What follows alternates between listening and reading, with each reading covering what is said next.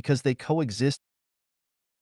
物质世界篇，时空隧道和20个平行世界，实际是集合体世界，因它们并不是完全平行的，而是有交叉的，又彼此是独立的。Space-time tunnel and 20 parallel worlds. Space-time tunnel and 20 parallel worlds, in reality, they are collective worlds as they are not entirely parallel, but intersect and are independent of each other. Xiefeng, May 24, 2006. The dense network of time throughout the universe, composed of positive and negative time, is called a time tunnel. The channels that connect the 36 spaces from 1 to 36 dimensions are called space tunnels. Time tunnels always run vertically, and space tunnels always run horizontally. To travel to the past or the future, one must use the time tunnel. To access the 36 spaces from 1 to 36 dimensions, one must use the space tunnel. Time and space are interlaced, interlacing 20 quadrants. We already know that time has positive and negative, and space also has positive and negative. From the perspective of positive time and positive space, there is only one quadrant, that is, the first quadrant in the plane coordinate system. When we consider negative time and negative space, there are four quadrants. These four quadrants are composed of real numbers, that is, xy, xy, xy, xy. When we enter the non-material world, we find that there is an imaginary number I. Replace I with z, and it forms a three-dimensional coordinate system with xy. This three-dimensional coordinate system has 20 quadrants, namely xyz, xyz, xyz, xyz, xyz, xyz, xyz, xyz, xc, xc, xc, xc, yz, yz, yz, yz, xy, xy, xy, xy. This means that there are 20 worlds in the entire universe. These 20 worlds can be called 20 collective worlds because they coexist in the universe at the same time. Among these 20 collective worlds, the world where we humans live is the XY world. The so-called ghost world is the XY world. The world where gods and Buddhas live is the XYZ world. The world where demons live is the XYZ world. The 1,000-year world is in the XYZ world. The 10,000-year world is in the XYZ world, and the Seychelles Islands continent is in the XYZ world. When our thinking and spirituality are only limited to the material world, we can't see the other 19 worlds at all. When we only recognize the verticality of time and don't know that time also has horizontality, we are only in the plane coordinate system and only know that there are four quadrants. When we look at the world with Buddha eye, we will see that imaginary number I, that imaginary number axis that passes through the O point. People who have drawn blueprints or understand blueprints know that any three-dimensional object is composed of points and lines in the top view, left view, right view, bottom view, and sectional view. To see the whole picture of the object, you must look at it from the top, bottom, left, and right, and form a three-dimensional image in your brain. The term imaginary number was created by the famous 17th century mathematician Descartes. At the turn of the 17th and 18th centuries, Germany's most important mathematician, physicist, and philosopher Leibniz described imaginary numbers as follows. Imaginary numbers are the wonderful and strange hiding places of the gods. They are almost amphibious creatures that both exist and do not exist. When we look at the plane coordinate system, we can't see that imaginary number axis at all. Where is the imaginary number axis? The imaginary number axis is between our eyes and the O point of the coordinate system. Why can't we see it? It's like the point projected by a chopstick standing vertically under the light, or to explain it this way, when a chopstick is perpendicular to the line of sight, we only see the point of the chopstick head and can't see the whole picture of the chopstick. We can't see the point of the imaginary number axis either, because it is attached to the other points we see, just like a soul possessing a body. Where is the greatest creator? The greatest creator is in the zero world. Where is the zero world? The zero world is that O point in the coordinate system. Whether it's the x-axis, y-axis, or z-axis, they all pass through that O point. All 20 collective worlds are connected to the O point, so the greatest creator exists in all 20 worlds at the same time. Without the greatest creator, any world will cease to exist. Why should we walk the way of the greatest creator? Because only by going through the greatest creator can we reach any other space. Without going through the greatest creator, we can only go around in a certain world and never reach other worlds. We are now in the XY world. The XY world is the world we live in. For us, the other 19 worlds are all illusory. Of course, these illusory worlds are not illusory. The reason we think they are illusory is that our vision, hearing, taste, smell, and touch can't perceive them. Our spiritual sense is not open. Our thinking is limited. If our spiritual sense is open, our thinking has reached the corresponding height. We can see the other 19 worlds. We can know that the illusory is not illusory, emptiness is form. When I say the non-material world, I mean the other 19 worlds outside the XY world. Life Changyuan sets the future of Chanyuan celestials to the XYZ world of the Celestial Islands continent. Because this is the most wonderful place, I just want to guide everyone to this wonderful place. How to get there? First, we must have a comprehensive understanding and comprehension of Chanyuan corpus and Siefeng corpus, and actively participate in the construction of Life Changyuan. The core content is to fully understand the 8 levels of thinking and the 8 mysteries of life. Every condition is indispensable. To go from XY to XYZ, we must use the time tunnel and the space tunnel, mainly the space tunnel, because we are not going back to the past, we are going to the future. From XY to XYZ, although it is parallel movement, there is a process in between. Although this process is short, there is time after all, so we must also enter the time tunnel. This is a very short time tunnel in horizontal time. We mainly enter the space tunnel and enter the Celestial Islands continent through the space tunnel. When do we enter the space tunnel? Perhaps it has not yet been realized by everyone, but from the moment you became a Chanyuan Celestial, you have already entered the space tunnel leading to the Celestial Islands continent. Although your physical body is still in the XY world, your spirit body has already followed the tour guide on a tour in the space tunnel, and we have already set off. Qiannian Jie, the Thousand-Year World, by Siefeng. The location, size, and process of entering the Thousand-Year World. Starting from the Earth, it takes us about 16 minutes time, the negative universe speed, about 960 light-years, to reach the Thousand-Year World. Its size is about 10 times that of the Earth. At the moment when the flesh body dies and human consciousness disappears, another consciousness is born. Suddenly, you will have the feeling of weightlessness or floating. In fact, you are now in the space tunnel where you don't have fear. Instead, you have the pleasant, easy, and wonderful feelings. You see no object, just the beams of color lines running backward. When you are about to reach the Thousand-Year World, you can dimly see there is a colorful bridge in the distance. At the moment when you see the colorful bridge, you will lose your consciousness again and fall into the sleep. When you regain your consciousness, you will first hear attractive celestial music. You open your eyes and find yourself lying in the arms of fairy with the kindly people cheering around you. They are celebrating your birth, which means you are in the Thousand-Year World. The geography in the Thousand-Year World.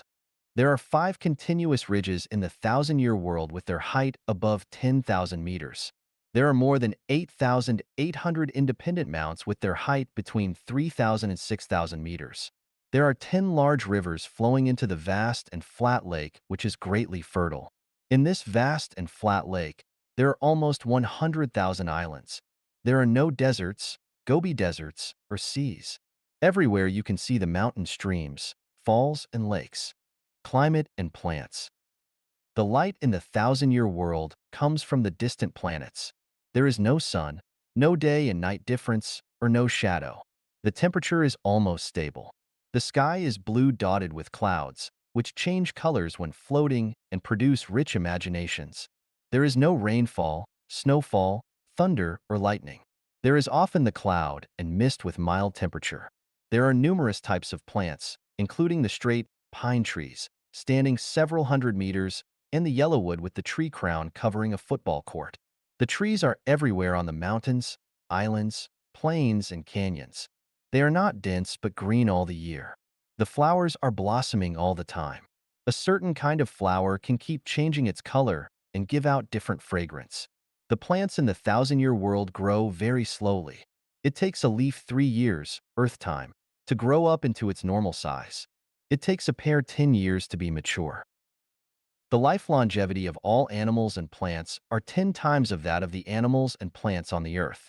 The average human life longevity is 100 years on the Earth, the average figure considering the future. However, the people in the thousand-year world will live 1,000 years in average. That's why it is called the thousand-year world. Animals and insects. There are hundreds of thousands of types of lands, air, aquatic, and ground insects in the thousand-year world. But there is no meat-eating animal or reptile there. So you can never see the lions, wolves, or foxes.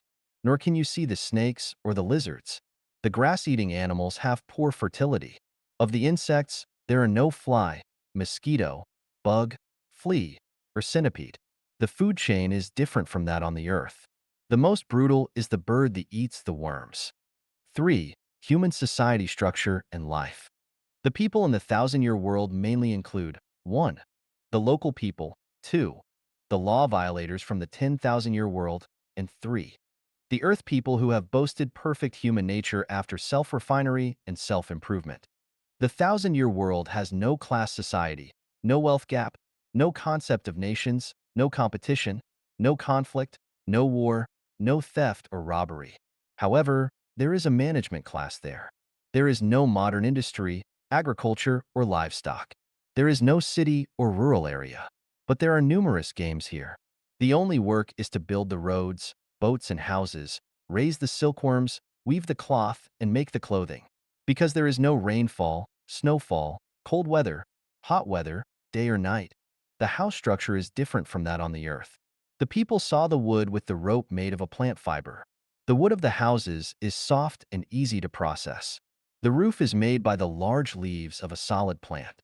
The wall is made of the dense red salix. The yard in front of the house is made by the unique flowers, grass, and stones of all forms. The clothing is woven with very thin dyed silk. People wear this kind of light woven clothing, showing the celestial nature. The people living in the thousand-year world don't eat meat. Their main food is the fruit, melon, and half-mature cereal. Their drinks are made of the tea-like leaves soaked in the water together with honey. There are all year-round fruits and melons here. Because the total population is less than 200 million, 90% of the fruits and melons are eaten by the animals, birds, and insects. The people in the thousand-year world do not get married. So there is no clan or family here. They live in a society similar to the maternal society in some nations on the Earth. People love each other quite randomly. They don't have frequent sex life as the Earth people do. People only have 3 or 4 heat periods in a year. The women have low fertility and only have 1 or 2 kids in their life. Few women will have 3 kids. The labor of the men is mainly to build roads, houses, and boats, while the women mainly look after the kids, raise the silkworms, and weave the silk and cloth. 4. Ideology and values. Because they have the different objective existence from that on the Earth, the people have different perceptions, feeling, thinking, and other psychological activities from those on the Earth. They don't have class, oppression, exploitation, wealth gap, political factions, religions, or struggling. The mentality of the people is in constant peace. There is no such thing as the morals on the Earth, no sense of factional conflicts or getting the upper hand. Everything is natural and instinctive. There is no jealousy. There is no need to run a plant, shop, restaurant, or hotel. The greatest fun of the people is to attend the collective work followed by games and tourism. The supreme law is to avoid private ownership or waste. For instance, if you love a woman and want to take her, hinder her freedom and prevent her from having affairs with other men, you are violating the law. If you eat half of a pear and throw away the left half, you are wasting and violating the law. The biggest punishment for the violation is to prevent you from the collective work. The final retribution is that you will be downgraded to the mortal world after you live and die 1,000 years later.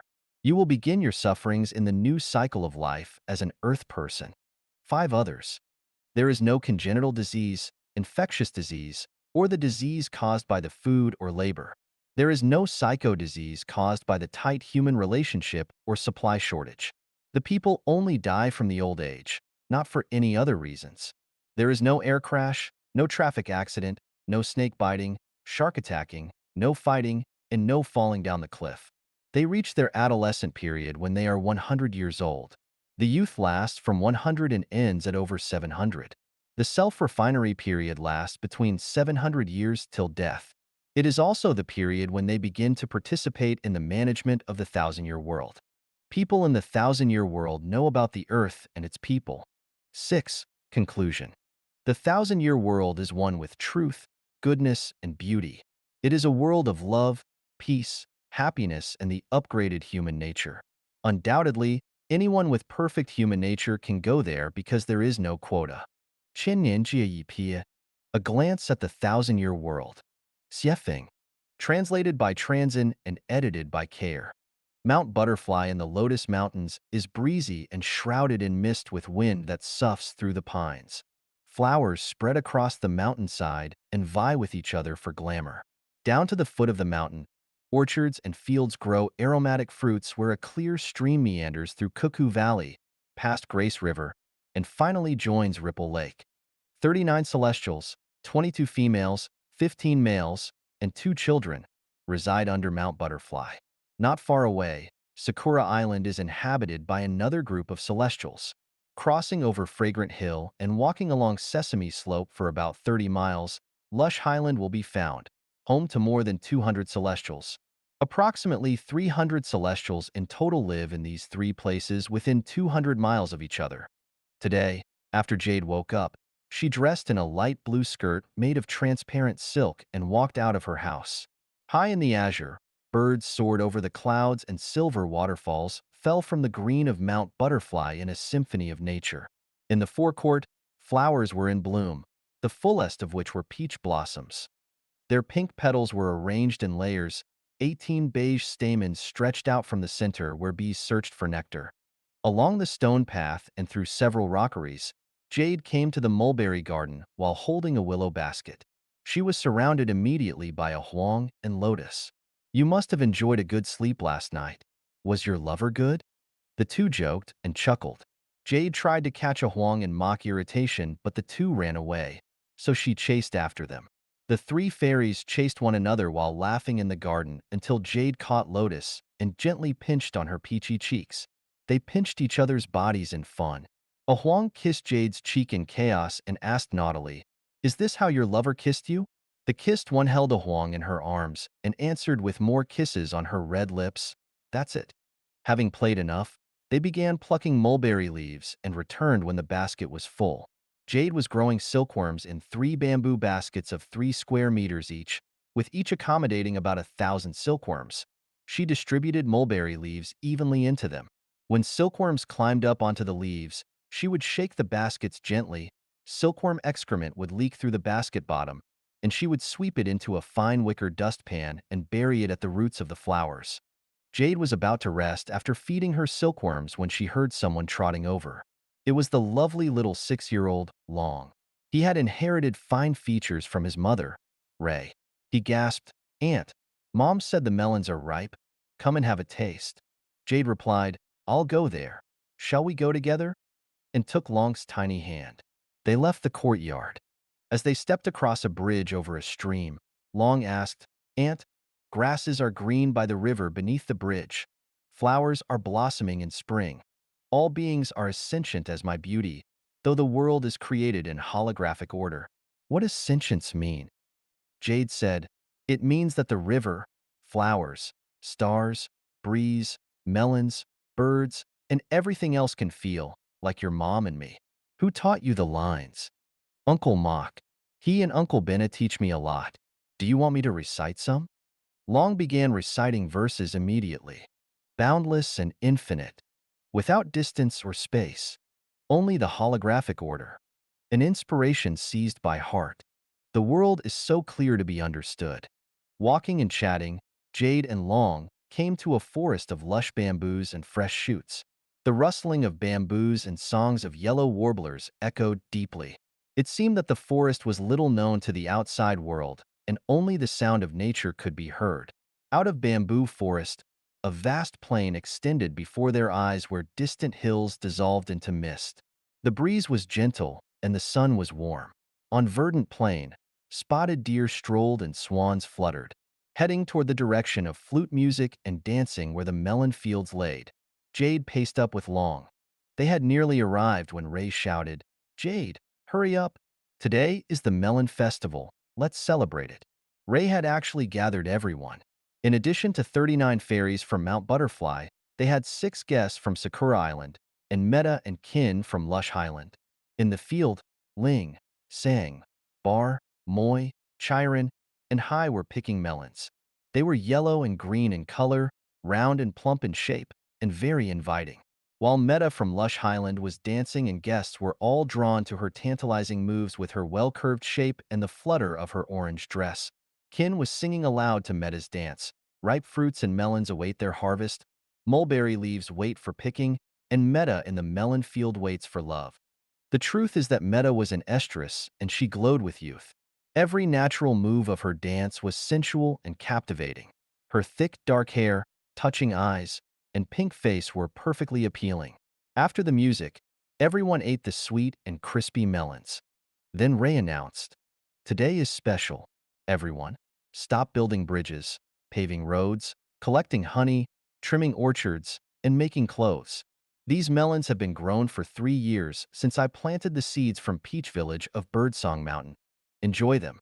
The melons will induce your saliva and refresh you, and their pleasant impression can last for 10 days.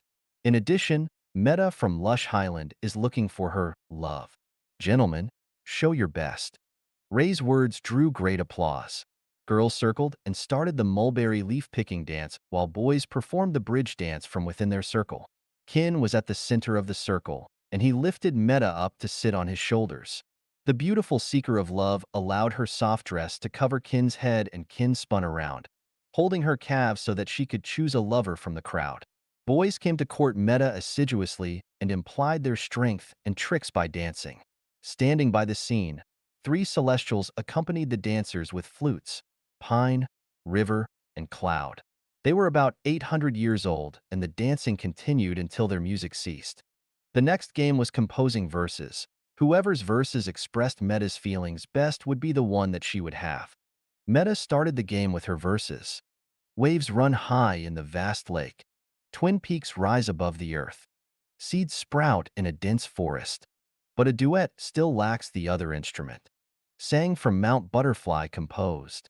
Sang River flows silently all year long. Snow melts on the high hill. Swans visit the ravine. I play music to build the rainbow bridge. Rice from Sakura Island sang. Rosy clouds appear over the hill, where an exotic flower is up high. Clouds soar with strong wind in the sky. Thundering and lightning dance to climax. Becky from Mount Butterfly said, "A 1,000-year golden fir is in bud. A fountain in peace is to flow. The surge will reach the depth of the sea. The temple of gods is splendid as a flower." Chiswa from Mount Butterfly stepped forward. He bowed and sang, "I row with a paddle across Double Peak Valley. Get wet passing the jungles. Rising hills and streams appear. I find my way back and forth and reach heaven." Raisin from Sakura Island smilingly sang in an unhurried manner, "Endless springtime. The plum has blossomed for times to sing merrily and dance gracefully. Even the leafless ironwood can turn the world upside down with its charm." All the guests from Mount Butterfly and Sakura Island, excepting Pine and River, finished their turns. Meta had been limp and soft as a noodle. No one knew who she chose. Ray came to the scene. Ray was more than 600 years old. She was considerate, sophisticated, and respected. She smiled and said, "Jade, take Meta to your room to rest. Everyone else, come to Entertainment Garden. Pine will lecture. Then we will guess riddles, play hide and seek, and tell stories." Everyone headed toward Entertainment Garden delightedly. Ray spoke privately with Sang, Becky, Chiron, Chiswa, and Bong respectively, and then left along with other celestials. "Here come 2 flowers. Let's go to the first one." Entertainment Garden. Entertainment Garden had been built up for more than 30,000 years. It has a square in the center, surrounded by 300 stone benches arranged in circles and covered with soft mats. Tree bonsai, rock bonsai, and flower bonsai are placed between them. Around the square is the clear, blue ring lake. Within the lake, grotesque coral reef-like rockeries are embedded with emeralds and mosses. There are also reeds, evergreens, calla lilies, egg bamboo leaves, wandering Jews, aloe, sea onions, hibiscus palms, lotuses, gem flowers, bamboo begonias, scarlet kaffir lilies, variable leafwood, chamomile, fairy pins, and other plants and flowers. All kinds of small fish shuttle in the lake and above them. Mandarin ducks, red-crowned cranes, spotted ducks, gulls, kingfishers, egrets, herons, white-tailed sea carvings, and larks swim or fly. On the periphery of Ring Lake is a flag path beside a garden where thyme, globe amaranths, eulon, bauhinias, forsythias, rhododendrons, pomegranates, banana scrubs, gardenias, jasmines, hibiscus mutabilis, camellia, cymbidium, hyacinth, tulips, violets, vinca, peonia, tuberose, marigold, peonies, and roses are blooming. Outside the garden, hundreds of rockeries with exquisite layouts, upon which creepers, ivy, and night willow herbs are coiled. It's a fun place to play hide and seek. Pine sat upright in the center of the square. His hair was white, but he was in good health with sharp ears and eyes. Male and female celestials sat on stone benches, casually listening to Pine talk about Tao. The universe is boundless while life is evergreen. Modesty and gratitude will perpetuate the water source of life. Follow your heart and gain a tacit understanding. Experience both the ego-absent realm and the ego-involved realm. One should empty their mind before entering the higher-level space. Act in accordance with your nature. Never admire luxury or possess even a needle. Seize the day and always remain vigilant. Mortals suffer a lot because of their possessions. We celestials must never act like them. The 10,000-year world is close at hand. Concentrate on self-cultivation. Never ruin your future. After listening to Pine's preaching for some time, attentively, male and female celestials felt refreshed, energized, pure, and enlightened. The next game was guessing riddles. Hai stood up first and proposed a riddle. Both ends are curved like carrying poles. It is not used for carrying water or rice. It is like a flat ground from east to west. It is always covered with emerald green moss. Bevran from Sakura Island immediately stood up and said, "It is a bridge." Hori, a female celestial, stood up and proposed a riddle. "It is black and dark, and even 18 cattle can't pull it." Silence, a male one, shouted, "It's a cave." Yovan, who looked girlish, stood up smartly, cleared his throat, and proposed a riddle. "There is a unique cave on the hillside. It is usually closed and has a seam. If it is stirred by a peak, the brushes on both sides will drip with water." Hearing the riddle, everyone was stunned at first, but then roared with a laughter that echoed to the clouds. The riddle game lasted for a while longer. After that, they told stories and played hide and seek. Laughter, joy, and happiness abounded. Meta from Lush Highland followed into Jade's bright and spacious room. Her walls, doors, and roof were made of bamboo, and her silk curtains floated in the wind. Outside her rear window was the picturesque land of splendors, where red-crowned cranes dancing trippingly, sweet flowers, and tweeting birds can only be described by one word: beautiful. Several bamboo deck chairs lined her room. Her wide bamboo bed was covered with several layers of mats knitted with fragrant milkweeds as thin as threads. The mats emitted a refreshing fragrance. It was soft and comfortable to lie upon. The pillow made of flexible lotus roots was yellowish and elegant. Jade knew that Meta could not hold it at that moment, so she patted on Meta's plump hips and left. Due to their life structures, women in the thousand-year world generally had no sex lives. Their menstrual cycles were different from those of mortals, only occurring once every 3 months. A few days before their cycles would end were their estrus periods, so they desired intimacy only 3 or 4 times per year. That which flows constantly will form a small murmuring stream, but that which does not will accumulate and become a reservoir. It is quiet when closed, but after the gate opens, waves will surge and uncontrollable billows will dash against the sky that cannot be resisted by self-control. Meta was on the edge of such an explosion at that moment. Men in the thousand-year world were completely different from women. They could display their elegant demeanor at any time and control their lust totally. Without external stimulus, they had no desire, but when teased by women during their estrus, would gallop on the grasslands like runaway wild horses. In addition, celestials in the thousand-year world enjoyed excellent lifelong health, and thus did not suffer from emotional distress or psychological burdens. There were various recreational and physical activities, so women were soft as cotton, highly energetic, dynamic, and attractive, while men were physically strong, muscular, and powerful, and full of vital essence and vigor. Meta sat on pins and needles and felt anxious. There was an overwhelming potential energy inside her body that was ready to explode but failed to find its outlet. At that very moment of her unbearable thirst, Becky came into view. At the sight of Becky's big, tall, and muscular physique and sparkling eyes, Meta jumped onto him like a hungry tiger. Becky put his arms around Meta's waist and spined his body at his convenience while Meta used her legs to step onto his hips and hooked his waist with her feet. Becky held Meta in his arms tightly. They kissed madly with their lips stuck together like glue. Meanwhile, Meta's middle part made reciprocating motions back and forth like a hungry bird opening its mouth to take food from its mother's throat. Her plump labia and valley were rubbed firmly against his hot love rod. With uncontrollable excitement, after rubbing about 50 times, a stream of clear liquid flowed out of her vulva and nourished her surrounding parts. Just at that moment, Becky squeezed into her temple of God with his penis along her seam flowing with clear liquid. Meta suddenly had a full feeling inside as if her pelvis would split. A current flowed through her body and an unbearable pleasure was beating inside her.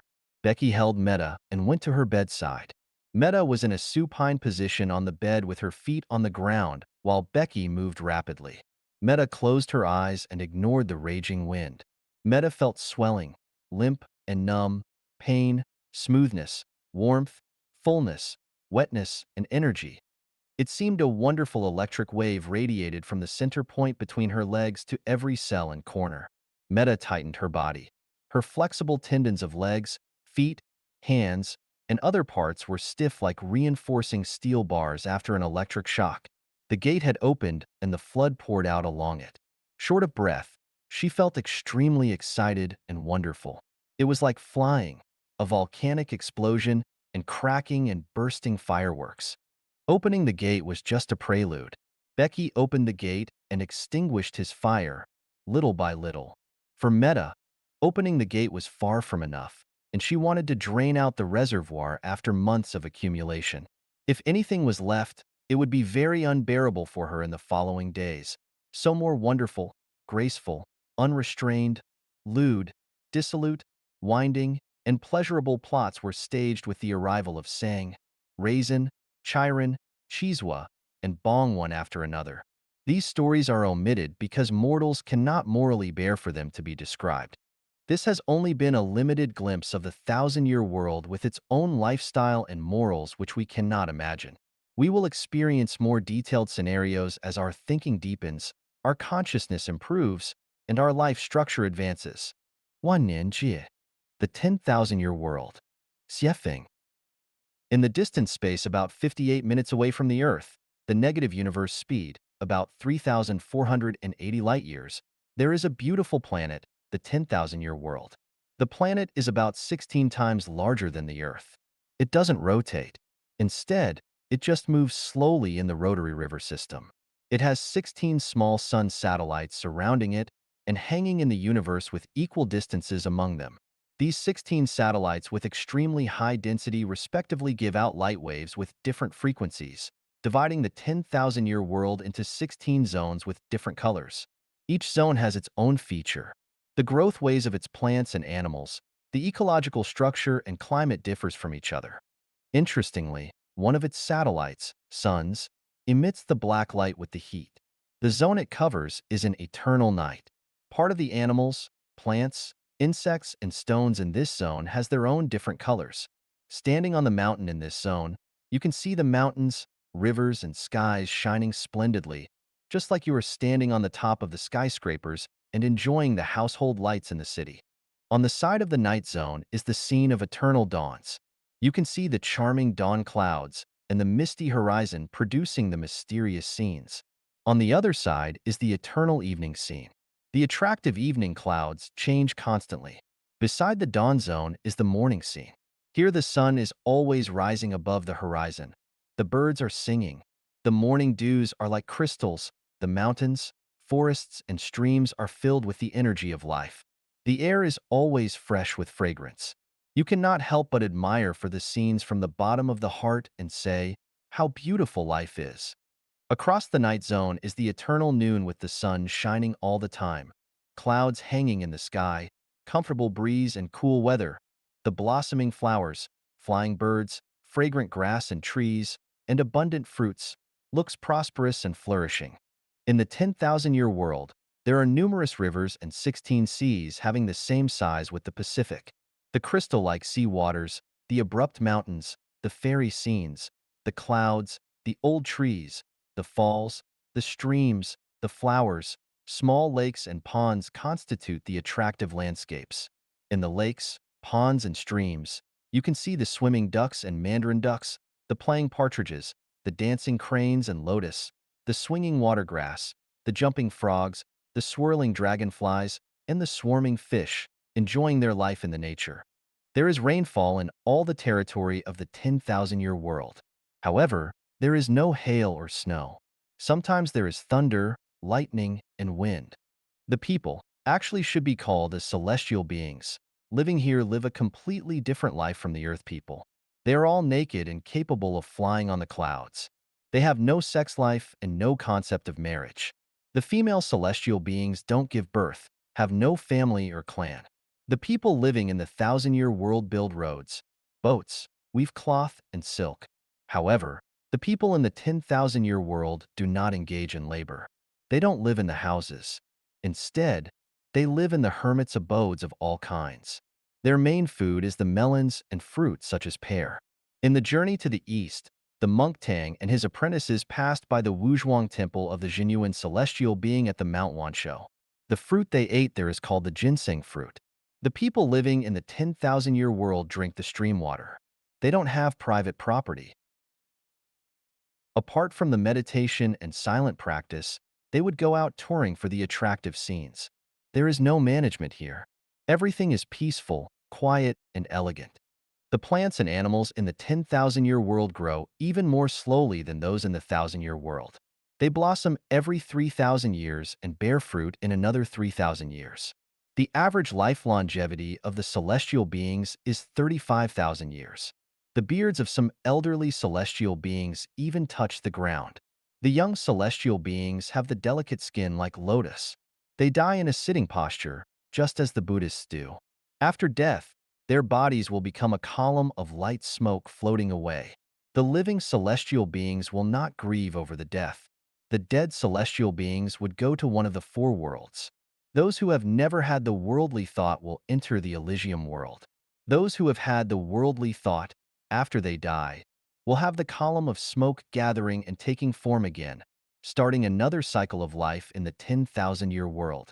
Those who have often had the worldly thought will be degraded into the 1,000-year world.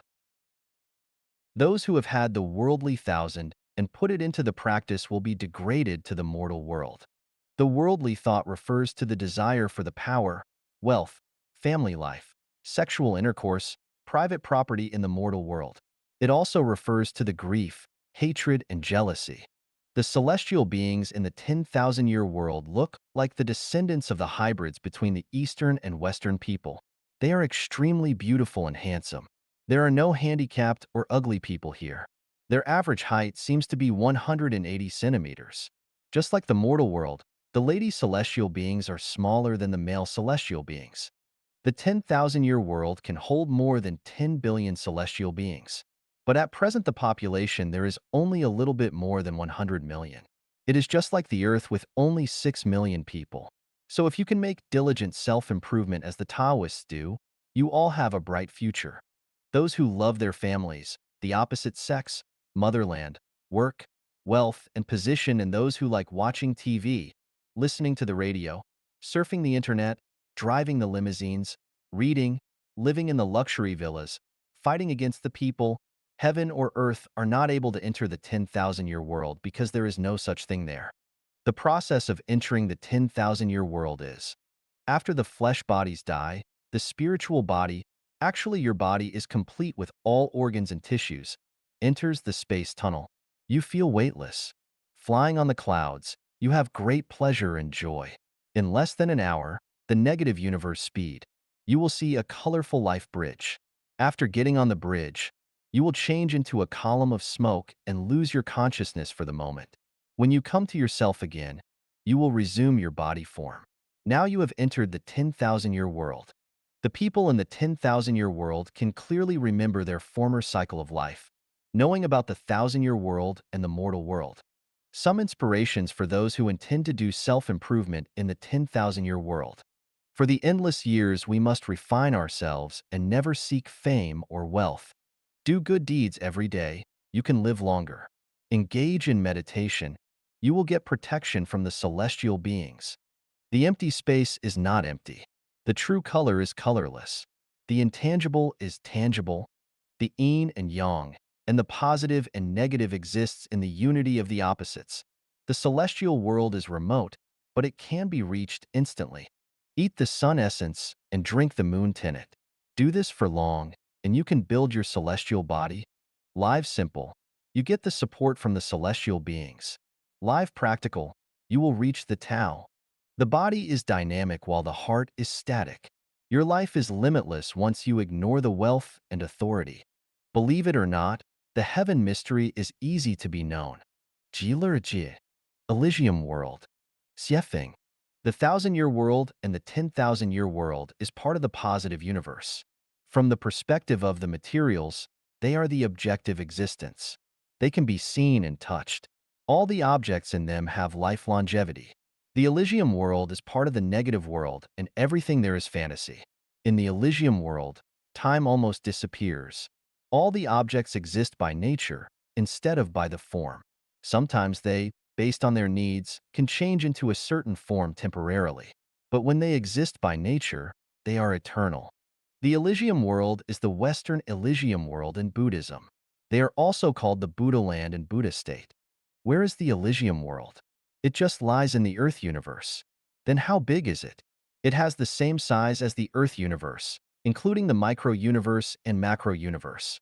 We can understand that the Elysium universe is located millions of billions of light years away. And everything around us, including ourselves, is also in the Elysium world. As far as the dream is concerned, the space in the dream is the negative space. So what's the size of the dream of each person?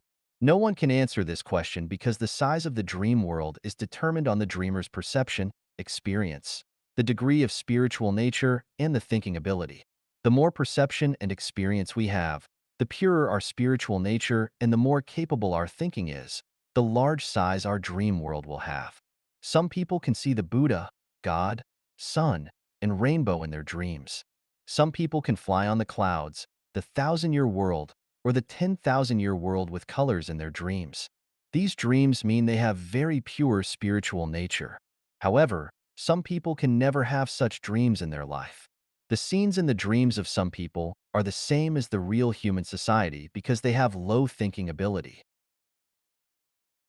Some people can solve the problems in their dreams that can never be resolved in the reality because they have deeper perception and experience. The Elysium is similar to the dream worlds because they are all the negative spaces. Whether or not we can perceive it and enter it, and how deep we can enter it depend on ourselves. To enter the dream, we rely on our perception, experience, and spiritual nature degree and thinking ability.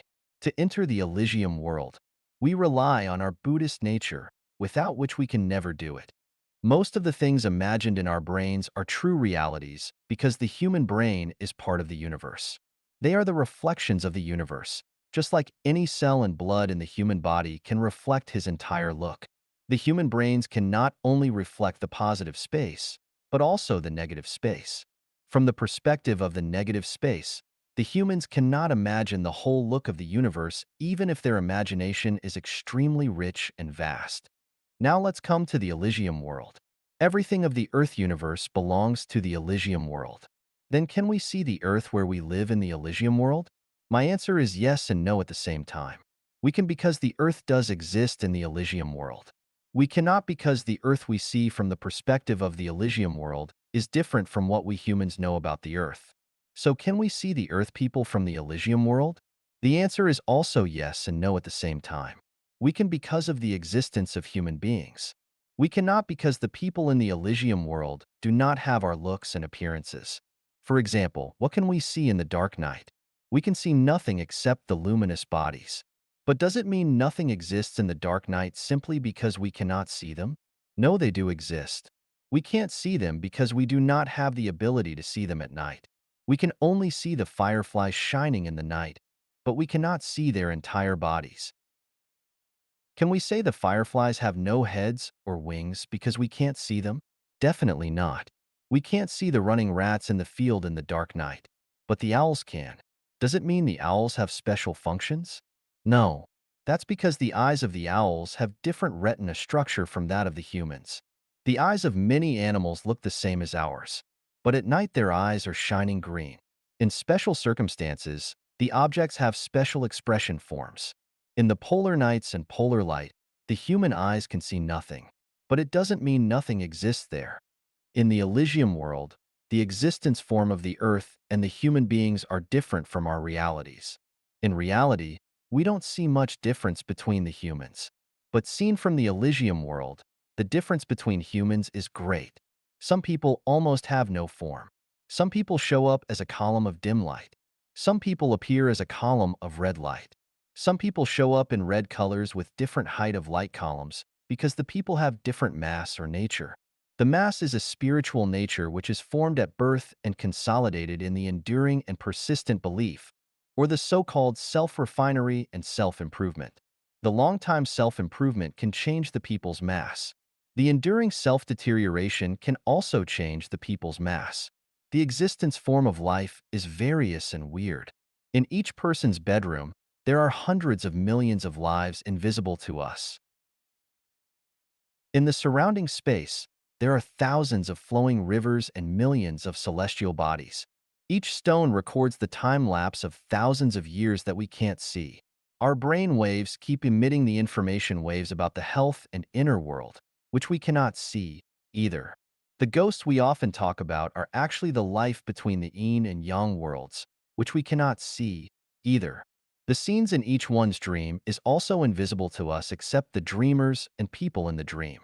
Seen from the Elysium world, there is life everywhere in the universe. There is life not only on all the planets but also in the empty space. The life is not only on the land, but also under the land. The life is not only in the air, but also in the vacuum. There is life not only in the warm places, but also in cold weather. There is life on the sun, in the stone, on the light rays, and in the radio waves. The life is everywhere and within life. The Buddha land is remote at the universe end. The Buddha land is near in front of us. To enter the 1,000-year world and the 10,000-year world, we need time and have to pass the space tunnel. To enter the Elysium world, we can get there in an instant and become the Buddha very shortly. Because the density and mass in different zones in the universe and space are different, the 3,000 worlds have been formed. These 3,000 worlds, based on their distance and mutual dependence, are divided into 10 continents, namely Lotus Continent, Borneo Continent, Kasaipa Continent, Ingwu Continent, Amida Buddha Continent, Celestial Islands Continent, the continent for 3 realms lives to pass through, Moon Temple Continent, God's Continent, and Supreme Authentic Wisdom Continent. It is impossible to describe in detail the 3,000 worlds and 10 continents. Till now, human beings have been living for thousands of years. Today, the science has development nanometer and cloning technologies, but it still can't describe the life body of humans, let alone the vast Elysium world. What I can show you is just an outline. The universe, the Earth universe, where we live is just a particulate in the large. From the angle of the Buddha land, we divide the 3,000 large worlds into 10 continents, namely, the 10 Buddha states. Such division is not even division of the Earth universe or based on the number of planets and galaxies. Instead, they are divided according to the features and mass of life, or the level of Buddhism. The Buddha, in common sense, is just a general concept. As a matter of fact, the Buddha has 10 levels of powers. Each level constitutes a continent.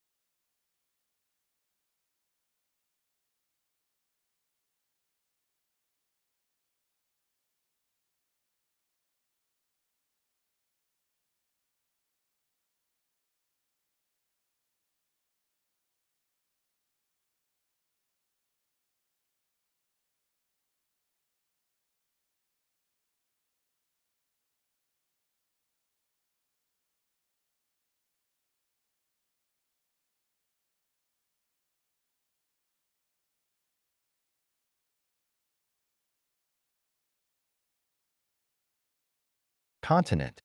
There are strict regulations in the 10 continents prohibiting the Buddha from going from one continent to another, just like the Monkey King draws a circle for Mongtang with his Monkey King bar. But we don't have the power to enter that circle. Before coming to the mortal world, Sakyamuni used to live in the Lotus continent. Later, he passed the continent for 3 realms lives to pass through to enter the mortal world. After fulfilling his mission in the mortal world, he was then upgraded to the God's continent. The senior monks in the Buddhism, after dying, will go to the Lotus continent. Hereby, I will explain the 10 continents from the high level to the low level. The lowest level is the Lotus continent, and the highest level is the Supreme Authentic Wisdom continent. Lotus continent. In the eyes of the mortal people, the Lotus continent is an empty world in which there is nothing. In the eyes of the people living in the thousand-year world, the Lotus continent is a vast sea. In the eyes of the celestial beings living in the 10,000-year world, the Lotus world is a vast world of lotus blossoming on the sea. In the eyes of Buddha, numerous Buddha are sitting on the lotus blossoming. The head of each Buddha is surrounded by a light circle of about 1 meter in diameter, which is called the Buddha light. So the Lotus continent is a world emitting the green Buddha light. Borneo continent. At first view, the Borneo continent is a world of emptiness. Another look, it is a vast plain. Look one more time. It is a world of hills with the same height. On the fourth look, these hills keep changing the forms. They are like the 6-month-old babies playing the small, colorful balls, the coiling dragons, the crouching tigers, the young pine trees swinging in the breeze, or the eagles about to fly into the sky. On the fifth observation, we can see the Buddha sitting in meditation, eyes closed, emitting the blue light from their heads. It is a world of the blue Buddha light. Kasyapa continent. It is the hometown to the Kasyapa Buddha with stretching mountains and ridges. Each cluster of mountain circles to form an elegant residence. The pavilions and buildings hide in the trees and orchards. The herbs of birds fly in the sky. The rabbits and roe deer run on the fields and in the mountains. The streams flow on the plains with delicate bridges on them. The children play in the yards. The women pick up grapes and pears under the grape trellis or in the orchards. Some of the men eat watermelon in the field. Some play chess in the pavilions or buildings surrounded by bamboos. Some drink wine or tea. Some read poems or play musical instruments, etc. It seems that it is someplace in the mortal world. Actually, all these scenes come from illusion. If you keep looking, you will find the flying birds will alight on the trees and become leaves or fruits. The playing kids will become the blossoming flowers. The chasing animals will become the stones with various forms. The bridges on the rivers will suddenly become the trees. The rivers will become the clouds and mists. The smiling women and men who are playing chess, drinking, reading poems, or playing musical instruments will disappear, and the pavilions and buildings will become hills. All of these are the incarnations of Buddha. Ingwu continent. On the first look, Ingwu continent looks like a rolling air mass, which later grows into a round ball with rough surface. The ball keeps expanding and enlarging. The rough surface gradually forms the mountains, rivers, and lakes. You can see all the animals, plants, and nature on the earth and in the 1,000-year world, 10,000-year world. On the clouds, you can see the temples rising with soft celestial music and bell sounds. Accompanied by the celestial music and bell sounds, the plants, animals, humans, celestial beings, and birds gradually rise and change into the forms of Buddhist monks and nuns flying to their temples. In these temples, the burning incense produces smoke and Buddhist masters give the Buddhism lectures. After the lectures are over, the Buddhist monks and nuns return to the ground and are transformed back to their original forms. The temples in the air disappear slowly. The land contracts and becomes a round ball, which later becomes a rolling air mass. Amida Buddha continent. Seen from the distance, at the end of the horizon there is a bright spot. The circles of colorful halo expand from the bright spot. As we approach nearer, we can find it is a crystal-like transparent planet bigger than the Earth. Through the halo, we can find a splendid palace in the center of the planet. In the middle of the palace, a Buddha who is sitting is Amida Buddha. His body emits the colorful halo like the water ripples, which always runs through the palace, the transparent planet, and gets into the vast universe. The halo even reaches the earth where the humans live, protects and cleanses the life of those with Buddha nature. When people say Amida Buddha and repent, the frequency of the Buddha light complies with that of the human mind. These people can get the protection from the Buddha. This is the so-called Buddha shines everywhere. Celestial Islands continent. Seen from 10,000 light years away, there is a disk, composed of the mist and dust moving slowly. The diameter of the disk is about 300,000 light years. The mists are the flowing heaven river, and the dusts are the planets in the heaven river. These planets have the similar size with the Earth. They float in the heaven river just like the sea islands. The total number of these planets is 80 billion, on 30 billion of which live one Buddha, or the celestial being. That's why it is called the Celestial Islands continent. On the Celestial Islands continent, there are 80 billion islands, and each has a name. The Buddha living on these islands have their own names too. Apart from the 30 billion islands resided by the celestial beings, the other 50 billion islands are still yet to be resided, waiting for the people upgraded into the Buddha from the mortal world, 1,000-year world, and 10,000-year world. Now let's have a look at the Snow Peak Island. On this island, there is a peak with 10 levels. The first level is in the amber color. The second level is in the green color. The third level is in gold. Level 4 to level 10 is in light blue, gray, milk white, purple, red, black, and snow white respectively. Because the top level is shining in snow white, it is called the Snow Peak Mount. On the Snow Peak Island lives a fairy, Buddha, called Yue. One day she succeeded in practicing a fantastic spell and invited some celestial beings to appreciate it. We know that this island is nothing special except the Snow Peak. On the vast, empty and dry land, there is no animal, plant, or human.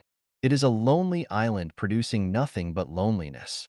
Then this day, a common stone at the foot of the Snow Peak moved a little bit and changed into an extremely charming lady, who was Yue celestial being, the owner of the Snow Peak Island. She stood up straight and then sat down with her legs crossed. The illuminating fireballs flew from her head and into the sky. We followed one of these fireballs and saw it flying across the vast heaven river and sea and reaching the Coral Castle Island. It got into the brain of a dolphin which was resting on the beach.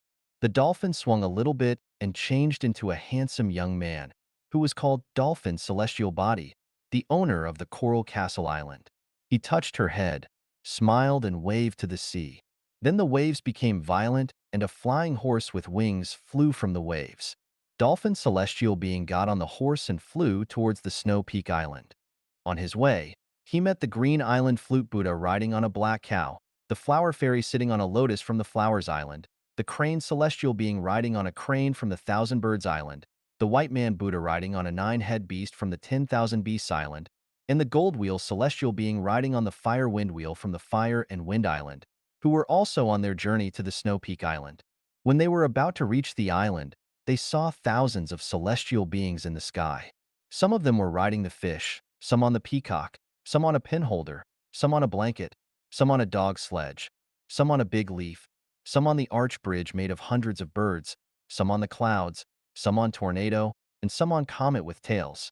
When reaching the Snow Peak Island, they all descended to the ground and their transport became the colorful cloth on their bodies or walking sticks in their hands. These Buddha and celestial beings have weird appearances. Some are dwarfs, some are tall and strong, some are handsome, some are ugly, some have cold eyes, some have long ears stretching to the shoulders, some have the face of kids but white hair, some have beards touching the ground, some have 3 eyes, some have 18 hands, some have bald heads, and some talk like 6-year-old kids. But the lady celestial beings are pretty and fascinating. On the empty land of the island, there were thousands of celestial beings saying hello to each other. Then all of them turned to Yue celestial being to congratulate her on another spell. When everybody was talking happily, a thunder-like voice came from the crowd. "Sister Yue, we are all your guests. Do the guests have to stand on the wild field like this?" The celestial beings traced the voice and saw a celestial being waving to Yue. He was more than 2 meters tall with rough black hair, red face, and large head. He was the Red Face Buddha, the owner of Black Canyon Island. Yue smiled and said, "Please." She spread her long right sleeve in the air, and there appeared a palace made of red bricks and green tiles in front of them. In the palace, there were many buildings and pavilions connected by dozens of meters of corridors. The celestial beings were amazed and voiced their admiration. Then Yue celestial being spread her left sleeve into the sky and said, "Please." Suddenly more than 1,000 kinds of grass, plants and trees such as the bamboo, pear trees, willows, pine trees, berry trees, and redwood grow beside the pavilions and buildings and on the wild fields in the palace. The trees and plants swing in the breeze and give out fragrance. The fruit hangs on the trees. The celestial beings cheered again for the wonder. Then a skinny celestial being with only one eye on the forehead said, "Sister Yue, what do you plan to place in the open space?" Yue giggled and gave a wave into the air with her two hands. There appeared a pond in the space. In the middle of the pond there was an artificial hill with water rushing out of the top. The fragrant lotus, swimming swans and mandarin ducks, the jumping goldfish and frogs made scene attractive. Another round of cheers came. Then a barefoot Buddha with big belly and mouth said loudly, "Sister Yue, your spells are excellent. But would you like to serve us something to eat, because we have traveled far to your island?" When saying this, he touched his big belly protruding out of his clothes. The other celestial beings also agreed with him and looked at Yue celestial being. Yue gave another smile and jumped on the cloud 10 meters above the ground. She extended her right hand with 5 fingers stretched and pointed to the peach tree beside her. The peaches in the tree were all absorbed into her hands. She closed her hands, threw out the peaches suddenly and said, "Please have a look." The peaches rolled into the crowd and grew larger, turning the delicate and old-fashioned square table and backrest chairs. The celestial beings took their seats happily. Then Yue said loudly, "Attention, please." She blew a mouth of celestial mist covering a pear tree. Moments later, the mist disappeared and the pears began to drop onto the ground, turning into the pretty fairies in colorful silk cloth. Holding fruit plates with strange fruit in their hands, the fairies came to the tables and settled the fruit plates, saying to the celestial beings gently, "Please." Then they turned and stood behind the celestial beings. Before the celestial beings ate the fruit, Yue said loudly for another time, "Please look." She bowed to the pond and clapped her hands. The frogs in the ponds jumped out and turned into the handsome young men in black, holding the long-mouthed kettle made of the glazed pagoda and amber luminous cups. These young men walked to the tables and poured the wine in the kettle into the luminous cups. The wine shines in the cups with fragrance. The celestial beings admired. "This is the most fragrant wine I have ever smelled, excellent," or "My heart is drunk." Yue, holding one cup in her hand, said, "It is my great honor to have your presence on my island. The wine is specially prepared for my distinguished guests. Cheers." The celestial beings were about to drink when they saw the spiritual light ripples in the cup. At the bottom of the cups something special appeared. Some cups had the swimming goldfish. Some had the little dragon flying. Some had small tortoise moving. Some had seahorse running. Some had starless fish moving. Some had pearl shining. Almost all the sea fish and animals could be seen in the cups. The celestial beings understood that these are the miraculous drug given by Yue. The celestial beings laughed or said thanks to Yue. They raised their cups and drank the wine. The waiters filled their cups again, and the celestial beings drank for another round of cheers. When they were enjoying themselves, a celestial being said loudly, "Yue, we know your spells have almost reached the peak, but can you show something more to us?" The celestial beings followed the voice and saw 8 elderly celestial beings sitting under the grape trees. One of them was a kindly-looking and bald-headed one with long white hair and dragon-head stick. He waved hands to the celestial beings. He was the highly respected empty Buddha from the Infinitude Island in the Elysium world. Out of respect, the celestial beings put down their cups and became quiet. A kid celestial being asked the eagle-nosed celestial being beside him, "You don't know him because you have just come from the 10,000-year world after self-refinery. He is most of the most competent celestial beings in the Celestial Islands continent. His has multiple and wonderful spells. In his eyes, the spells of Yue are just the games of the kids." Keep quiet and let's see.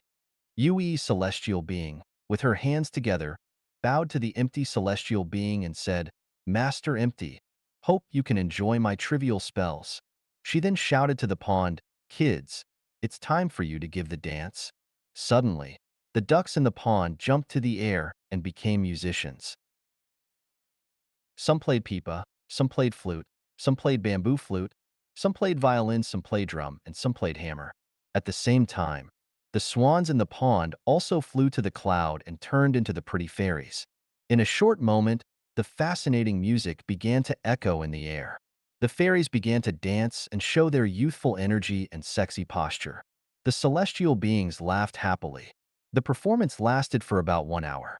Then the fairies and players went back to the pond in the form of swans and ducks. When the celestial beings had enjoyed themselves, they stood up. An elderly lady celestial being, with purple hair on the head, gave a Zen posture, with her palms together, and said to Yui's sister, Thank you for your hospitality.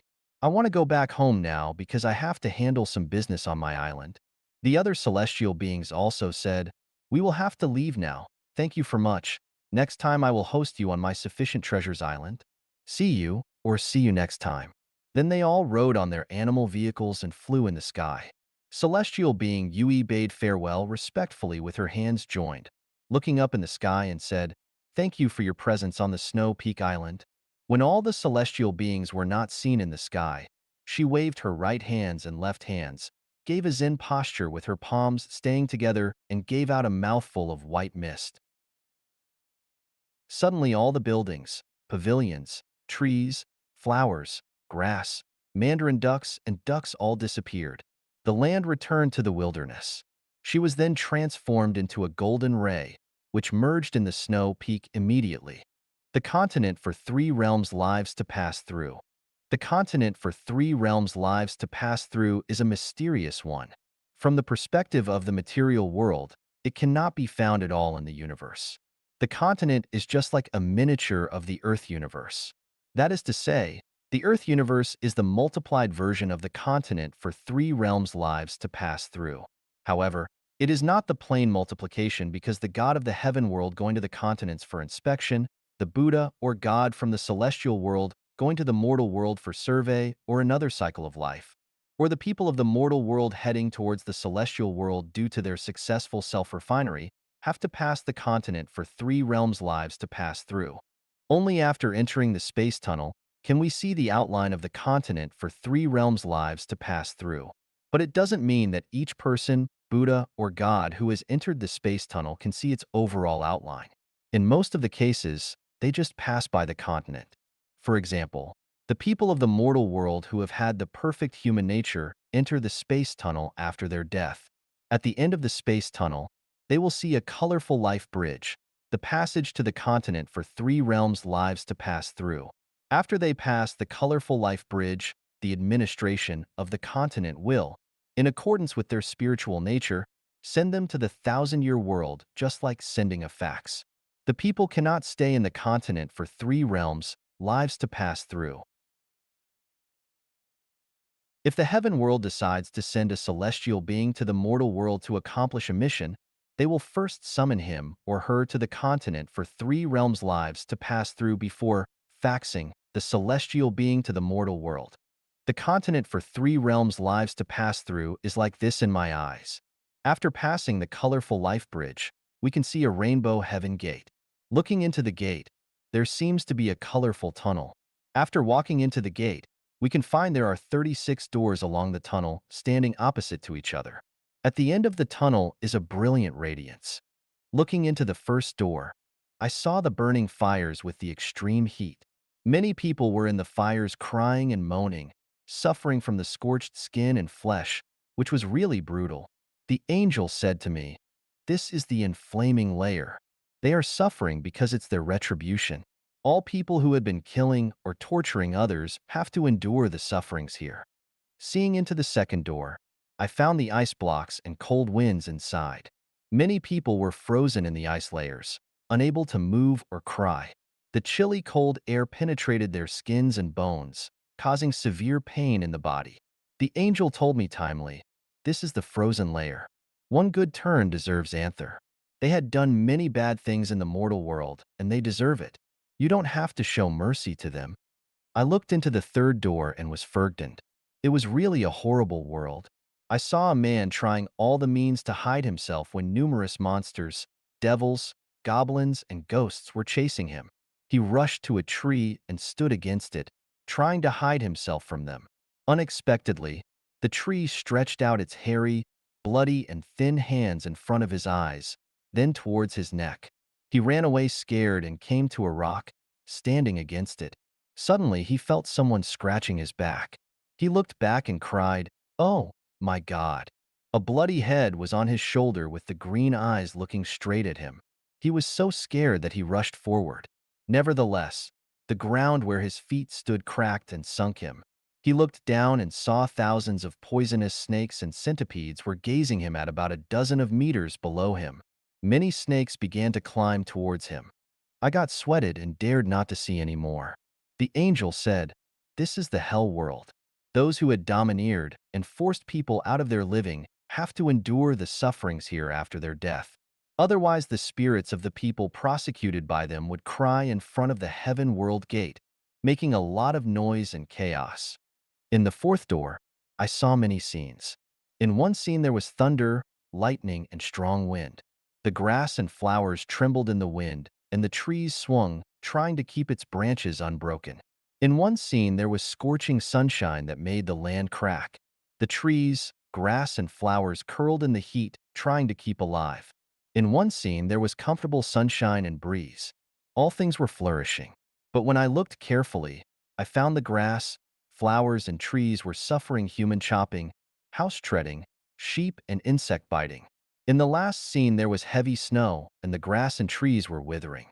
The angel explained, "This is the plant world. The trees, grass, and flowers in the world are transformed from the life in the inflaming layer, frozen layer, and the hell world. In the plant world, they will have leaves, blossom, have fruit, reproduce, and serve the insects, animals, and humans. In their past cycles of life, they had consumed too many natural resources and had done nothing good for the insect world, the animal world, and the human society. So they have to compensate for what they have done in the past in the plant world. In the fifth door, I saw the brutal scene where the law of the jungle was working. Every day, all the animals were afraid of being eaten by other animals. Even those on top of the chain had to be cautious of being attacked by the humans or eaten by the same kind of animals. Meanwhile, they had to suffer from the old age and the enduring death from hunger. The angel said, "The people in the mortal world who had been domineering, bullying others, showing no sympathy or mercy, love to fight or rob, and don't sustain their parents would have to enter the animal world after their death and receive the punishment." I walked into the sixth door and saw people riding on the horse, the cows plowing or milking, the donkeys carrying goods, the dogs guarding the house, the cats hunting rats, the hens, ducks, and geese laying eggs, the sheep providing wool, and the pigs supplying meat. The angel explained, "All the livestock are providing the most service as they can with the lowest demand. They do so because they had owed others when they were the humans. They had occupied others' property or land, received bribery, cheated others of their wealth with lies or fake goods, or failed to repay the debt. After they died, they would change into the animal husbandry and make compensations in the debtors' homes." I entered the seventh door and saw the scene in the mortal world. The people were noisy on the streets, some were crying and some were laughing. They were restless with nothing in their minds. The angel explained, "The mortal world is a transit station between the heaven and the hell. The wise people would engage in self-refinery and self-improvement. After they die, they would enter the heaven world. The unwise people lived with their mind blocked. They just followed the trend and kept breathing. In the next cycle of life, they would become human beings, too. The foolish people spent their days blindly busy, trying to gain things at all costs. But they don't know the loss is gain and the gain is loss. The consequence is that they have overused their fortune and would be downgraded into the lower world." I asked the angel, "What behavior makes the best life?" The angel answered, "The wise life with the behavior of the spiritual nature makes the best." I asked again, "What is the wise life, the behavior of the spiritual nature?" The angel explained to me, the Jehovah's Witnesses live ordinary family life without lust. They don't engage too much in the worldly grudges and concentrate on the pursuit of the future grace. This is the wise life with the behavior of the spiritual nature. The Buddhist and Taoists refining themselves in the temples also pursue the highest spiritual nature at the lowest demand. They have seen through the vanity of the world and desire the Buddha state. This is also the wise life with the behavior of the spiritual nature. And the Muslims and Christians tolerate the dissidents and behave modestly. This is also the wise life with the behavior of the spiritual nature. Then what about the other people? Does it mean only those who believe the religions can live the wise life with behaviors of spiritual nature? I continued to ask. The angel answered, to live the wise life with behaviors with spiritual nature, the people don't have to believe or join a religion. Those who become religion believers want to listen to the teachings, get into a proper environment, and strengthen belief through some rituals. If they have strong beliefs, they don't have to be confined by the rituals. Indeed, those who will become celestial beings might not think so in their mind, and those with the highest wisdom are often not the religion believers. Do the kings, emperors, ministers, heroes, great people, the rich, the dignitaries, the specialists and scholars in the mortal world live the wise life with the behaviors of spiritual nature? It depends on their heart and behaviors. In general, those who pursue the worldly fame, wealth, position, and welfare are not living the wise life with behavior of spiritual nature. The more they have gained in the mortal world, the less they will reserve in the celestial world, and less probable they will enter the celestial world. What about the common people? Most common people have no time to consider the deep life meaning because they are busy making a living. So their time is engaged in handling the daily affairs. Strictly speaking, their life is no different from that of the busy worms. Due to the shallow perception, it is difficult for them to establish the firm belief. Only a few common people know how to follow their nature, lead a natural life, and keep their mind at peace. If they can be educated properly, they can also live wise life with behavior of spiritual nature. Before I continued my question, the angel said, you have stayed here too long. I can't explain too much otherwise I will violate the heaven laws. Please, this is my last question. Can we see the celestial world from the mortal world? The angel answered, in general, you can't see the celestial world from the mortal world. Only a few designated people can see it. That's the mirage seen by the people in the mortal world. After that, I made rush visit to the 1,000-year world, 10,000-year world, and the Elysium world. In the Elysium world, I visited the cathode black hole body, the heaven world, the zero world, and holographic order world. Upon arriving at the seventh door, the angel pushed me into the door before I knew it. I felt faint and dropped into a black hole with my head down. Gradually, I lost my perception and memory. Moon Temple Continent. This is where the celestial beings listen to the teachings by the Allah, ancestor of the Buddha and Yahweh. God's continent. This is where the God of the celestial world arranges the events for the celestial beings, Buddha. Supreme Authentic Wisdom Continent. This is where the apprentices of the ancestor of Buddha with the highest Buddha nature live. Apart from the above-mentioned 1,000-year world, 10,000-year world, the Elysium world, and Flaming Layer, Frozen Layer, Hell World, Plant World, Animal World, and Livestock World, the other worlds include Holographic Order World. It refers to the protective outer layer of the Earth universe, just like the eggshell. It seems that it is composed of the high-energy cloud cluster. In the Chaos World, once you have understood it, the thinking can enter the state of chaotic thinking, and you can have full perception of complete freedom and the God. At that time, everything you do is right, even if you kill hundreds of people because you have been integrated with Tao. The Zero World. It is where the Allah, ancestor of the Buddha and Yahweh stays. The Heaven World. It is the core of the Earth universe and where the God moves about administering the universe. The Cathode Black Hole Body. It is the planet with the highest energy in the universe and where the gods violating the heaven laws are imprisoned. The Anode Black Hole Body. It is the womb of the females or women. The Dream World. It is the negative space entered by the spiritual nature of the life in the subconsciousness. It is the vast space without the existence of time-space. The space reflects the history and current situation of the dreamers. In fact, it mainly reflects the future of the dreamer in metaphors instead of directly. Sometimes the reflection is reverse. All life will have dreams, not only the humans, but also the animals, plants, and celestial beings. The insect world, the world of the insects. The bacteria world, the world of bacteria. The landscape and climate world, the space where the mountains, stones, rivers, and weathers operate. The zero world, heaven world, Elysium world, cathode black hole body, thousand-year world, and 10,000-year are the senior spaces of life. The livestock world, animal world, plant world, hell world, inflamed layer and frozen layer are the junior spaces of life. The holographic order world, anode black hole body, dream world, insect world, bacteria world, and the landscape and climate world are the intermediate world. 灵觉比理性分析更保险. Spiritual sense is more secure than rational analysis.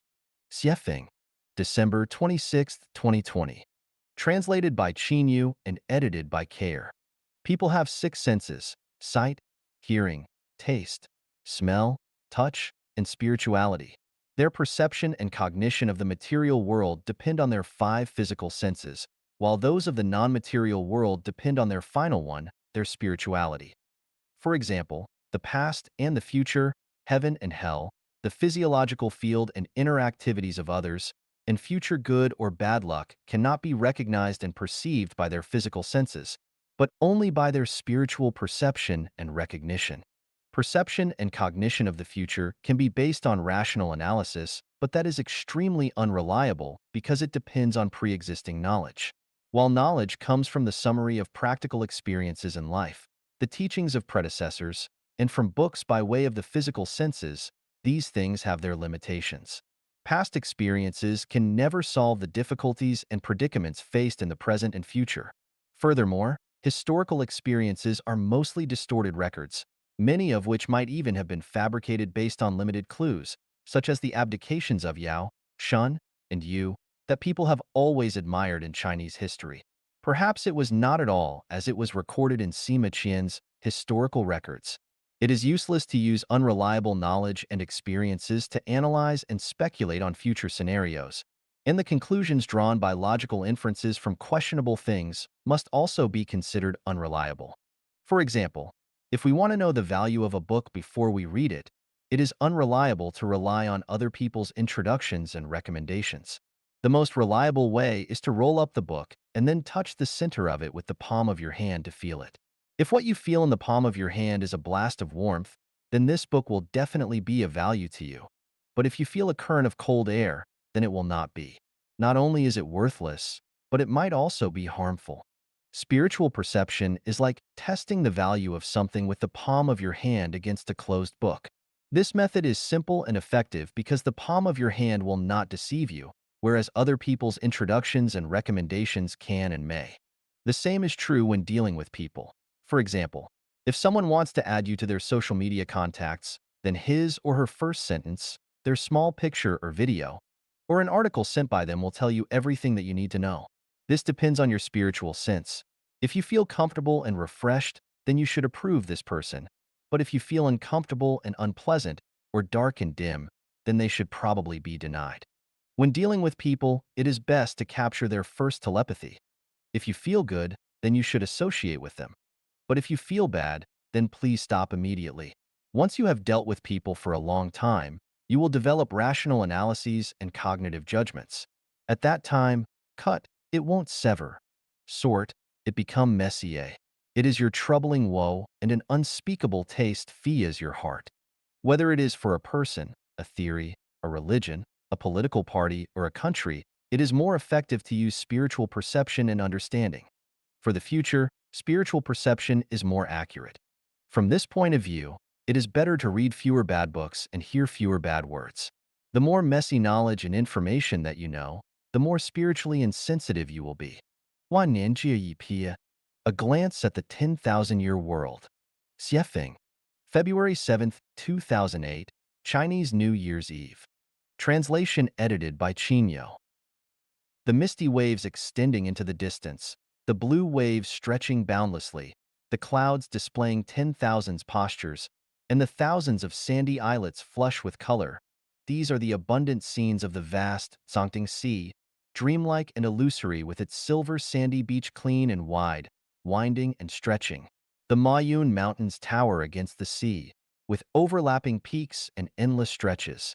Its main peak, Tongtian Peak, is 90,000 meters above sea level, tall and steep, majestic above the clouds. On the top of the peak, there is a sky-gazing cliff with a wide and flat ridge, about 2,000 square meters. Standing on the sky-gazing cliff, you have a wide field of vision. Looking up, observing the sun, moon, and stars, witnessing the position changing of the stars. Looking down, you can see the sea of clouds and surging billows, the beautiful mountains and rivers. Looking far into the distance, the haze is gorgeous, magnificent, and boundless, and you feel soothed and relaxed. Looking closely, the mountains are verdant with layers of emerald green. The silver waterfalls are flying and gurgling and make people feel refreshing. The sky-gazing cliff is the most famous scenic spot in the 10,000-year world. Celestials with profound cultivation bases often fly here to absorb the essence of heaven and earth. They cultivate their sentiments, discuss sutra and Tao, and learn from others' strong points. Of the 100 million celestials in the 10,000-year world, only 8,000 of them can reach this place. The rest all cannot. Why? Because to get here you must rely on flying, and climbing is impossible because there are no branches to climb and no roads to go. Celestials who arrive in the 10,000-year world for the first time do not have the ability to fly and must walk on the ground. Only after about 10,000 years of self-improvement can they fly 3 feet above the ground, and only after 20,000 years of self-cultivation can they fly above the lofty mountains and high ranges. To fly at an altitude of 80,000 meters requires 30,000 years of self-cultivation. Zigui, Danjing, Biyao, Xiaoxia, Hanliang, Sangqing, Yishi, and Qintong are the 8 celestials who reside in Foaming Ridge of the Hualing Mountains. The ridge is 30,000 kilometers away from Tongtian Peak. Today, all 8 celestials have cultivated their ability to fly up to 80,000 meters high. They exchanged smiles and then they soared into the sky, gradually rising to 10,000 meters in the air. They then flew along the Hualing Mountains. The mountains slid away behind them, and the winding rivers disappeared one by one. Layers and lumps of clouds and mists receded one after another. The feeling of flying is so wonderful and comfortable. Breaking through the 3-dimensional time and space and entering the 4-dimensional time and space feels like breaking free from a cage and being free and graceful. Words fail to capture the experience. Zigui exclaimed, 10,000 years within the cocoon, transforming flesh and bone, and once emerged as a butterfly soaring high. Without the connection with the divine, akin to double wings, how could we ride the rainbow today? Biao echoed. After countless body training sessions, my spirit becomes awakened. Through spiritual cultivation, I am able to absorb invisible energy. Embryonic breathing is activated, revealing itself as a mystical power bestowed by the greatest creator. Han Liang also felt an urge and said, for 30,000 years of building the foundation, refining the essence, transforming qi and the spirit, perfecting the structure to be in one with the Tao, begin realizing how profound Tao is. After flying for about 10,000 kilometers, the Hualing Mountains finally vanished behind them, and an endless vast grassland lay ahead. This is the most famous Marge Sangqing grassland in the 10,000-year world. Here, horses gallop, herds of deer relax, antelopes frisk, bison gallop, zebras play, camels lie idly, goshawks circle vigorously, gulls spread their wings freely, cranes and storks pose grandly, skylarks sing and dance, trumpet vines bloom all over the field, and meadow lilies, the landscape like stars. Red, orange, yellow, green, blue, indigo, and violet blend together, resembling colorful pearls embedded in the green grassland. The blue sky, clean air, gentle breeze, and warm sunshine create a poetic and vibrant scene. Danjing was so happy she lost track of time. She let go of her voice and sang, "Beautiful Marge Sangqing, You are the garden of life. You are like a charming fairy. Make me look forward to for so long, wandering on your vast chest, bathed in the flowery scenery of love. I want to throw myself into your arms and suck the fragrance of your tenderness to my heart's content. Listening to the song of Danjing, everyone couldn't help but land on the grassland. The four female celestials Zigue, Biyao, Xiaoxia, and Ishi danced a rainbow dance on the green grass. The four female celestials are all about 1.76 meters tall, neither fat nor thin, with faces like peach blossoms, eyebrows like crescent moons, bright eyes and white teeth, cherry red lips, black hair like flowing clouds, heart-shaped chins, ruddy skin, long arms and legs, high breasts, waists like weeping willows, plump buttocks, and beautiful and curvy figures. While glancing, their eyes convey emotions and captivate the soul. While dancing, they are exceedingly charming and enchanting. Their supple bodies are like tender willow branches in spring. Their tenderness flows like waterfalls. They are over 30,000 years old but look like young girls in love. With profound Taoist cultivation, they behave like young maidens. Like buds just blooming, like flames burning, every movement is akin to goddesses scattering flowers, and their waist twists resemble dragons flying and phoenixes dancing. As the celestials of the 10,000-year world are all naked, their dance postures are particularly captivating, leaving endless afterthoughts, and every posture emits energy, presenting the delightful serenity of seclusion. The four male celestials, Danjing, Hanliang, Sangqing, and Qiantong, gradually enter the wonderland while admiring the dance, kneeling on the ground and shedding tears of gratitude, as if riding the clouds and fog to the palace of bliss, or like a quiet and cold pool, motionless, with strands of energy swirling in their bodies. Waves of joy overwhelm every cell, beyond words. Come and chase me. Come and catch me. A clear and melodious shout and the subsequent laughter resounded on the grassland from far to near. Zigue and others stopped dancing and shaded their eyes with their hands and saw 6 beams of white light on the horizon in the distance, approaching like lightning. Han Liang opened his throat and made a trumpet shape with his hands and shouted, "Hey, please come here." Suddenly 6 beams of white light flew to them. It turned out to be 2 female celestials and 4 male celestials. The leading one was a female celestial named Saiying, followed by Dama, Sola, Jeffon, Naji, and Sijia. When seeing the 8 celestials such as Zigue and others, Saiying was overjoyed. She circled around the 8 celestials like a whirlwind, giggling and asking, "Who are you? How did you come to this Marge Sangqing grassland?" Zigue took the lead in responding, "We come from Foaming Ridge of Hualing Mountain and are heading to Tongtian Peak of Mayan Mountain.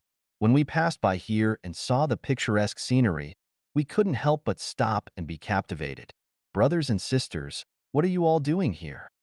Upon learning that the 8 celestials were heading to Tongtian Peak, Sighing and the others realized that they had already attained the highest level of oneness with Tao achievable by a celestial in the 10,000-year world. A good karma was hard to find. Naji replied promptly, "We are 6 celestials from the Taiji Palace in Shaoxiang Ridge, Tiandan Mountain, which is 200 miles away from here at the end of the grassland. Today we came out to practice flying on the grasslands. Currently, we can only fly 8 feet above the ground. We are fortunate to meet esteemed celestials like you today. We hope you will stay at the Taiji Palace for a few days and impart your celestial teachings to us." As soon as Sighing finished speaking, she grabbed Zigue's hand and exclaimed, "You must come with us. You must." Zigue cast a loving glance at everyone and had already ascended 8 feet into the air, flying forward arm in arm with Sighing. The rest of the celestials joyfully took flight and followed suit. In the blink of an eye, 14 male and female celestial beings had already flown to the foot of Tiandan Mountain.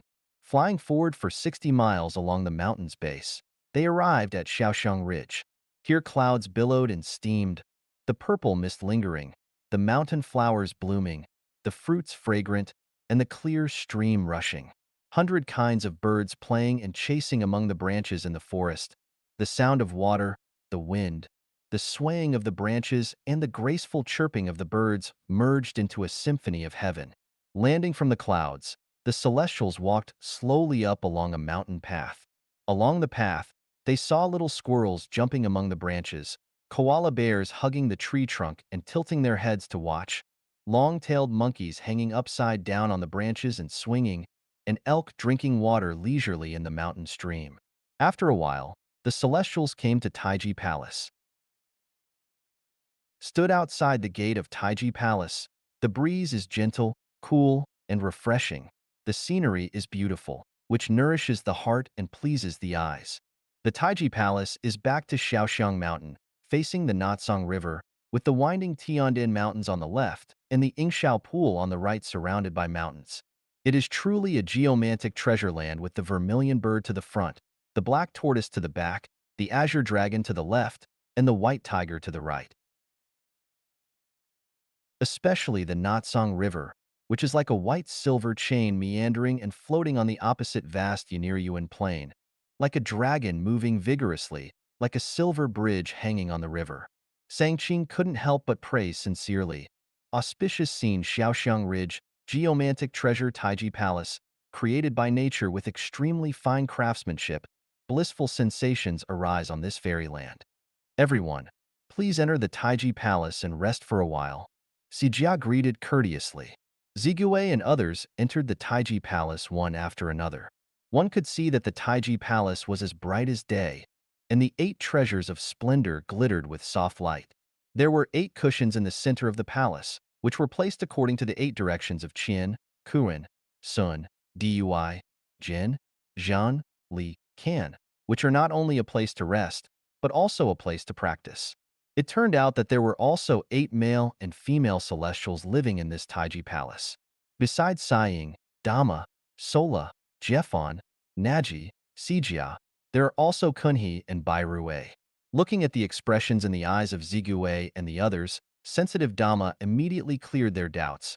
Kunhe and Bairue went to explore the mysterious gorge, and they will be back in a few days. The 8 treasures of splendor mentioned above consist of sunlight diamond, jadeite blue, agate jade, amethyst glaze, emerald, cat's eye yellow, olive red, and crystal rock. People who have read The 10,000-Year World know that the 10,000-year world is 16 times larger than the Earth, and there are 16 stars of different densities arranged equidistantly in the sky, which divides the 10,000-year world into 16 zones with different luminosity. One of the zones is the dark night zone, which is eternal night, and it is precisely this dark night zones that accommodates countless kinds of gemstones in various forms, and is shining in the dark night. Therefore, all the celestials of the 10,000-year world will come here to collect and carry gems in this zone to decorate the caves where they live. The gems can not only illuminate the caves, but also be absorbed essence from, and make the caves colorful and dreamy.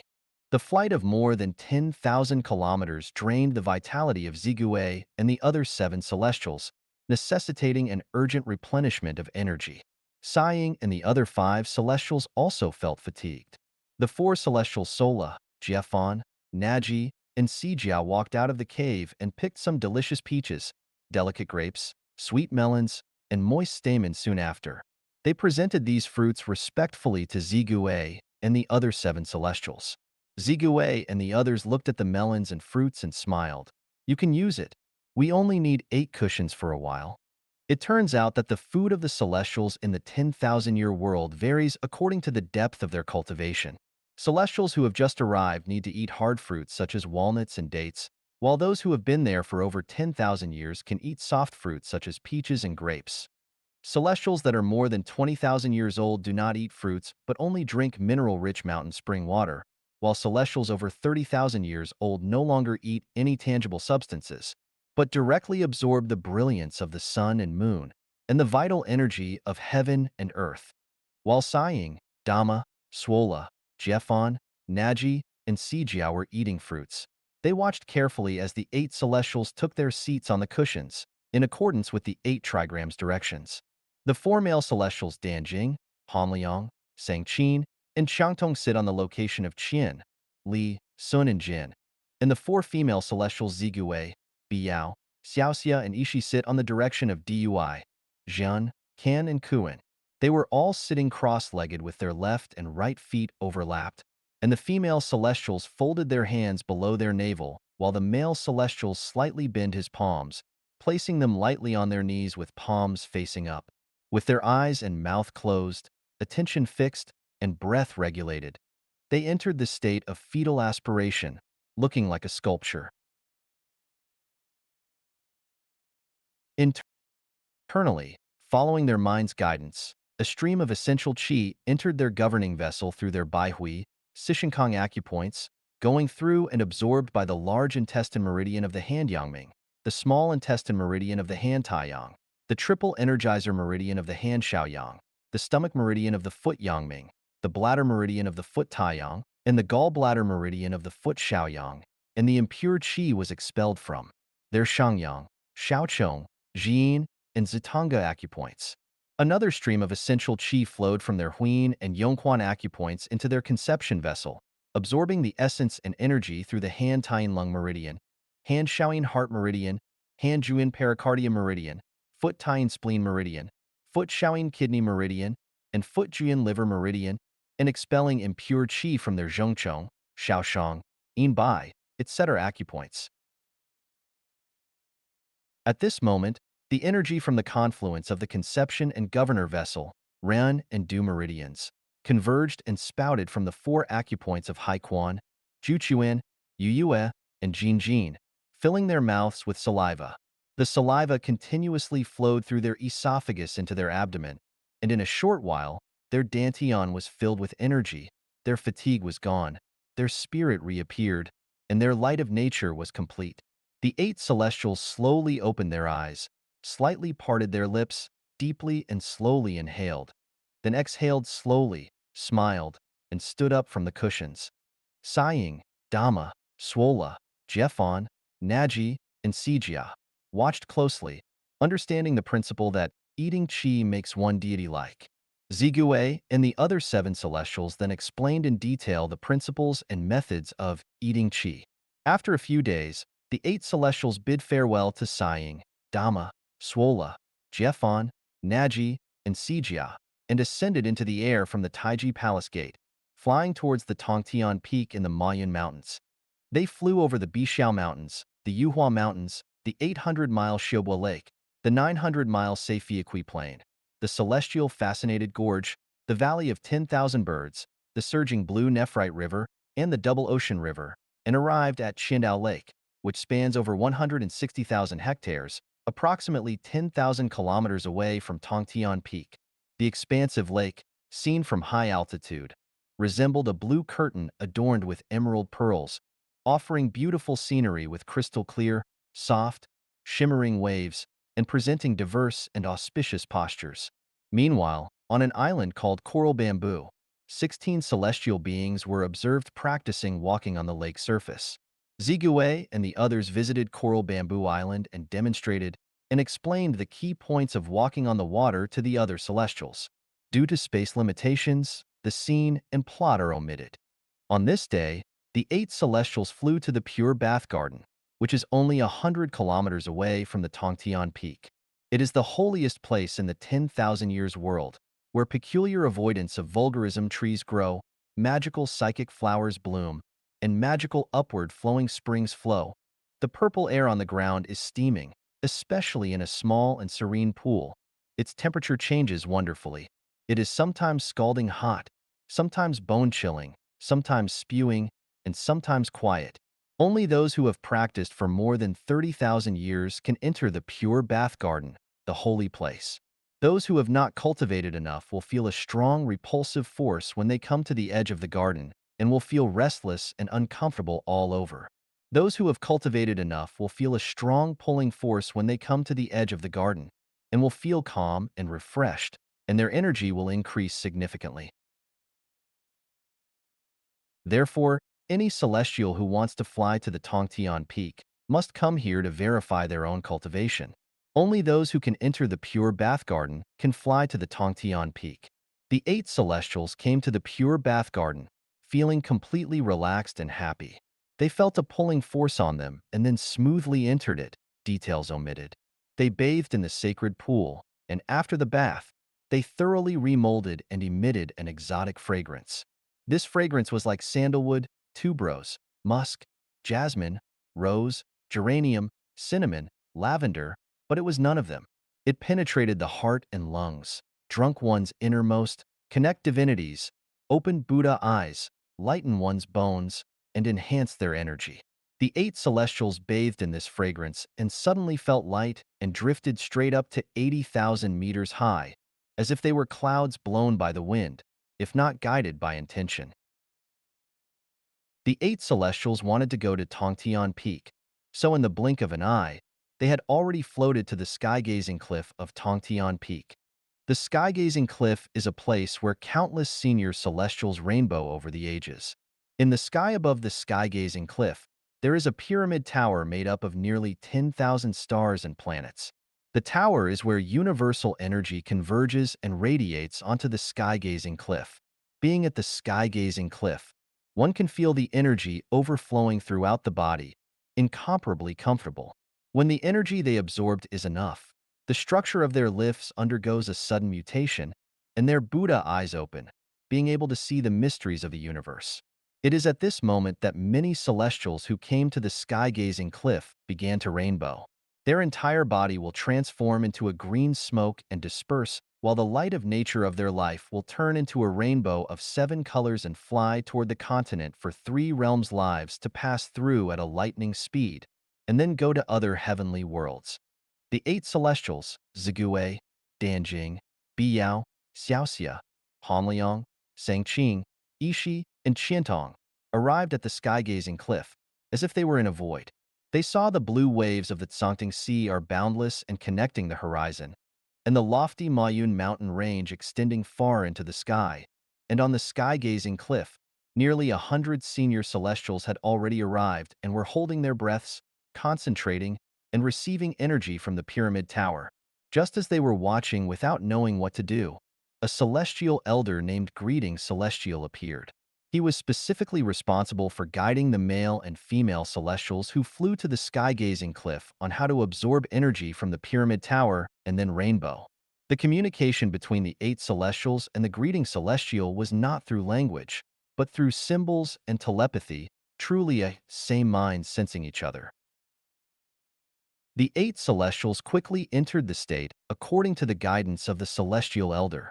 After an unknown amount of time, perhaps a moment, perhaps hundreds of years, when Danjing, Sangqing, and Ishi came back to their senses, Zigui, Biyao, Xiaoxia, Hanliang, and Qiantong had disappeared. It turned out that the 5 celestials had already rainbowed and disappeared without a trace, while the remaining 3 still needed to continue cultivating in the 10,000-year world for some time. They were not worried and, following the guidance of the celestial elder, they flew to the Fairy Garden Canyon, where the ginseng fruit grows. To find out whether Danjing, Sangqing, and Ishi ate the ginseng fruit in the Fairy Garden Canyon and how they continued to cultivate, especially the cultivation of male-female dual cultivation without physical contact, interested readers can refer to A Second Glance at the 10,000-Year World. Note, the one day and time mentioned in this article are purely for the sake of convenience in narration. In reality, the 10,000-year world does not have such a time concept. Please understand. 10年界2 Another glance at the 1,000-year world. Xiefeng. January 18, 2010. Translation edited by Chinyo. Lush Highlands male celestial kin and female celestial meta came to Butterfly Peak of Lotus Mountain to live with 29 other celestials. This is a tradition that has formed in the 1,000-year world, with frequent personnel movement. The 1,000-year world is 10 times larger than the Earth, with nearly 2 million villages. The most populous village has about 300 people, while the least has nearly 30. The population of each village is not fixed but transient. In other words, after Kin and Meta came to Butterfly Peak, they would not return to Lush Highland, but instead stay to live on Butterfly Peak. Meanwhile, Hai and Hori, the 2 female celestials living on Butterfly Peak, have been there for more than 20 years. After having discussed with Ray, decided to go to 7 Fragrances Garden of Crane Ridge, on Cloud-Piercing Mountain Range, which is 150 kilometers away. The Cloud-Piercing Mountain Range is one of the 5 continuous mountain ranges in the 1,000-year world, starting from the Silver Wave Sea, lake, and ending at the Bean River. It stretches for more than 80,000 kilometers, with the highest peak, Qingtian Peak, about 43,000 meters high. It is the highest peak in the Thousand-Year World. Crane Ridge is a mountain ridge in the middle of the cloud-piercing mountain range. On this ridge, peaks are layered and colored clouds swirl around them. The area covers more than 120 square kilometers, with mountains within mountains and peaks on top of peaks. It is tall and steep, with a variety of shapes, and the mist and clouds linger, creating endless charm. Crane Ridge is close to the vastest Yuetsong Lake in the Thousand-Year World. Cranes often gather here to eat and play before flying to Crane Ridge to roost. Therefore, this ridge is called Crane Ridge.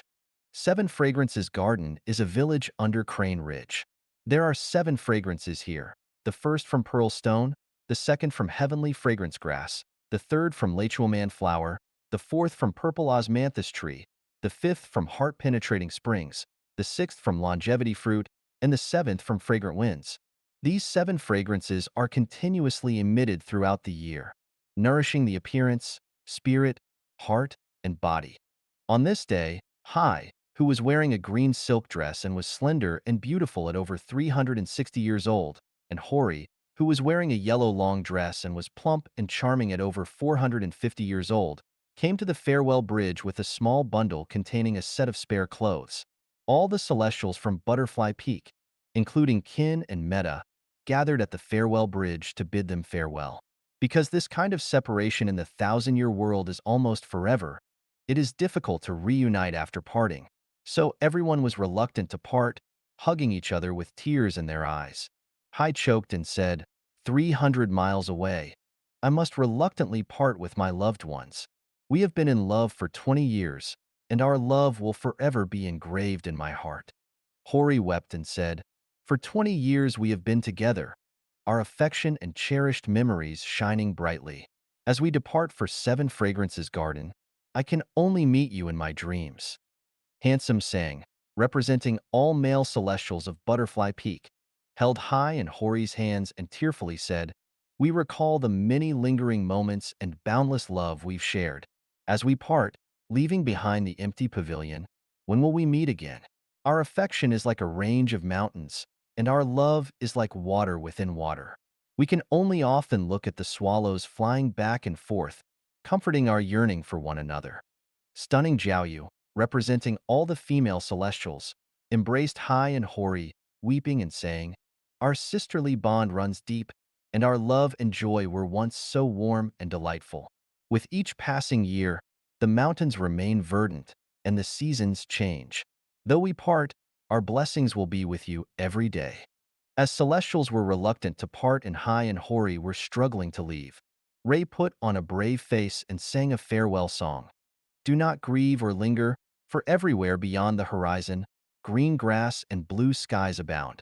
Amidst thousands of rivers and mountains, there are always our love. Joys and sorrows all have great value. Do not shed a tear. Please embark on your journey. Your reputation precedes you throughout the world, and your loved ones from afar await your arrival. Do not miss out on the bright opportunities that lie ahead. After that, Ray gently pushed Hai and Hori forward, and the male and female celestials bid them farewell with tears in their eyes. Hai and Hori, with their eyes blurred with tears, turned back at every step, gradually becoming more and more distant. As Hai and Hori walked past the melon garden, over the stone bridge, through the meadow, up the fragrant grassy slope, and into the mulberry grove, they continued to wave goodbye. Until Hai and Hori's figures disappeared into the forest of mulberry trees, they just left the farewell bridge silently. This is exactly. Throughout history, the pain of separation has always been felt deeply by those in love. Yet it is affection that brings both joy and sorrow. After traversing the mulberry forest, they reached an open field blanketed with low-lying flowers and grasses, resembling a grassland. The area was adorned with Stipa grandis, rhododendrons, boxwoods, sand junipers, prostrate junipers, forsythia, primroses, roses, brambles, jasmines, sand willows, yellow thorn plums, lilacs, flowering plums, cherry blossoms, Lamus chinensis, rough grass, fennel beans, wild peas, sea buckthorns, icegrass, bupleurum, astragalus, wormwood, silver roses, thyme, pale purple delphiniums, bright red morning star lilies, clusters of pink phoenix hair, sand ginseng with funnel-like flowers, sword, leaved iris with small purple flowers, threadleaf coreopsis with small yellow flowers, and more, all in full bloom, delighting the eye and refreshing the soul. The anticipation of meeting nearly 300 male and female celestials at 7 Fragrances Garden swept away any lingering sadness from Hai and Hori's previous parting. They happily danced like two little girls or two large butterflies. They ran, twirled, shouted, and cheered, carrying their small bundles as they traversed the open field. After a while, they arrived at a small stream originating from Lotus Mountain. They followed the clear and flowing stream for about a whole day on Earth until they saw Grace River, which sparkled and flowed gently. The two celestials were a bit tired, so they sat on the green stones by the stream and rested for a while. After a short break, they felt a bit hungry, so they started looking for food around them.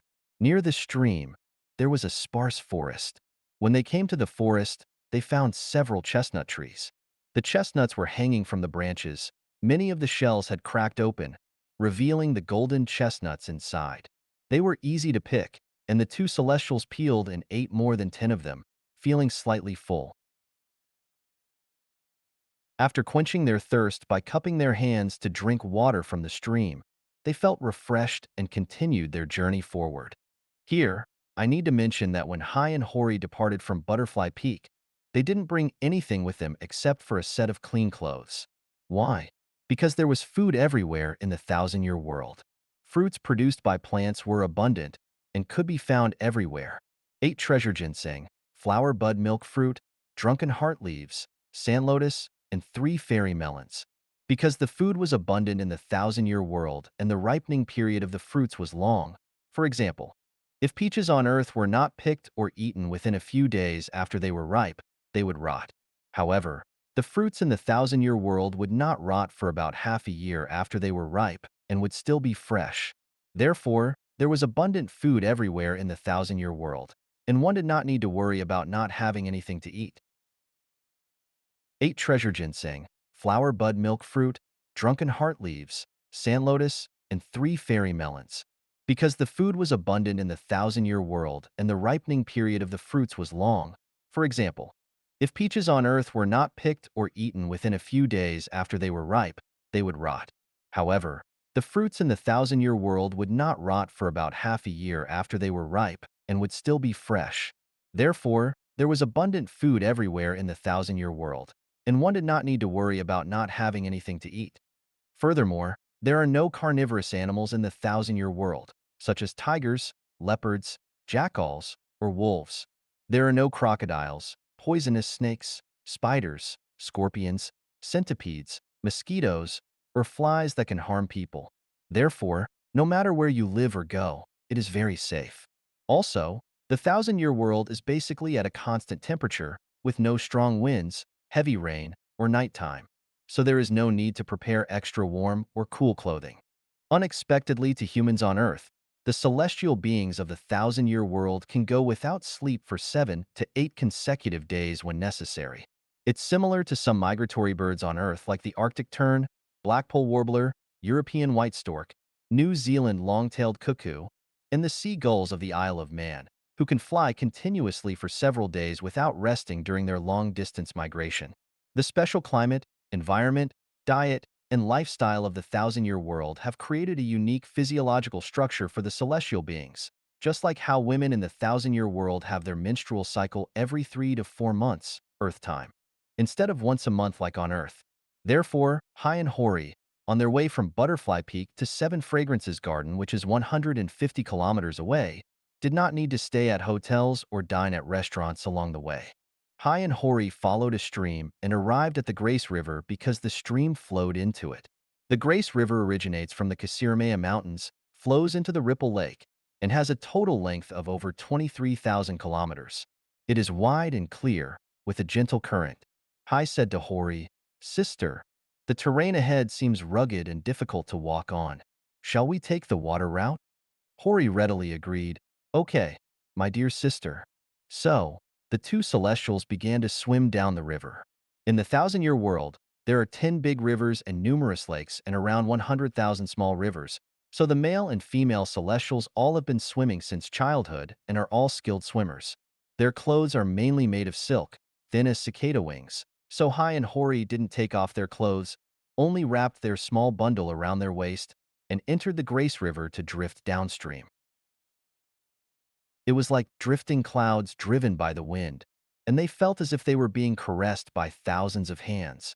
The green hills on both sides raced behind them, and several rows of white egrets flew over their heads. The two celestials played in the water like fish, and in half a day, they had already swum out more than 30 miles.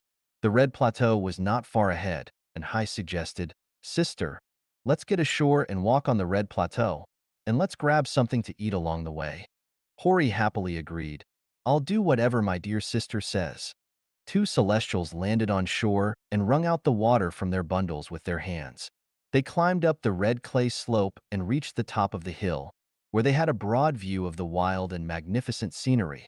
There were forests of Altingia chinensis, alpine pine, larch, longleaf pine, blue pine, hemlock, cold fir, spruce, unicorn leaves, lipstick plant, highland oak, birch, alder, poplar, and cypress, among which were bushes such as small artemisia, purple needlegrass, sand-binding grass, camelthorn, fruit-bearing ephedra, Sympegma regilii, tumbleweed, sand needlegrass, bush cinquefoil, sheep fescue, alpine knotweed, rhododendron shrubs, club moss, red sand willow, roundhead smartweed, Chinese, pearly everlasting, Chinese cinquefoil, dark brown sedge, marsh marigold, kidney-leaved groundsel, cushion catmint, time-leaved sandwort, fairies snow, snow lotus flower, shining needlegrass, saxaul, great burnet, and other plants. Pheasants, ring-necked pheasants, yellow pheasants, peacocks, chakar partridge, parrots, collared doves, quails, and other birds are running around among them. As they wandered through this diverse flora, they kept an eye out for raspberries and eventually found a few bright, translucent red fruits. They stood next to the small bush and picked and ate them. After finishing, they continued their winding journey through the sparsely wooded mountain slope. Unaware of how long they had been walking, they eventually crossed the Red Plateau and entered the Sangnagir grassland.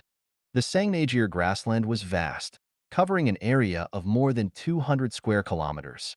After crossing the grassland and a canyon, they were close to Crane Ridge, which was equivalent to arriving at Seven Fragrances Garden.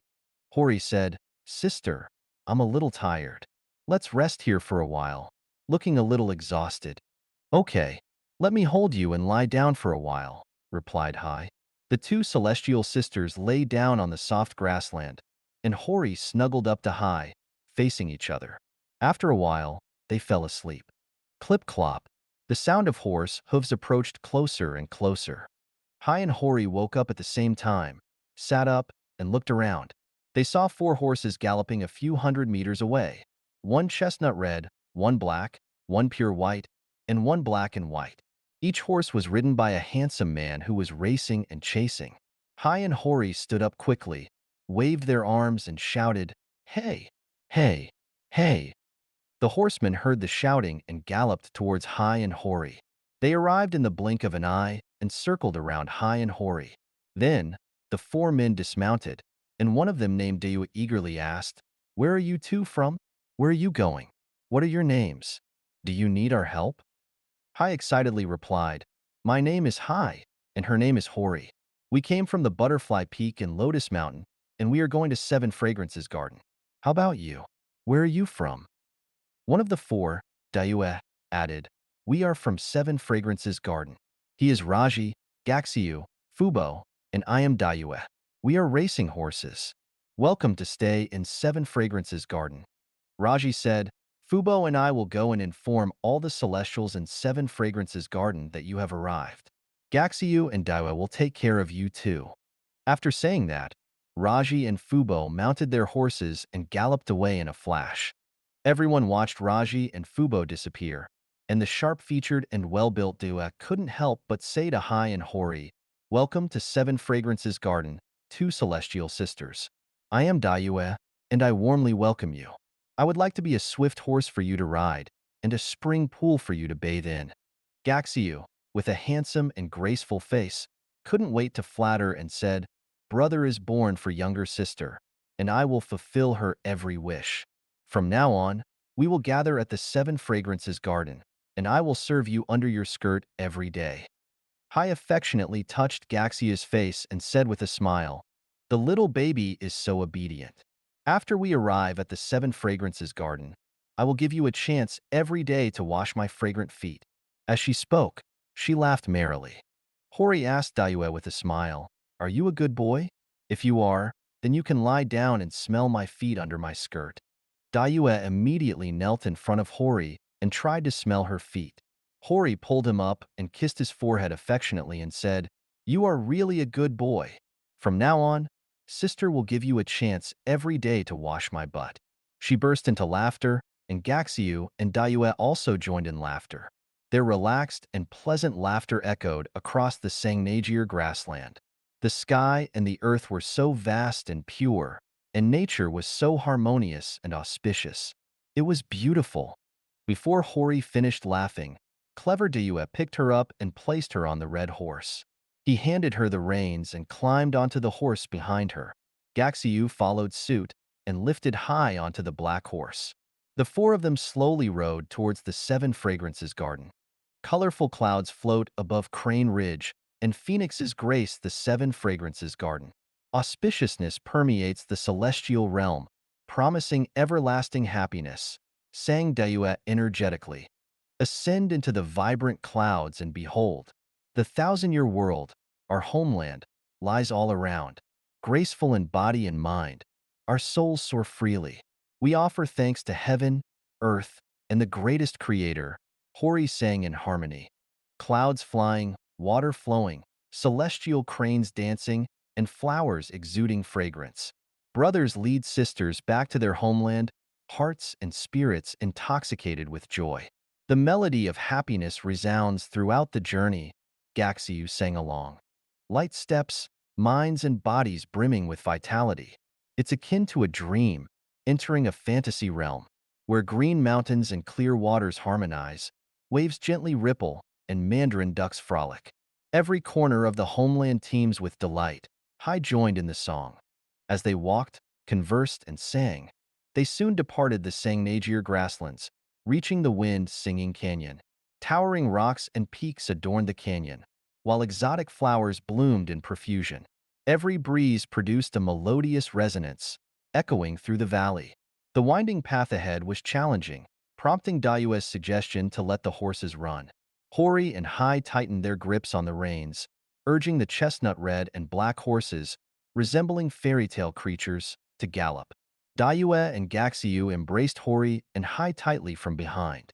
The rhythmic movement and the warmth of their embrace stirred a sense of relaxation and comfort, signaling the onset of estrus.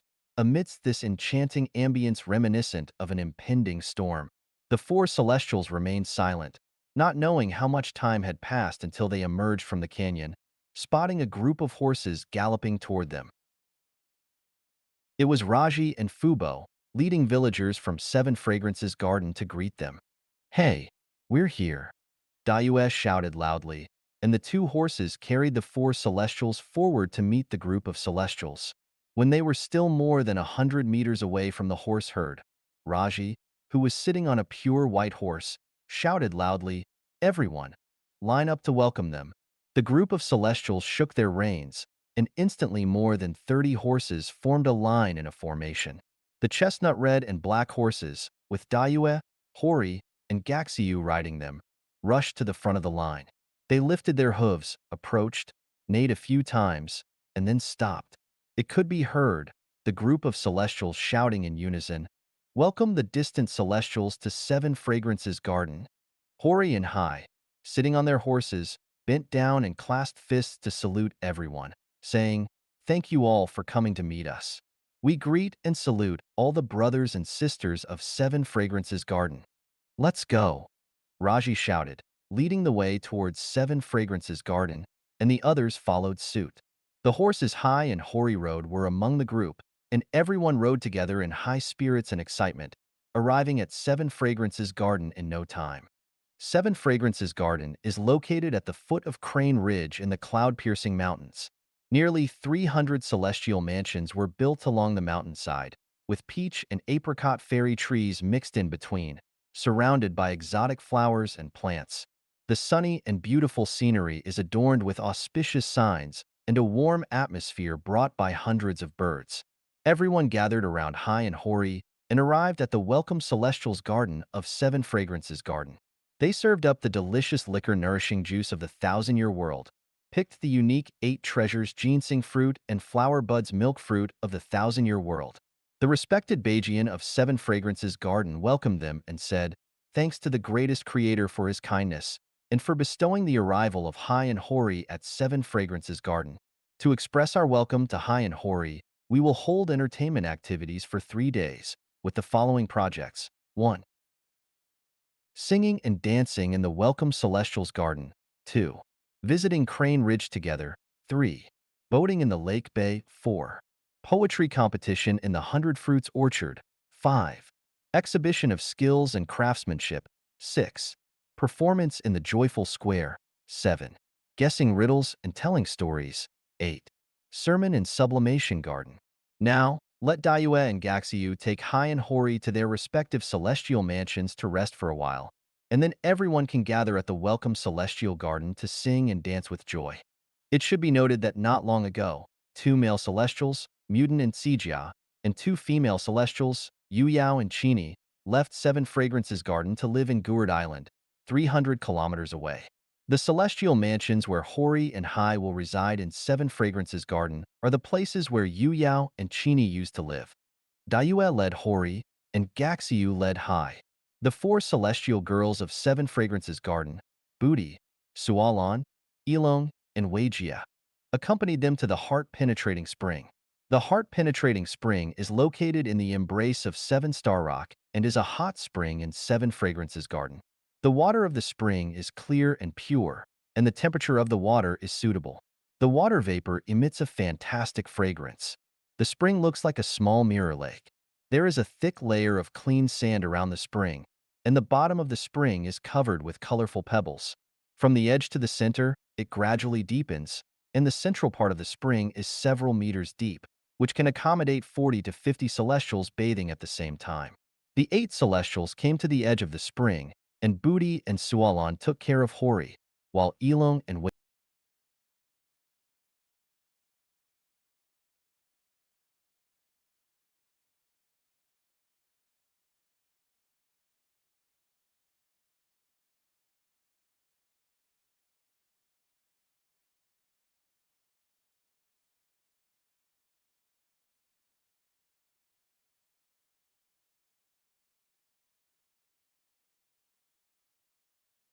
天启篇前言, Preface to The Chapter on Revelations, by Xiefeng.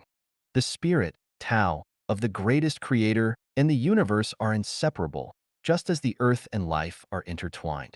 The human body's organs, blood and marrow, sensory organs, hair, and consciousness are also interconnected as a whole.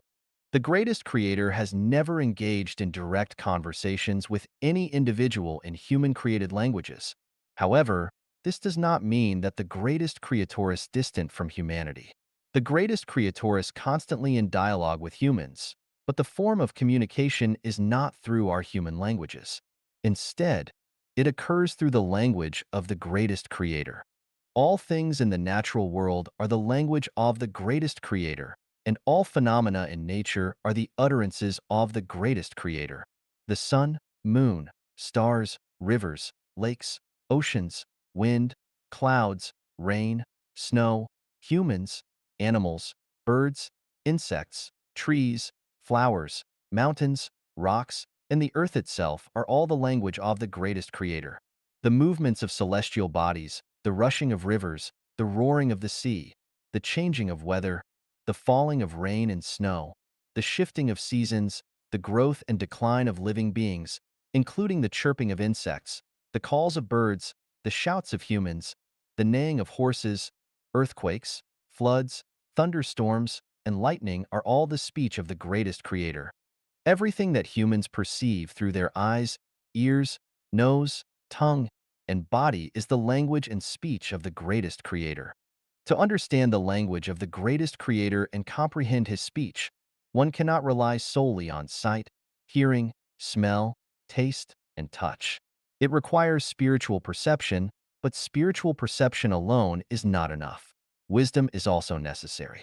Without spiritual perception, we will never understand the language and speech of the greatest creator, and without wisdom, we will never grasp what the greatest creator is saying.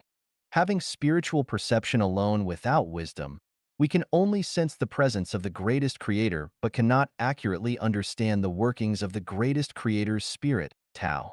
In other words, we may only know that we are destined to live and destined to die, but we are unclear about the reasons why we exist and why we must face death. This is referred to as knowing the what, but not knowing the why. Having wisdom alone without spiritual perception, we cannot truly perceive the existence of the greatest creator. We can only rely on accumulated human knowledge, experience, lessons, rigorous logical reasoning, and scientific experiments to uncover some mysteries of the universe, nature, and life. In other words, we may understand why we live and why we die, but we cannot comprehend the ultimate reasons behind the necessity of life and death. This is referred to as knowing the why, but not knowing the what. With the exception of a very small number of individuals who possess both spiritual perception and wisdom, generally speaking, religious figures have spiritual perception but lack wisdom, while scientists have wisdom but lack spiritual perception. The majority of the general population, who fall between these two categories, lack both spiritual perception and wisdom. They merely exist blindly, living their lives without a clear sense of purpose. The chapter of Revelations is the divine revelation given to me by the greatest creator. Before completing the chapters on unconventional thinking, the greatest creator, universe, time and space, humanity and human life, self-improvement, self-cultivation, and physical and spiritual health care, it is necessary to first complete Revelations. However, considering that Revelations directly involves the mysteries and secrets of the universe, it could pose significant risks if known by individuals with malicious intentions. It is akin to nuclear weapons. If in the hands of peace-loving individuals, they can deter those who seek to cause war and unrest, instill fear in them, and prevent their recklessness. But if controlled by evil individuals, humanity will suffer greatly. Jesus warned me, "Do not give holy things to dogs, nor cast pearls before swine." The Buddha enlightened me, "Speak for the Mahayana practitioners." The spirit of Laozi advised me, Tao, when obtained by a noble person, becomes the foundation of their self-cultivation, while when obtained by a petty person, it is treated lightly and without reverence for life. What should I do? I must heed the admonitions of gods, Buddhas, and immortals. However, in the vast sea of humanity, it is impractical for me to individually seek out noble individuals who practice the Mahayana path. Moreover, time is limited, and I don't have much time to patiently guide each person. Therefore, I have no choice but to follow the doctrine of the mean and adopt a middle path. I will conceal the mysteries and secrets beneath the surface of phenomena, only hinting at them. This way, those who possess spirituality and wisdom can see beyond the surface, transcend the vastness, and more easily discover the gems and gold beneath the earth's surface. As for the rest of the people, they will be like what Jesus said, "Though seeing, they do not see. Though hearing, they do not hear or understand." In addition to Revelations and the other mentioned chapters, there is another chapter in Life of Changyuan called the Preaching of the Tao. This chapter is entirely different from the Tao Te Ching, and it can be said without exaggeration that the wisdom contained in the preaching of the Tao far surpasses that of the Tao Te Ching. For instance, when it comes to beings who are destined for or already in hell, Jesus' attitude is, "Lest they repent and be forgiven." On the other hand, in Buddhism, Bodhisattva Ksitigarbha vows, "I vow to save all sentient beings in the world, and I will not enter the Elysium world until hell is empty." Who is right and who is wrong? Whose guidance should we ultimately follow? Preaching of the Tao specifically addresses such challenging questions. However, the timing is not ripe at the moment. Only when life genuine is widely accepted by all human beings can preaching of the Tao be shared openly. It is similar to constructing a building where exquisite chandeliers cannot be hung until the main structure is completed. Laozi said, when the highest type of followers hears Tao, the truth, they try hard to live in accordance with it.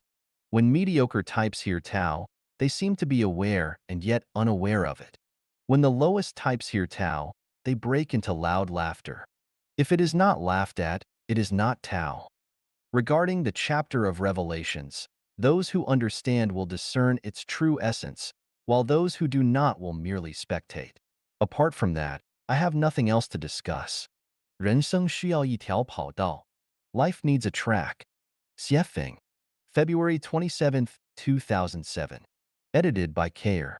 Many talented people living among us appear to be mediocre, not because they are of low intelligence or are not gifted, but because they have either not found their own tracks or they have taken the wrong ones. Everyone has unlimited potential, but the main reason for not having given play to their potential is not because they are born stupid or have insufficient mental skills, but because they have never found their best life track from start to finish. No matter how excellent an aircraft is, it will never fly if there is no runway, for an aircraft with no runway will never be more than a pile of metal. No matter how much potential an excellent sprinter or long-distance runner has, his or her talents would remain buried without a racetrack, knowing not whether they are a mediocre horse or a swift horse until death. Life needs a track and battlefields. Business markets, officialdom, farms, and social realms all have lots of them. We must choose the track that best suits us, because it is only with the right track that we can give full play to our talents. Generals Eisenhower and Patton demonstrated their outstanding military talents because they had the track of war. But if there had been no tracks of war, who would even know their names? Zhu Jun, Yang Lan, and Ai Ping, and others have become the focus of millions of people, sparkling with brilliance, simply because they shared the track of television. Who would they otherwise be? Jet Li and Andy Lau rose to fame far and wide simply because of the track of movies. Throughout the history of Communist Party of China, many outstanding politicians, strategists, and diplomatic talents have emerged and many commoners became generals. It was because they took the track of the communist movement that they had brilliant lives. But without this track, their talents would have been drowned in life's ocean. Many people turned onto this track and formed the backbone of the state, and many others became millionaires or even billionaires because they took the business track after China's reform, when it opened up, and they gained much wealth. But what would their lives be like today without this track? Nobody knows. Many eminent Buddhist monks showed their superior wisdom because they followed the track of Buddhism. If you want to make something out of life, you must choose a track that suits your personality, because you cannot give play to your talents without the right track. Without the correct track, you will drown in the crowd. The internet is a track, and many people are shining with brilliance upon it, creating their own blogs and gathering their own social connections. A large number of authors, writers, critics, and practitioners are emerging on this track and are demonstrating their talents. You have to find your track, but if you do not see the proper one, you should build your own. Why? Because you will play better, be better at the game of life, and make your life more colorful. Do not pretend to be aloof and say that you are too good to engage in this, because that would be finding excuses for your incompetence and failures. A soldier who does not want to be a general is never a good soldier. A life that does not want to have a glorious course is never a good life. If you want to make big money, be the boss. For being the boss is the track to making the most money, and if you want to be an official, build your social connections. For building social connections is the track to being an official. There are numerous tracks, and they are everywhere. But if you want to play your talents to the maximum, you will have to choose a track with infinite prospect. If you choose a good track, you can have a good life.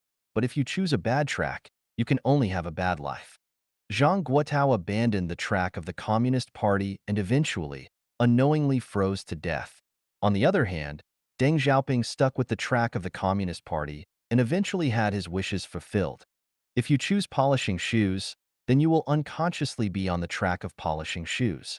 If you choose to steal, then you will unconsciously be on the track of crime. If you choose to reap without sowing, then you will, over time, get on a greedy, selfish, and parasite track. If you choose a mass movement, you will be on the track of confronting the government. If you choose Life Genuine, then you are naturally taking on the track of trekking and climbing to the highest realm of life and life. Which is the best track? It depends on you. You must choose your track completely on your own. The best track is one that you can follow for a lifetime. Tracks can be regularly replaced if they are not good, because some tracks have no futures and lead to dead ends with steep precipices. You will have to sharpen your eyes to think and judge. Some tracks seem narrow and bumpy at first, but the more you walk on them, the broader, brighter, and more brilliant they become, while others look broad, densely populated, and big. Yet the more you walk on them, the more your feet hurt, you become confused and frustrated, and the narrower and darker they become. If you have the ability to rule a country, the ambition to ride on top of the world, and have both superintelligence and indomitable willpower, then you had better build your own track. If you do not, then you can borrow others' ready-made tracks. For example, instead of creating your own blogs with few hits, you might want to promote your ideas and display your talents on another's website or bulletin board. Instead of creating your own website with painstaking care and precision, yet having no visitors, you might as well demonstrate your skills on someone else's websites. Once you have chosen your track, you must not give it up too easily, for giving up means failure. Remember, 1,000 sails pass by the shipwreck and 10,000 saplings thrive beyond the withered tree. No one will sympathize with you if you fail. At most, they will express regrets and pity. Once you find that your track has no future, you must give it up as soon as possible and try to blend onto the track with the most brilliant prospects at once, because if you bite the bullet and play hard, you will only miss your opportunity and then grieve it for a lifetime. Remember, the earth will rotate the same, with or without you. A life needs a track. As long as the route is right, you can stride ahead. I hope you follow your splendid life track. 人生的主次先后，轻重缓急. Priorities, the order of importance and the emergence of life. By Xiefeng. From the long-term perspective, we know that each life lasts for only a fleeting moment. Regardless of how capable we might be, we are incapable of escaping our inexorable doom. How to spend this fleeting life is a question deserving our serious consideration and discussion. Look at life from the perspective of life. Life is only a journey, a flash of light in the infinite time and space of life. Since life is so transient, we need to explore the routes and risks of our journey. What kind of life is the most beautiful? As we are all people, we must first consider how to be people. The greatest creator of the universe, created us and meant for us to be people, not ghosts, devils, celestial beings, Buddhas, or gods. If we surrender our humanness to devote our life, time, and energy to becoming higher forms, then we are doing it against the will of the greatest creator. It is only when we first conduct ourselves as people living by the will of the greatest creator that we can hope to attain Buddhahood at the end of our life's journey. It is as if the boss of a company hires someone to be a clerk.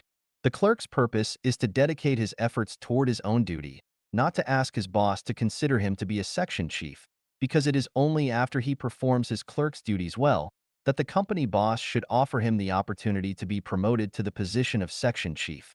The intent of the greatest creator in creating us is to enjoy life and not to make us suffer at all. Because for human beings, the greatest creator is love, great love. I do not worship men of the hour or heroes who gallop onto battlefields, nor do I worship those great people who are admired by the masses, or the ordinary people who become Buddhas and gods of the mortal world. I only pay tribute to ordinary, simple, honest, and hardworking people, because those people's lives conform to the way of being mankind. Those who sacrifice their present life pleasures to focus on grace after death do so against Tao. The moralization teachings that people can only obtain well-being after going through affliction and suffering definitely leads them astray. The preaching that asks people to cultivate achievements with intensity, regardless of their family responsibilities, in an attempt to attain special magical powers and arts to glorify the mortal world is questionable. Could it be the devil's temptation? The practice of hyping celebrities, successful figures, distinguished scientists, outstanding entrepreneurs, millionaires, experts, emperors, great men, and heroes will prove to be disturbing, causing people to crowd onto the single-plank bridge and to forget the meaning of life. The benevolent see benevolence, and the wise see wisdom. Life Genuine preaches that the ordinary life is the best life. Life's priorities and orders of importance and emergence should be as follows. The paramount thing in life is to revere the greatest creator, which mainly embodies reverence of nature and reverence of life.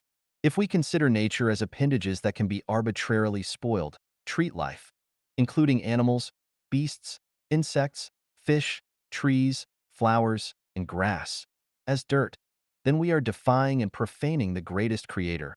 Our life is one of evil and is doomed to extinction, and we can no longer have a bright future. The first thing to consider and pursue in life is the beauty of the soul, rather than the accumulation of power, money, fame, and desirable people. If one's mind is not beautiful and their soul is dirty, then their life is bound to slip into hell. They are bound to keep company with devils and demons, and their life is a definite failure. The most important thing in life is to explore the mysteries of the universe and the meaning of life. The greatest creator always rewards the wise who have spiritual natures and wisdom and offers them wonderful spiritual enjoyment.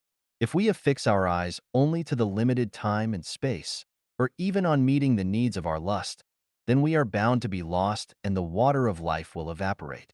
The most urgent questions in life are how to elevate the non-material structure of life, its spiritual nature, toward the development of higher life space directions, and how to sublimate our personalities and to perfect our spiritual natures.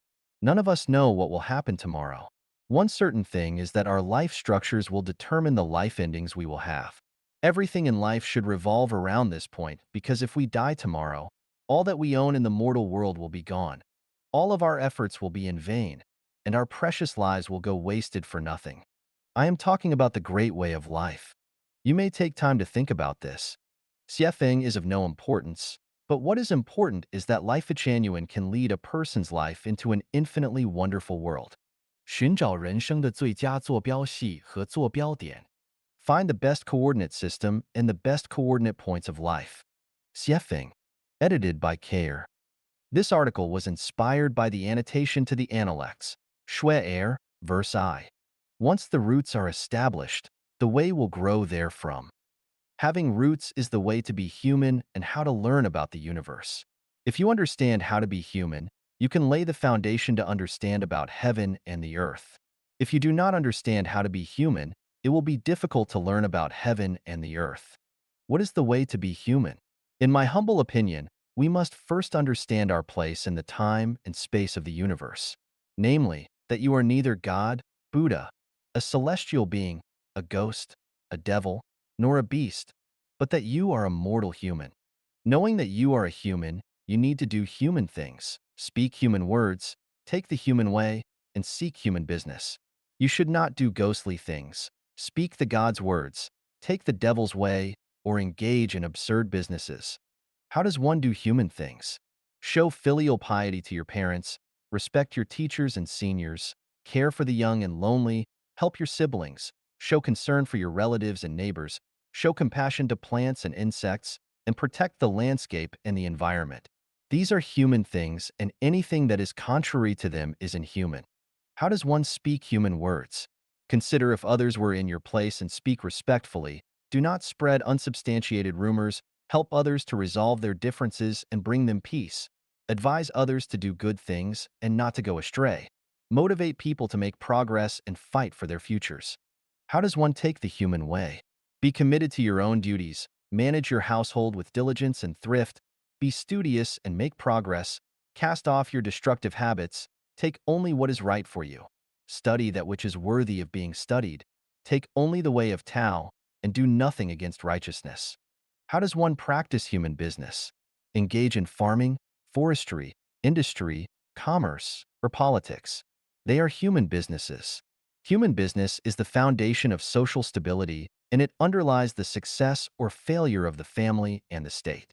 People who actively participate in these endeavors and pursuits are doing human business.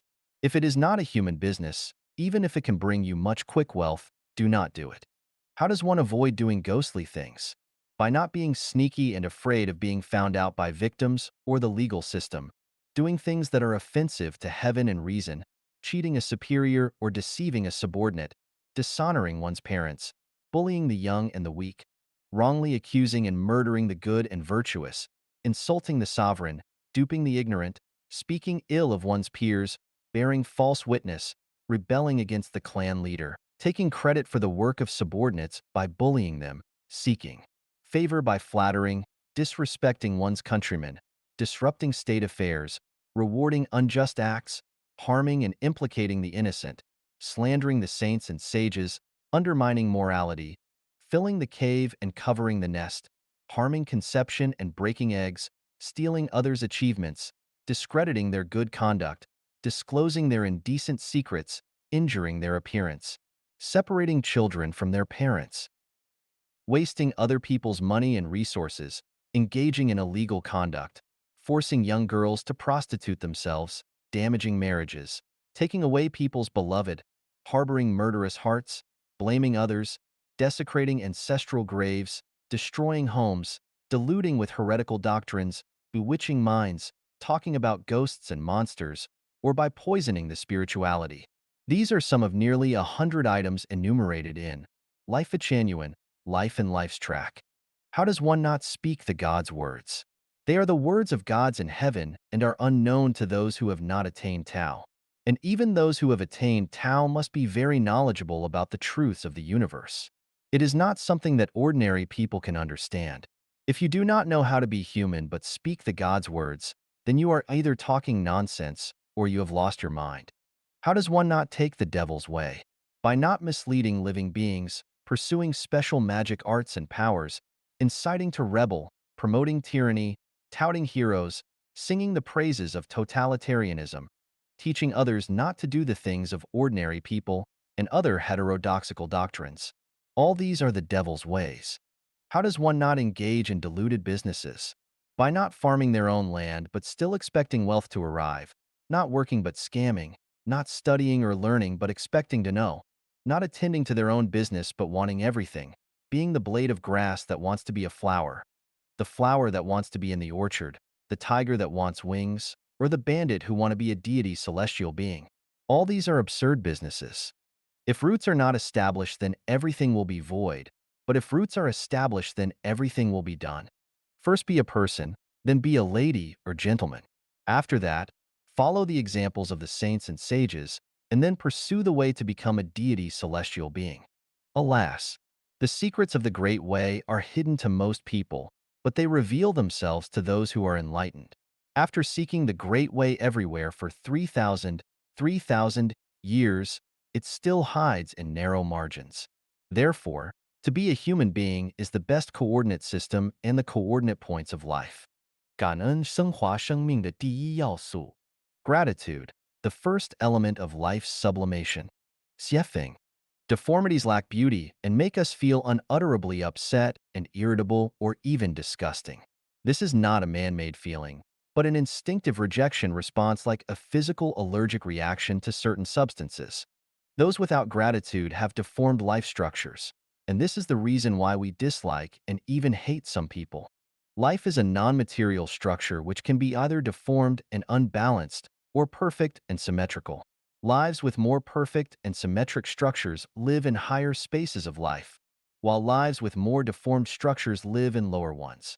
All animals have life structures which are less perfect than those of human beings, so they can only survive at animal levels, while humans with perfect human natures and standards are celestial beings and live in higher-level spaces such as the 1,000-year world and the 10,000-year world because their life structures are superior to those of mortals and deities. It is like gases that exist at different levels of the atmosphere: the troposphere, stratosphere, mesosphere, ionosphere, and exosphere. Life's ultimate goal is to evolve into higher-level spaces of life which result from the sublimation of one's life. This sublimation of life means letting one's own life non-material structure transit into perfection. How does one transit? Gratitude. Who and what should we be grateful for? Here are 8 with reasons for each. Thank the greatest creator for giving us bright eyes to enjoy our beautiful universe with starry skies, rivers, lands, and all the trees and flowers. Ears to enjoy the splendid melodies of the nature. Love and affection between men and women to enjoy physical and emotional pleasures which are blissful slices of heaven. who designed and created the free but invaluable air and rivers of pure water, and who allows our easy survival and reproduction. We are bathed in sunlight and moistened by rain and dew. So how could we not thank the greatest creator?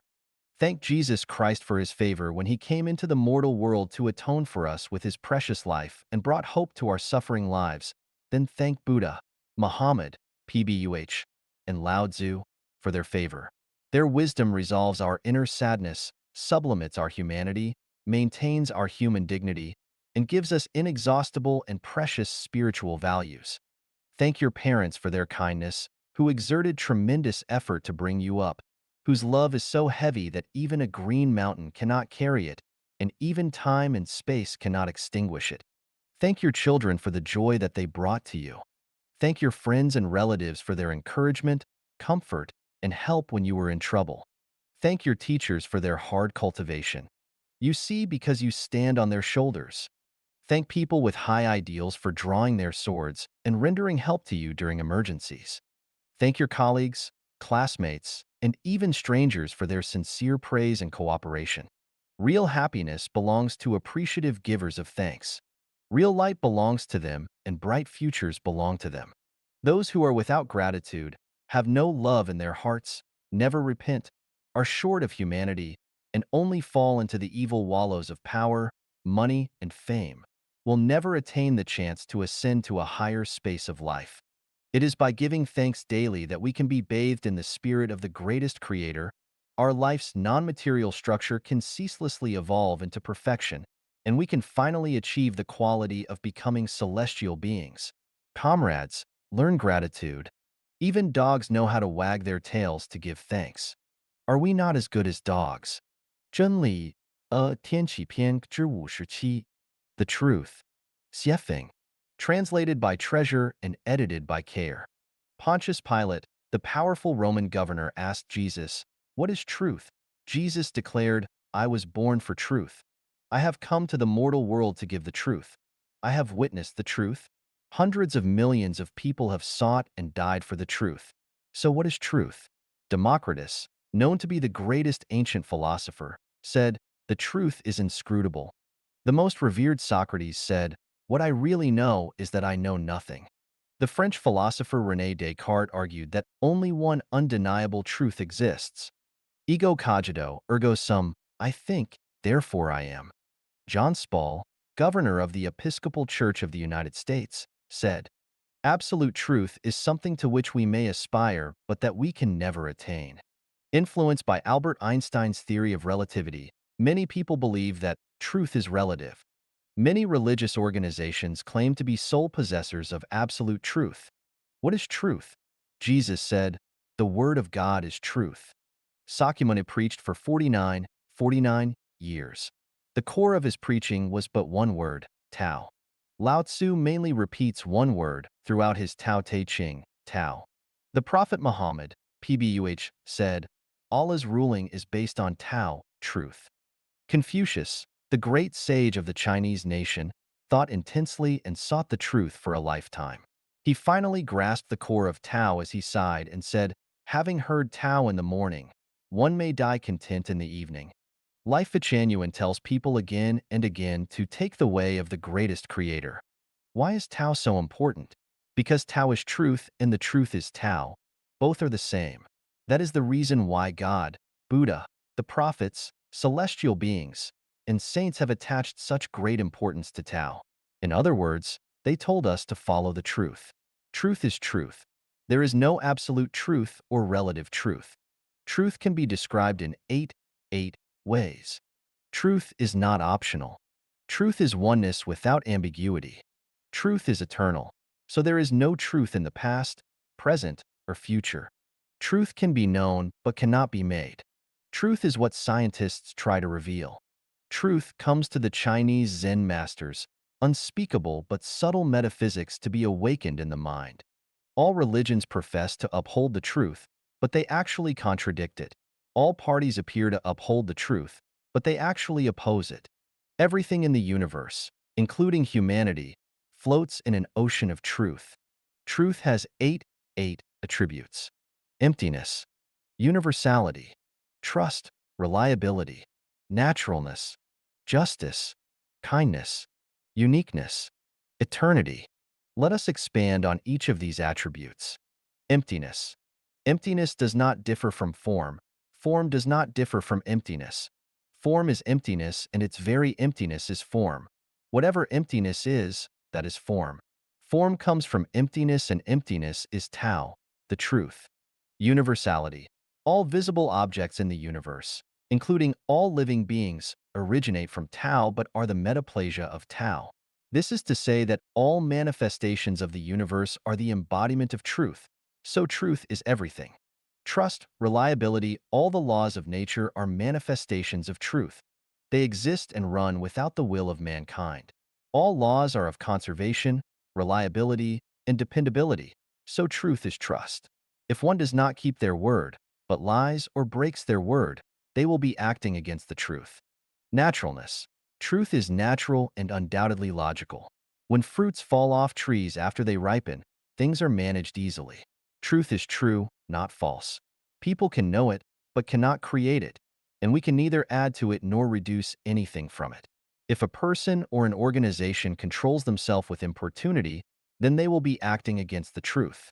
As to a person, regardless of their birth, age, health, or even after death, whether they are rich or poor, and no matter how high or low their status ever was, as long as they have led a natural life without importunity, then they have taken the way of truth. The dying who would rather live, the living who would rather die, the poor who are not content in their poverty, and the rich who are not content with their wealth all act against the truth. Justice. Truth is equal for all things and people, and does not favor anything or anyone, just as death and air are fair and equal to everything and everyone. This is to say that anyone, regardless of their religious faith or party affiliation, no matter whether they are a doctor or illiterate, whether they are a tycoon or poor, and no matter whether they are the president or a shepherd, is equal before the truth. Everyone has the same opportunity to learn the truth and to take the way of the truth. Kindness. We already know that truth is Tao, the consciousness and spirit of the greatest creator. Therefore, truth is alive. Those who come close to the truth will feel natural and cordial as if returning to their hometown from long ago, and will feel sure-footed, calm, and comfortable. Uniqueness. Truth is meticulous and unique. There is no near truth or semi-truth. 10,000 roads lead to the same and only truth, but never lead to thousands of truths. All roads may lead to Rome, but Rome is the one and only Rome. Eternity. Since Wuji generate Taiji, truth has existed eternally. Even if the earth and mankind were to disappear, truth would still exist. As long as there is truth, there is eternal life in the universe. The universe is filled with truth and with life. Life exists not only on Earth, but also elsewhere, only in different forms. The Encyclopedia of the United States says, "The truth is often revolting, for it neither supports prejudice nor follows rumor, so that which causes people disgust is against the majority view, and sets people away is most likely to be the truth. The gate of truth is narrow, and only a few will find it and pass through it. Truth can only be known to a few people, for it is lost to the boisterous and noisy. It is a priceless treasure and the top priority to seek, to know, and to respect in life, for anyone who does will attain eternal life and will reach the high-level life spaces such as the 1,000-year world, the 10,000-year world, or the Elysium world.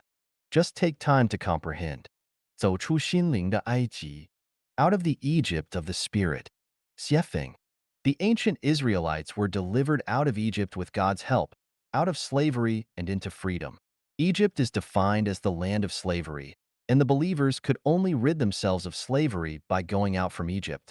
Where is our real Egypt? It lies within our hearts. It is easy for the body to be out of Egypt, but it is much harder to discard it from the mind. We all suffer from the slavery of the Egypt of the spirit in various degrees, and we lead our lives with the Egypt of the spirit on different levels. You are a slave to your own Egypt of the spirit because you have not felt the breath of the new era. An unimaginable era is coming. A wave of energy will reach from the universe to the earth. Its prediction has been shown. When this wave reaches the entire earth, only those who are out of the Egypt of the spirit will be able to survive it, for their common frequency will resonate with it, and those who remain within the Egypt of the Spirit, those who cannot resonate with this wave, will completely disappear from the earth. I, Dayform Buddha, have come here to inform you, to give you this sacred inspiration, and to lead you out of the Egypt of the Spirit and into the new Life-Genuine era. You should never resist me, for the consequence of such resistance will be your death. I depend on divine power, the love of Jesus Christ for human beings, the profound wisdom of Sakyamuni Buddha, the great ideal of Prophet Muhammad, PBUH, the profound and lasting meaning of Fairy Lao Tzu, and the great mercy of Mao Zedong, who tried to liberate all the poor people who suffer from oppression and deprivation at the bottom.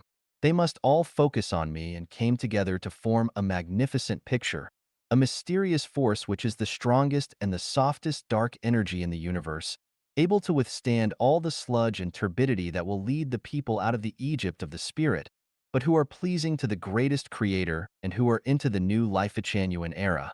I, Dayform Buddha, by the revelation of the greatest Creator, do face all earthly citizens equally today, regardless of your sect, party, organization, nationality, or race, whether you are a king, a president, a civilian, or a prisoner, and no matter what your magnificent feats or unforgivable sins in the past have been, will treat all of you equally.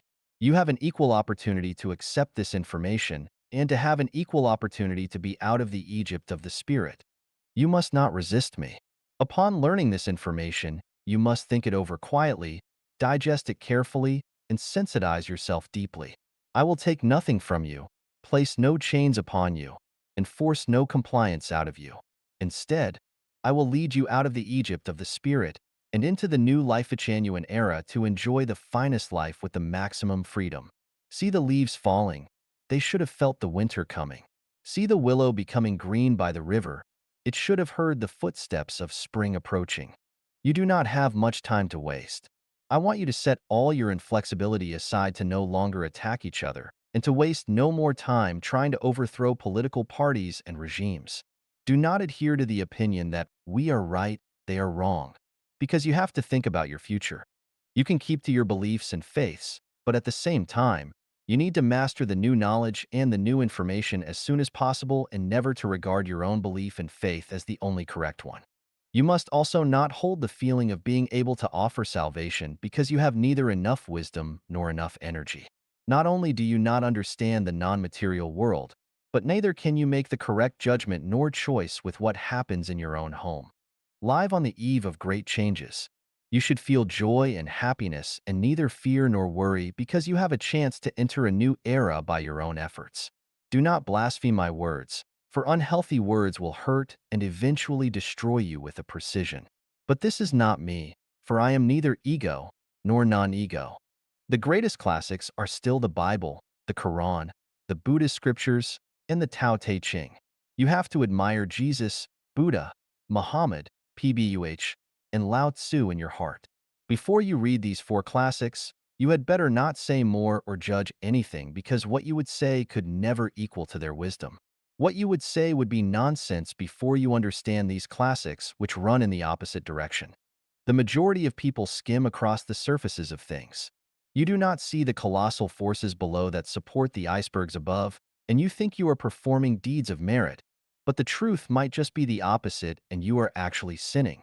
I believe that you possess kindness, but kindness without great wisdom will more often than not lead to bad results. Taiji Celestial, the living messenger of Jesus, teaches us how much you have known of Tao and how much you can preach. Never judge or comment on things of which you do not know. Do not be an apologist, but be a preacher. Do not use any of these sentences or paragraphs to threaten or intimidate others, or you might be threatening and frightening yourself unless you can answer a series of questions from others. Family, nationality, race, party, and religion are the Egypt of the Spirit. So you must walk out and just keep the greatest Creator and your parents as your sacred territory. Do not rack your brains for your own family, nationality, party, race, or religion. It is helpless. It will not benefit humanity and is selfish behavior. These things will not exist in the coming Life-Genuine era. Do not sacrifice for things that are about to disappear. You need to have the courage to fail, to forgive the people who hurt you, and to make your mind up to surrender the mindset of a vengeful and hateful attitude. This kind of attitude is helpless in the sublimation of your life quality, but it will distort your soul and evolve the structure of your life into false, ugliness, and evil. As a conclusion, even trotting our enemies under our feet and killing them is helpless for the evolution of our spirits toward truth, kindness, and beauty. If people do not forgive others, but just want to satisfy their vanity, get some small psychological satisfaction, and have revenge followed by more revenge, the whole human psyche will be trapped in a vicious cycle and never find peace. The greatest creator is pleased by people who revere him.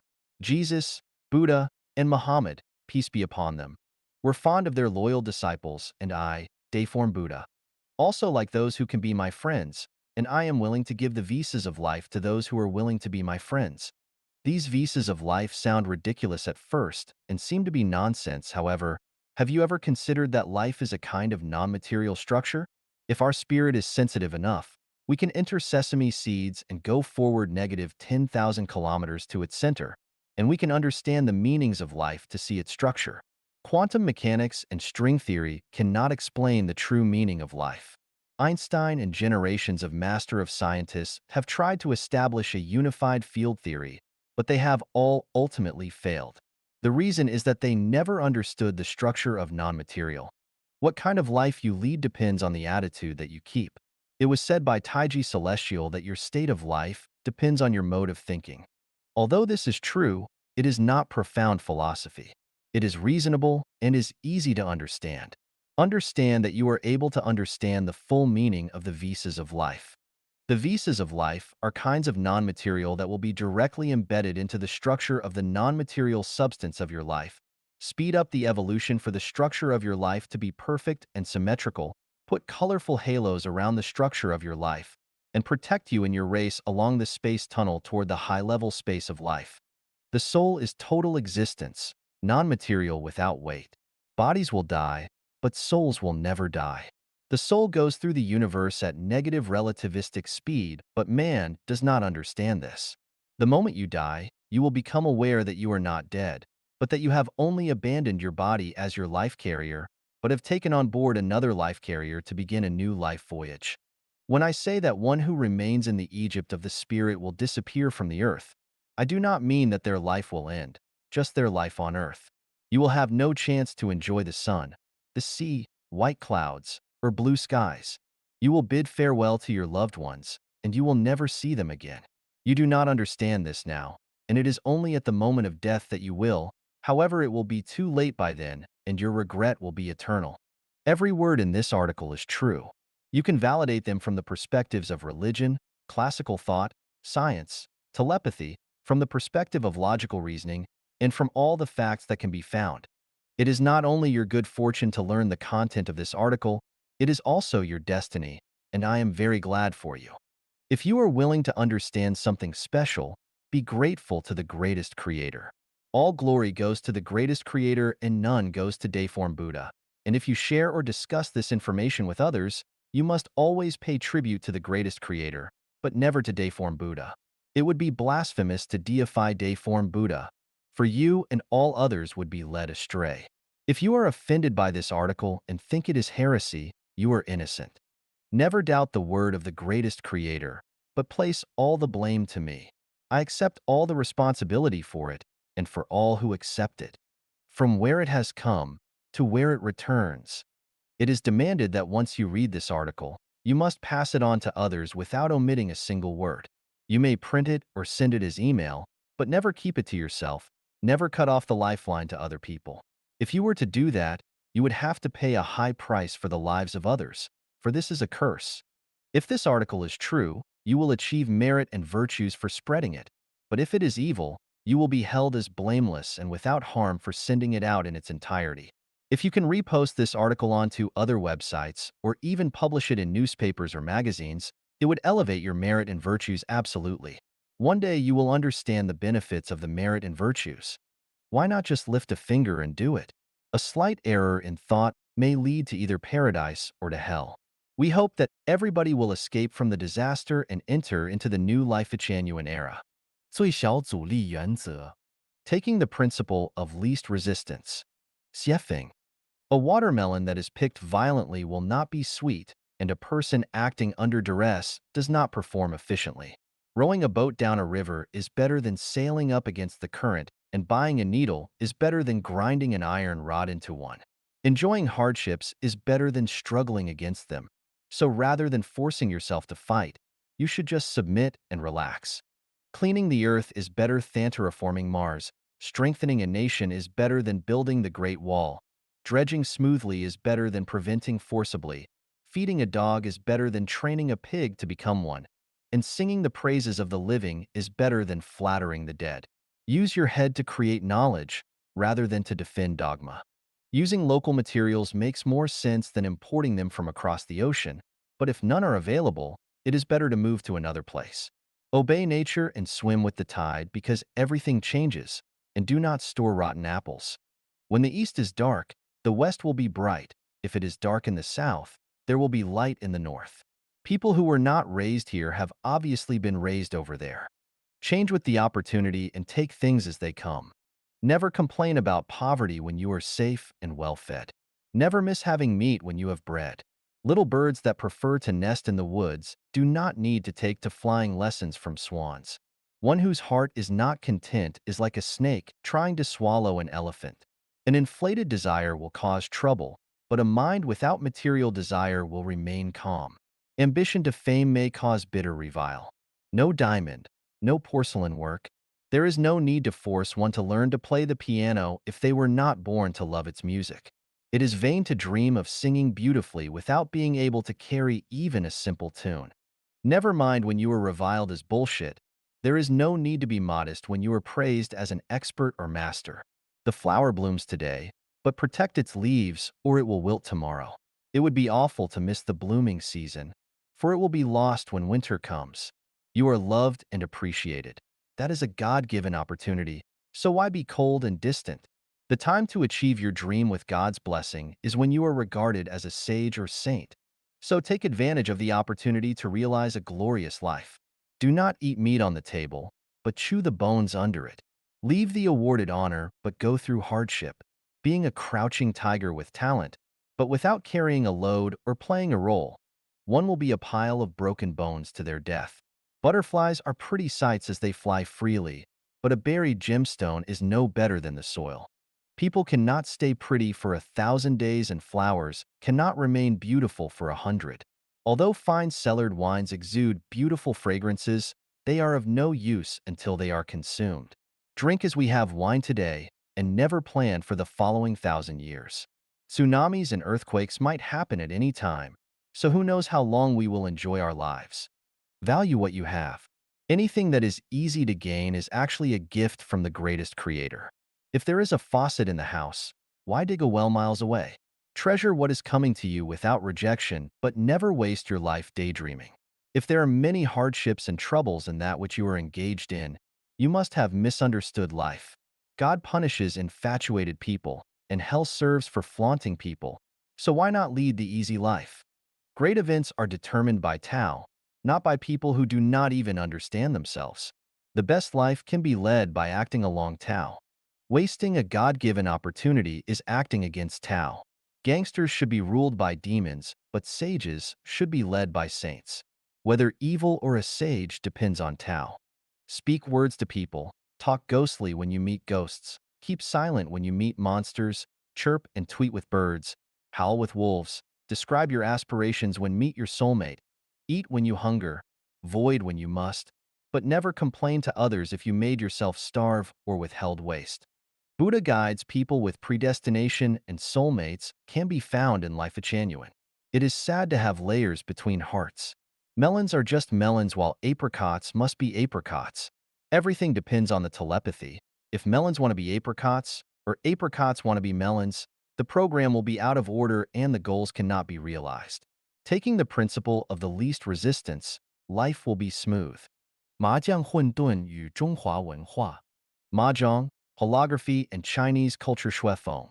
The root of Chinese culture is holography, or rather, the major vein of Chinese culture is holographic culture rather than Confucianism, Buddhism, and Taoism. Holographic culture completely conforms to the Tao of the greatest creator. However, to be chaotic also means disorder, thus it is difficult to accurately express the meaning of the way of the greatest creator. So I regard the root of Chinese culture as the holographic culture. Many Chinese intellectuals have written articles calling for the renaissance of Chinese culture. After reading their articles, I feel bewildered and ask them in writing, which part of the Chinese culture do you want to revitalize? Not one of them can give me a definite answer or explanation. This shows that those who want to revitalize Chinese culture only have a good wish, but do not really understand what Chinese culture is. Chinese culture is actually holographic culture, and the renaissance of Chinese culture means the renaissance of holographic culture. The cultural primogenitor of the Chinese nation is Fuxi, whose main contribution to culture is Hechaluo Book and the Eight Diagrams. Taiji, the Eight Diagrams, Book of Changes, Liujia, Jiuxing, and Feng Shui in traditional Chinese culture all are derived from him. Hechaluo Book is also the origin of the theory of main and collateral channels and acupuncture point in traditional Chinese medicine, and the origin of Book of Changes, Feng Shui, Yin and Yang, and the Five Elements, the eight characters about one's birth, Zaiwei de Shu, the selection of auspicious dates, divination, and necromancy. What Hechaluo Book expresses is a holographic phenomenon, Fuxishi's telepathy between man and heaven, and the scene of the universe resulting from the unity between man and heaven. The connotation of holographic phenomenon is the hologram of the universe. It's so expansive that nothing is excluded, and it can also be so small that nothing can be included. Every phenomenon and everything has a hologram telepathy with the universe. There is nothing independent of a thing, and no phenomenon independent of a phenomenon. To put it more vividly, the fluttering of wings by a butterfly in Alaska of America can trigger a storm in the Cape of Good Hope in South Africa. A coughing by an Eskimo in the Arctic region may induce the fall of an Australian from a building. When interpreting the thinking of mankind, I discover that the most profound thinking is holographic thinking, which is followed in order by non-form thinking, Taiji thinking, visualized thinking, elusive thinking, and the like. The Confucian thinking is the material thinking, the lowest level of thinking. Taoist thinking is Taiji thinking, Buddhist thinking is non-form thinking. The Western thinking based upon science and technology is image thinking and associative thinking. The currently prevailing thinking of the new era, for example, Seth's thinking, conversation with God, the law of one, the disappearance of the universe, A Course in Miracles, and so on, belongs to elusive thinking. The ultimate road that man will take is holographic thinking, or rather, mankind will inherit, carry on, and promote the holographic culture. We can get to know and understand the holographic culture from the four phenomena revelation, the eight diagrams, Huzi, and Mahjong.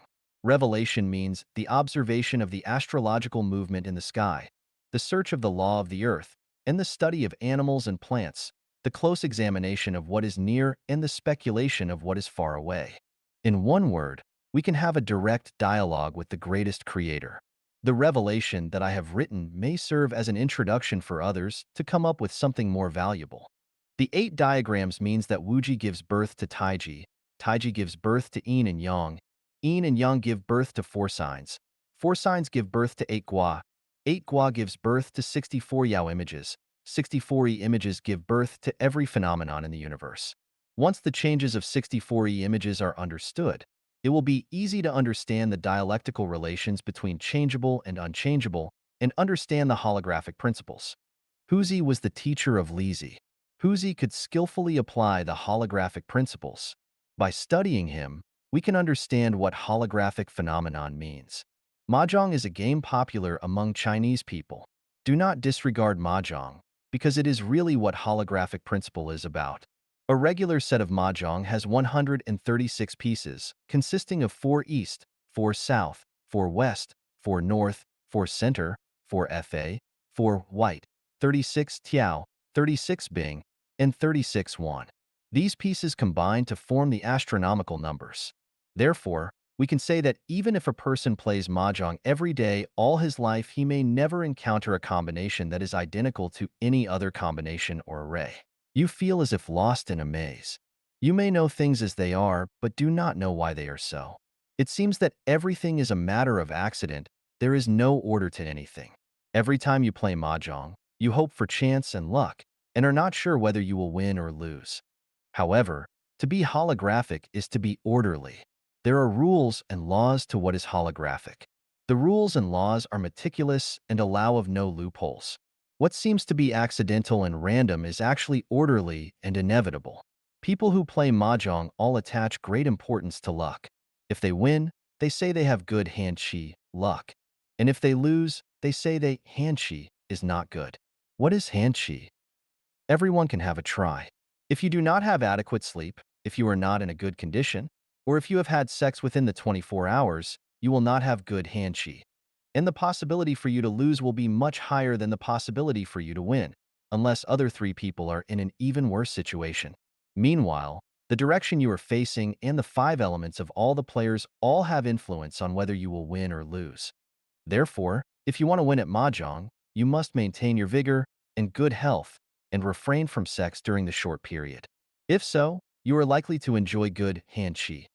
Now the problem is, the combinations of astronomical numbers, which seem like a series of random occurrences, are actually closely in line with the hand chi of mahjong players. If you do not have a good hand chi, you will lose the game no matter how well you can play it. This is where the holographic principles are working. Now let's take a look at these phenomena in the society. Many rich people and people who are good at making money actually have not received much education and do not work very hard, but they are very rich and can make much money. Many people in the officialdom do not have very high intelligence and are not so kind-hearted, but they have many opportunities and are promoted smoothly. On the other hand, many well-educated, intelligent, kind-hearted, and hardworking people are poor and cannot in any way have any opportunity for a promotion. And the secret is the holographic principle. One may fall victim to his own cleverness by outsmarting himself. Why? This is because of holographic principle. Mr. Zhang Baosheng, who is most accomplished in special skills in China, has not received very high education, but his thinking is in a holographic state, and this is the secret. The more concepts one stuffs in his head, the less holographic he will be. The more moral principles one stuffs in his head, the less holographic he will be. The more knowledge one has and the more reasons one understands, the less holographic he will be. The more rules one masters, the less holographic he will be. The more one pursues, the less holographic one will be. How can we be more holographic? Lao Tzu told us to return again to the innocence of baby. Jesus Christ asked us to become like a small child. Zhang Sanfeng told us that to obey is to be immortal, to disobey is to be an immortal. The matter is always shifting between obeying and disobeying. Buddha teaches us to stay away from all forms, let our minds abide nowhere, which is the highest Buddhist principle. The way of the greatest creator is the way of holography. What Life Genuine conveys is holographic information and holographic principles, and what Life Genuine is doing is building holographic culture and revitalizing the root culture of China and the most quintessential culture of China. This is infinitely profound and very interesting. 石墨和金刚石结构给我们的启示 A revelation from the structure of graphite and diamond. Xiefeng. Graphite is an allotrope of carbon, a transitional crystal among covalent crystals, metal crystals, and molecular crystals. In crystals, the same layers of carbon atoms form covalent bonds by sp2, trigonal, hybridization. Each carbon atom connects with three others, and six of them form a regular hexagon ring on the same plane and stretch to form laminated structures. These carbon atoms in the same plane also have p orbits, which overlap with each other to form delocalized electrons that can move freely in crystal lattices and can be motivated. That is, the graphite has metallic luster which can conduct heat and electricity. Due to the large distances between the layers, and with small bonding forces, they have soft and creamy textures, are gray-black, opaque, and solid.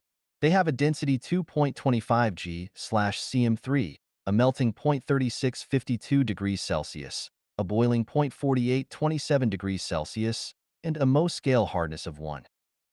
The chemical properties are stable and corrosion-resistant, and not very reactive with acid, alkali, or other chemicals. When burned in oxygen at 687 degrees Celsius, it will produce carbon dioxide. It can be oxidized by strong oxidizing agents such as concentrated nitric acid or mineral chameleon. It can be used as an anti-scuff agent and as a lubricant.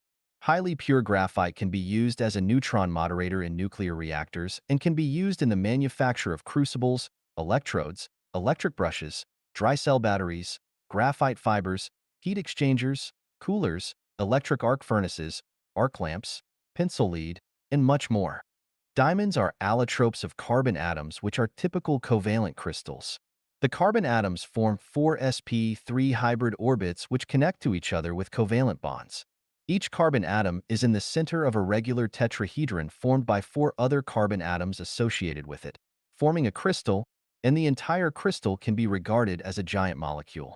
These crystals belong to cubic systems and are usually in forms with 8 faces.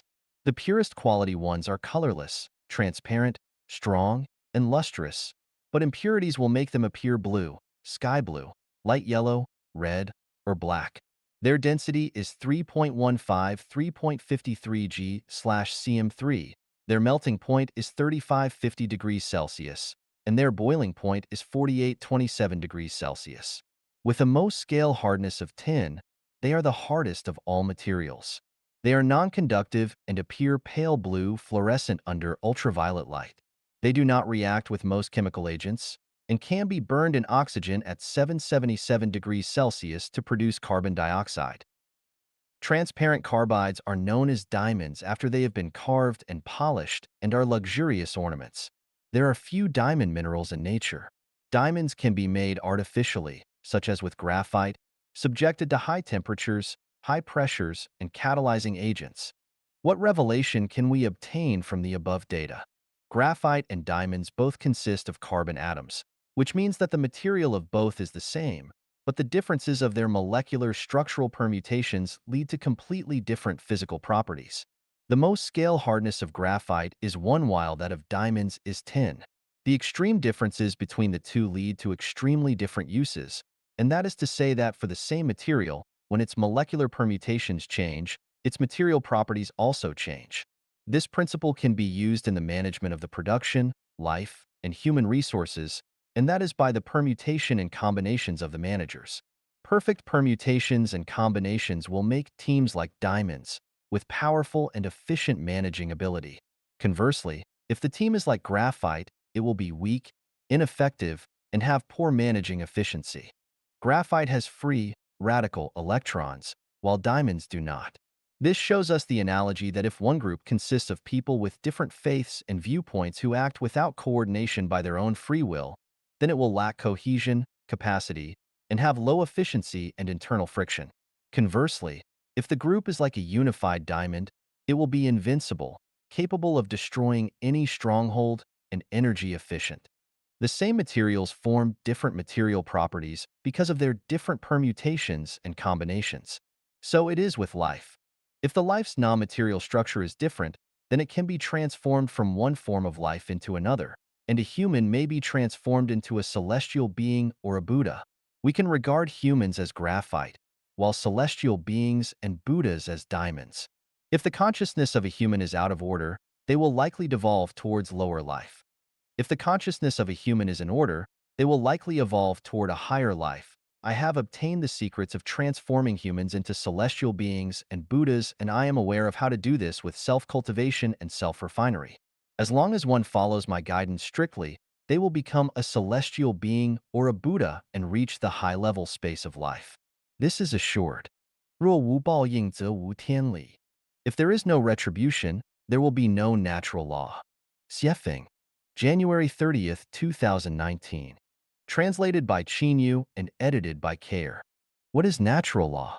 Natural law is the set of operational laws and principles of the universe and is the reward and punishment mechanism of Tao for all lives. What is retribution? Retribution is the set of rewards and punishments given by natural law according to each life's thoughts, words, and deeds. Is there natural law? This depends on whether there is retribution. If there is no retribution, then natural law does not exist. But if there is retribution, then there definitely is natural law. To know whether there is retribution, we have to analyze, sort out, summarize, verify, and judge from the ups and downs of human society, the rise and fall of each nation, and the joys and sorrows of each individual. We can also analyze and summarize the history and actual facts of each family and draw our own conclusions.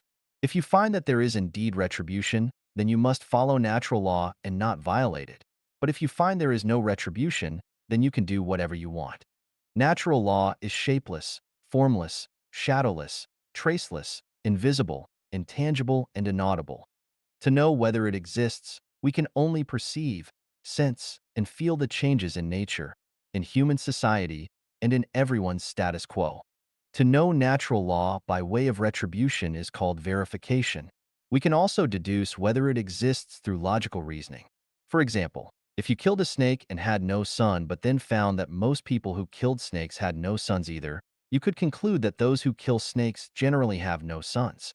A connection between killing snakes and not having sons could be reached. If you kill a snake, then you will either have no sons or they would be accidents. If this were a common phenomenon, then it would prove that killing snakes is retributive. But if it were not a common phenomenon, then it would prove that there is no retribution for killing snakes and that that retribution does not exist. Another example would be between married couples. As long as the wife's aura exceeds that of her husband's, they will give birth to a daughter. But if the husband's aura surpasses that of his wife's, then they will give birth to a son. The formation of this aura correlates to the degree of love and respect that each person has toward their partner. If the wife's degree of love and respect is low, then her aura will be strong and daughters will be born.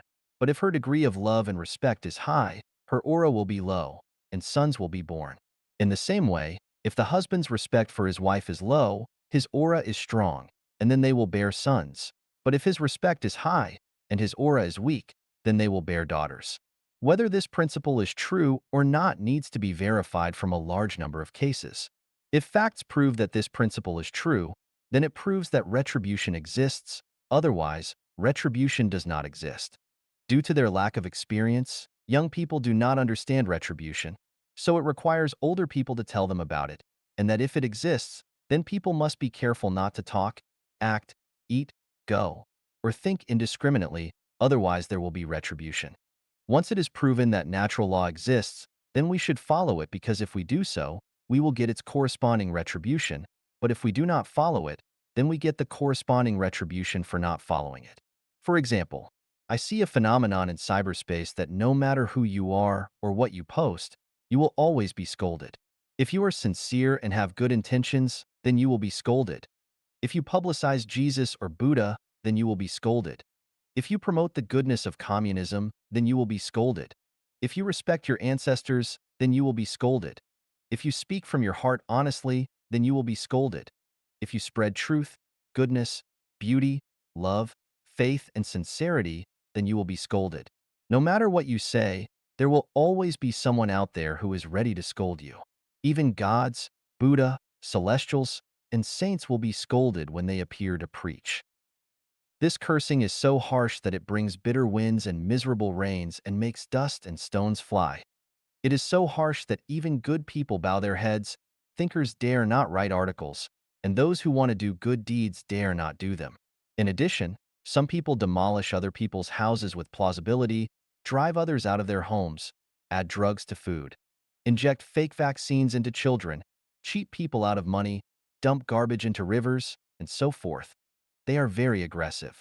But you do not need to worry because if the existence of natural law is proven, then retribution will surely come. Natural law cannot be controlled by anyone. No matter who they are subject to its rewards and punishments. Otherwise, millions of the Ming Dynasty imperial family would not have been killed. All 10 clans of Feng Xiaoru's family would not have been killed because of implication.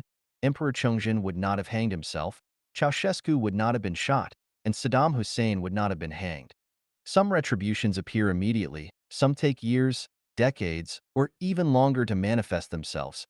Therefore, when we study and explore whether retribution exists, we should not just analyze, sort out, summarize, and judge by only one event at one time by one person.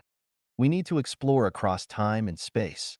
If the retribution mechanism is real, then it can be foreseen that the Chinese nation will face a catastrophe. But if there is no catastrophe, then natural law does not exist and people can do whatever they want. 从两张图片思考心灵的温度. Thinking about the temperature of the soul from 2 pictures. Xiefeng. May 22, 2020. Translated by Chin Yu and edited by Musa. Please look at the following two pictures first. They are two pictures of the same place. This is the place where I live and work. From the picture we can see that one is a winter scene and the other is an early summer scene. From this we can see clearly that because of the cold weather and low temperature in winter, everything is bleak and the earth is silent. But when the climate is warm, everything will be thriving. The earth will present a scene of vitality. The enlightenment of this phenomenon is that when the temperature of one's spiritual sky is appropriate, one's soul will be full of vitality and creativity, but when the temperature of one's spiritual sky is very low, one's soul will be dead and lack of vitality or creativity. So, what is the temperature of the soul? The spiritual state that measures the strength of a person's mental state, thinking ability, and creative ability is called the temperature of the soul. People with high temperature of soul are flexible, full of enthusiasm, passion, and vitality, and full of creativity, just like the summer of nature, while people with low temperature of soul are sluggish, rigid in thinking and lack of creative ability, just like the winter of nature. The temperature of the soul is composed of and determined by affection, love, and sex. If a person has rich affection, is full of love, and his sex is not suppressed, the temperature of his soul is high. If a person is effectively discouraged, desperate, dejected, and self-abandoned, lack of gratitude, full of resentment to the surroundings, and his nature is suppressed and cannot be released, then the temperature of his soul is low. From the above two pictures, we need to warn ourselves that if the temperature of our souls is too low, our lives will fall into poverty and hopelessness. Our lives will be icy without energy and vitality. Therefore, we need to raise the temperature of our souls consciously and let our lives to be colorful and full of energy and infinite hope, just like the changing and colorful sky and earth in the summer. In addition to the temperature of our own inner soul, we also need the temperature of the outside soul. This requires us to consciously participate and devote ourselves to those people who are full of enthusiasm and passion, full of love, full of happiness, joy, freedom, and blessedness, where it can let our lives bloom brilliant shines. 名牌给我的启示 Enlightenment from famous brands. Xiefeng. May 27, 2020. Translated by Chin Yu and edited by Kair. At the end of last fall, I bought a Zhang Shaoquan kitchen knife from a Chinese store in Vancouver. I cherished my new knife but failed to use it for a long time until I lost my old kitchen knife last month and finally began using it. It was easier and handier to use, and the good experience that it provided was like a cow eating lotus or removing hair from yak butter. A quality product is easy to use and works really well. The old kitchen knife was eventually found, but I never used it again until yesterday when I placed the Zhang Shaoquan in the sink after I had cut some meat and picked up the old kitchen knife unconsciously when I needed to cut some vegetables. The moment I held it in my hand, I found it to be quite unpleasant, and it was at that moment that I realized the value of the famous brand. 10 years ago, Xintao Celestial gave me a Philips razor which is still good after I had used it for 10 years. Then, I accidentally lost a small holder while cleaning my hair half a year ago, so I had to buy a new razor at 100 Mile House. I bought one of the best ones in that store, but it did not work well and failed after only a month. I eventually found the small holder for my Philips, but although I wanted to use the new one, it did not work well, so I returned to using the Philips. The advantage of the Philips is that after charging it for slightly more than 10 minutes, it can be used for about 20 days. After 10 years, the battery is still intact. In addition, it feels comfortable in my hand, shaves cleanly, never pinches me or pulls any hairs out painfully, is fairly silent, and the original blade is still sharp. From these two examples, I have concluded that whether it is appliances, clothes, or other utensils, it is best to use quality brands if one can afford them. They might be more expensive, but in terms of long-term benefits, they are more cost-effective. Thus, I realized that people can also be divided into various grades. If you can get acquainted with, interact with, and cherish quality brand characters in your life, then your blessings will be great. Brand characters are like Zhang Shaoquan kitchen knives and Philips razors. They always make people feel comfortable and bring them wisdom, joy, safety, and tranquility, but never disturb them or make them feel uncomfortable. The benefits of getting along with brand characters are many. The greatest wealth in life is being able to meet and cherish one or several of them. I can be considered a blessed person because when I counted the treasures in my spiritual warehouse, I found several brand characters worth mentioning. Two male secular friends are Shui Binyi and Lu Jinkai. Two male Chanyuan Celestials are Tongtian Celestial and Qinxi Celestial.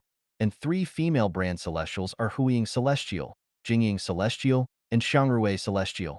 Their common features are that they all have rich personalities and first-class quality. They are picturesque like mountains and rivers or poems and paintings, high in taste and state, treat me sincerely and without deception, have never made me feel uncomfortable in the slightest degree, and have helped me a lot. We should cherish brand objects while using them and treat them with awe because they are expensive, and do the same with brand people. When facing the brand people whom we are lucky enough to have in our lives, we can only venerate and admire them in our hearts without the tiniest secular affection or lust. It is best to enjoy them as quietly as you would appreciate peerless landscape paintings. Never take them down and hang them up repeatedly. When several government websites described Life as a cult several years ago, I, as its godfather, immediately broke off my relations with Shui Binyi and Lu Jinkai because I did not want to negatively impact the futures of my best friends. Sacrificing oneself and protecting brand friends is the best way to cherish and respect them. Brand objects have exquisite structures, high quality, and long service lives, making them easy to use. Brand characters have rich personalities and are transcendent, lofty, exquisite, sincere, selfless, and desireless beyond words. They are inexhaustible spiritual sources from which one can benefit for a lifetime, so they should only be admired without the slightest profane thoughts. Of course, there are still many brand characters who are worth cherishing in my life, most of whom are Chanyuan Celestials. I hope that my existence will be valuable and useful to my dear friends, and I pray that one day my relationships with Chanyuan Celestials will no longer be as ones between a tour guide and tourists, but rather those of close friends. It is not easy to meet brand characters. Not only does it require a gift from the greatest creator, but also the matching of one's own quality. It is even more difficult to become one. It takes a lifetime of self-cultivation and self-refinement to hope to accomplish that. A person who never meets a brand character throughout their life would not know that there are mountains beyond mountains, how high the sky is, or how lush the land can be. They would always use old kitchen knives without knowing that Zhangzioquans exist, but always think that all kitchen knives are the same. This is both pitiful and pathetic. Just like a woman who has never experienced an extreme orgasm never knows what it is really like to be a woman. I hope that I can become like a Zhang Shaoquan kitchen knife or Phillips razor one day. 日常生活中能获得天启 Revelations from Daily Life. Xiefeng, December 1st, 2020. Translated by Qin Yu and edited by Kair. Everything and all phenomena are the words of the greatest creator, and changing phenomena are the greatest creator speaking them. This is Zen, the book without words. Reading the book without words is talking to the greatest creator, and you can listen to the greatest creator's words in daily life without pursuing a lofty posture. I placed a bag of flour inside my refrigerator, but not in the freezer section. When I reopened it a year later, I found that it had formed into lumps, which made it inedible. Revelation. Flour should be placed in a dry and ventilated place because it will rot and deteriorate in a damp place. People should change their homes frequently, and they should always ventilate their thoughts. Otherwise, over time, they will become stubborn. I kept some eggplants in my refrigerator, the temperature in which was kept between 0 degrees C and 4 degrees Celsius.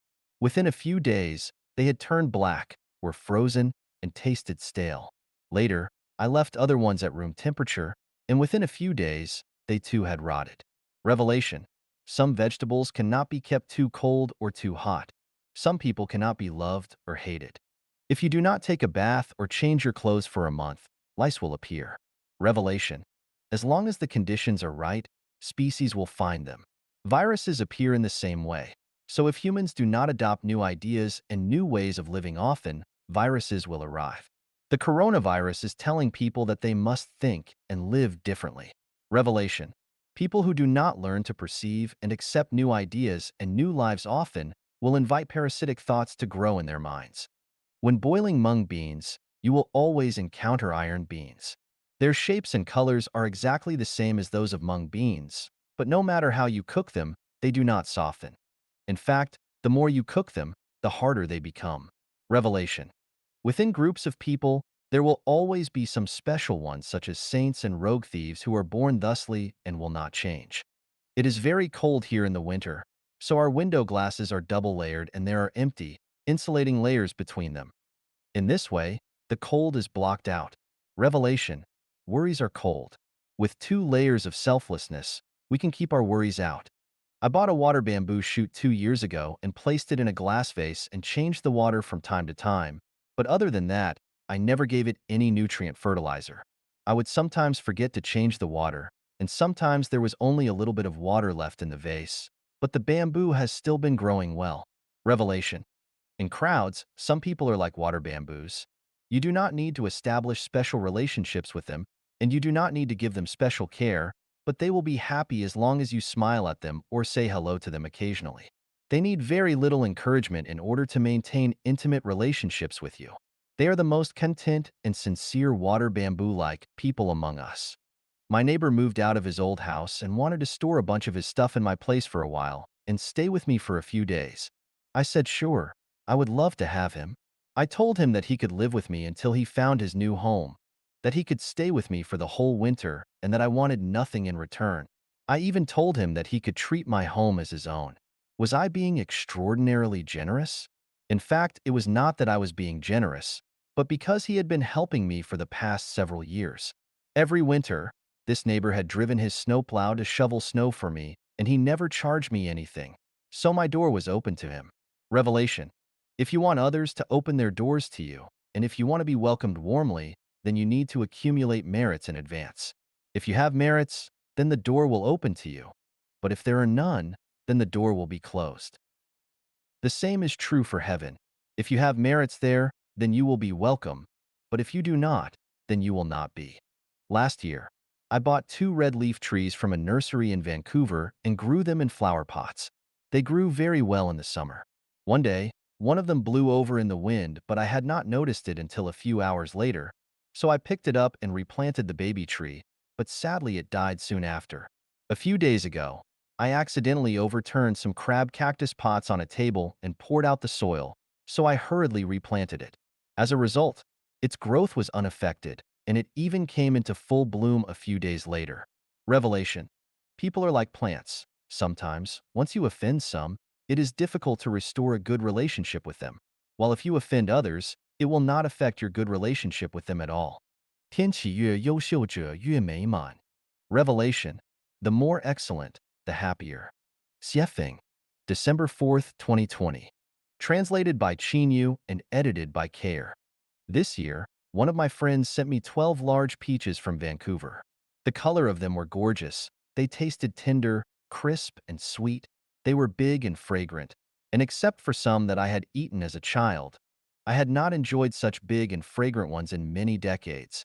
Later, I bought several kinds of peaches from a local supermarket, but in terms of size, color, and sweetness, they could not compare with those big peaches from my friend. To satisfy my guests, I always serve a plate of fruit for breakfast. Grapes are a standing item, so I serve them every day of the year. In addition to ones grown locally in Canada, there are also grapes imported from the United States and Mexico. Since I buy and eat grapes often, I discovered their secret. The bigger the grape, the sweeter and more fragrant, the more delicious, fewer seeds, and less residue they have, and of course, the more expensive they will be. From the above revelations of peaches and grapes, I have found that for all things, including lives, the more excellent that they are in some ways, the better they will be in many ways. This revelation even applies to people. The more excellent that people are, the easier it becomes to deal with them. The less trouble they bring to others, the more reasonable they are, the more flexible and accommodating they are in dealing with affairs, the more they give and dedicate, the less they ask for, the more humble, positive, and optimistic they are, and the better the quality of their lives are. The more excellent that people are, the better one feels about getting along with them. On the other hand, the better that people can get along with them, the more excellent they are. A further enlightenment is that only the excellent can create beautiful environments and lives. Perfection creates perfection, but flaws create defects. From this revelation, we can understand that if a region or country is poor and backward, then too few outstanding people must reside within it. But if it is prosperous and its people live and work in peace, then many outstanding people must live within it. By the way, if someone always brings hope, beauty, happiness, and joy to people, and excites and makes them ecstatic, then this person must be excellent and is a big fairy peach or a big, sweet, fragrant, and colorful grape. If, on the contrary, a person always brings worries, anxiety, troubles, confusion, pessimism, and unpleasantness, then they are, you guessed it, 老虎的背上不会长翅膀.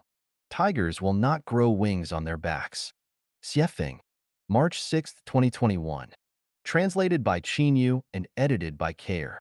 Suppose that tigers had wings on their backs and they could give birth to more than 10 cubs at a time like pigs and dogs. What would result? I am afraid that many other animals would have little chance to survive, and it would be questionable whether even humans could survive or not. This revelation tells us that life cannot be perfect and that people's wishes cannot be fully satisfied. If you want to be rich, powerful, famous, have a happy family, and go to heaven, there is no such possibility. You can either be a bird with wings or a fierce tiger, but no desire to be both a bird and a tiger can be satisfied. When we study the scientists who have won Nobel Prizes around the world, we find that they had been trying assiduously to explore the mysteries of the material universe in obscurity. One day, one of them succeeded in discovering one of the mysteries that was sought, but before that success was their perseverance of long and hard work and a devotion to it. Just imagine, if a person wanted to be an entrepreneur, a government official, and a star, could they also become a Nobel Prize winner? Of course not. If you covet too much, then in the end, you will accomplish nothing. Too much greed will not only cause successive worries, but also lead to schizophrenia and, of course, failure. If a man wants to get a beautiful, sexy, charming, gentle, considerate, artful, loyal woman who can entertain guests and cook well, with a successful career and who can make a lot of money and always accompany her husband to serve him tea and coffee, could he find her? No way. She does not exist. That would be like looking for a tiger with wings on its back. For those who are determined to trek to the peak of life and finally reach heaven, when you decide to start, you must say goodbye to your desires for money, power, fame, profit, status, and carnal bliss. You must no longer want to own anything. You must reach the state of zero, possess nothing, and be selfless.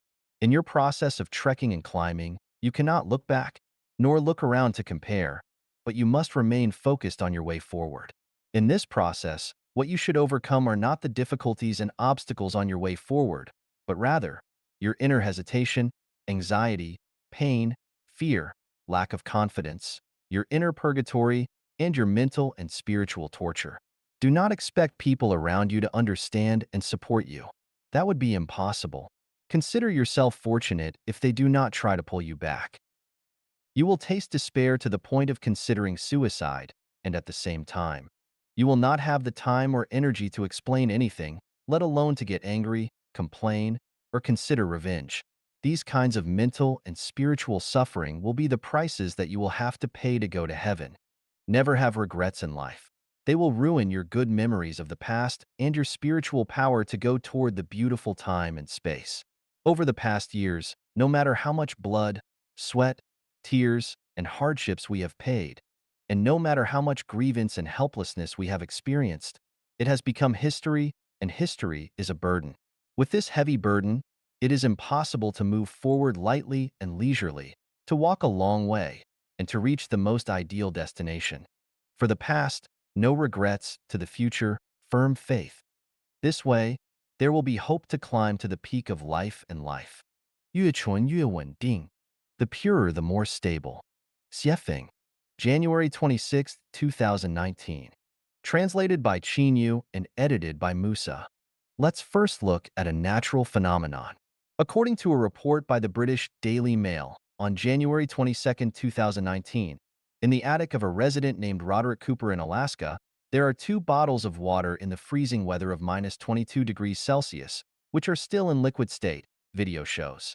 It is scientifically explained that this is the phenomenon of supercooling, which means that when a liquid is very pure without impurities, the freezing speed will become very slow, and the liquid will continue to remain in the liquid state, without ice crystals, and will not freeze into solid, even it is 22 degrees Celsius below zero or colder. Let's look at another phenomenon. What do we see when babies and children are with wolf, insect, tiger, leopard, and other wild and domestic animals? What we see is that wild animals do not harm babies and children. No matter how wild dogs are, when they are with babies and children, they become docile, even affectionate, when they are with babies and children. They not only do not harm babies and children, but also take care of them. Dogs are like this. Horses, cattle, sheep are like this. Even wild wolves are like this. According to the legend of the city of Rome, when the 15th king of Numitor was reigning, his brother Amulius usurped the throne. For fear of revenge from his brother's descendants, Amulius killed his nephew and forced his niece Silvia to be a priestess who was not allowed to marry. In this way, his brother would have no offspring, and Amulius thought that there would be no crisis in his regime.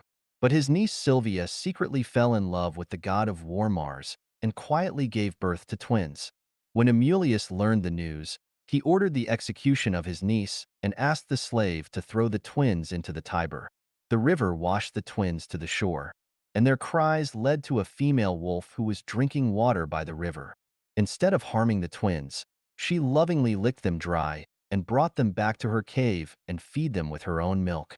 In 1920, in a small town called Midnapal in the northeast of Kolkata, India, people found two human-like monsters walking on all fours trailing behind three big wolves.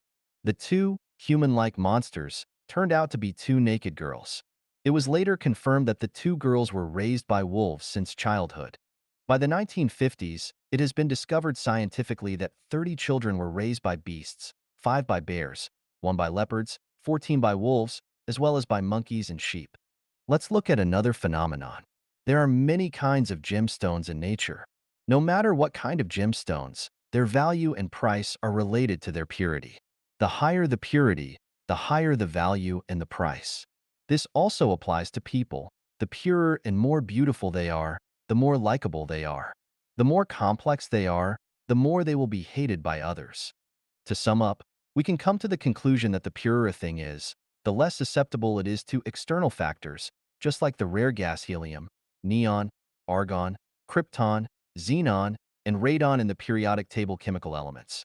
Similarly, the purer a thing is, the higher its stability is. It can also be concluded that the higher the purity of things, the easier for it to get the love of the environment, that is the care and cherishment of the environment. Hence, we can understand why Jesus Christ said that if we want to enter the kingdom of the greatest creator, we must become a child. And we can also understand why Lao Tzu taught us that we must return to the state of infancy if we want to unite with the Tao. Because only by returning to the state of infancy, becoming a child, can you be qualified to enter the kingdom of heaven. Let's extend this principle. If you want to enter heaven, the key is to become pure. Only pure things can show their nature. Nature is Buddha. Nature is celestial. Showing nature is equivalent to becoming celestial and Buddha. Celestial and Buddha will definitely enter heaven. Babies and children are very pure, and what they expose are completely nature. So even a ferocious wolf will not hurt them but will love them. Therefore, whether one can enter heaven or not has nothing to do with learning, knowledge, and wisdom. How many classic books you have learned. It has nothing to do with religion, how many good deeds you have done, how much truth you have understood and spread. It has nothing to do with kowtowing, burning incense, or making pilgrimage. The key is whether a life is pure. In this way, the content of self-cultivation and self-refinement is very simple. What we need to do is to let ourselves become pure, return to the state of infancy. So, we know that the more complicated people are, the farther away they are from heaven. The purer, the more stable. Is it a universal law? Let's analyze it. Most people will have friends. At the beginning, the friendship is very pure, so they can maintain a friendly relationship. But gradually, the friendly relationship cannot be maintained. Why? The reason is that the friendship is becoming more and more impure. If interests are added to friendship, the friendship will become complicated and impure, so it can no longer be maintained. Many people set up companies and business. At the beginning, the company developed smoothly, but as time passed, the company began to decline and close. What is the reason? The reason is that the company has become impure. Some companies began to marry politics. Some companies began to get involved in the real estate business. Some companies began to get involved in the stock market. Some industrial companies became interested in the cultural field. And some companies that only provided food began to engage in business of restaurants, breeding, and planting. Although they are consistent with the content of providing food, their scope of business is different after all, so they will eventually decline. Let's look at the social fields. Romania, Yugoslavia, the Soviet Union, Venezuela, Vietnam, and China all are socialism. The result is they all have almost collapsed. China's socialism is also on the verge of collapse. The reason is that none of them is pure. Socialism is socialism. If you mix it with the market, family and party interest and corruption, it will surely collapse. Pro-socialism is definitely superior to capitalism, but if you make the socialism rather impure, how can it be better than capitalism? Collapse is inevitable because it violates the rule of the purer, the more stable. Flies always find the cracked eggs. Why? Because if there is no crack on the egg, it can keep relatively pure, so flies won't bite it. Once there is crack on the egg cannot keep pure. Flies will certainly come to bite.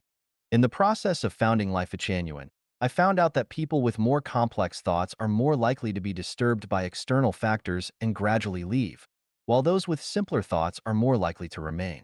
This fact also proves the rule that the purer, the more stable.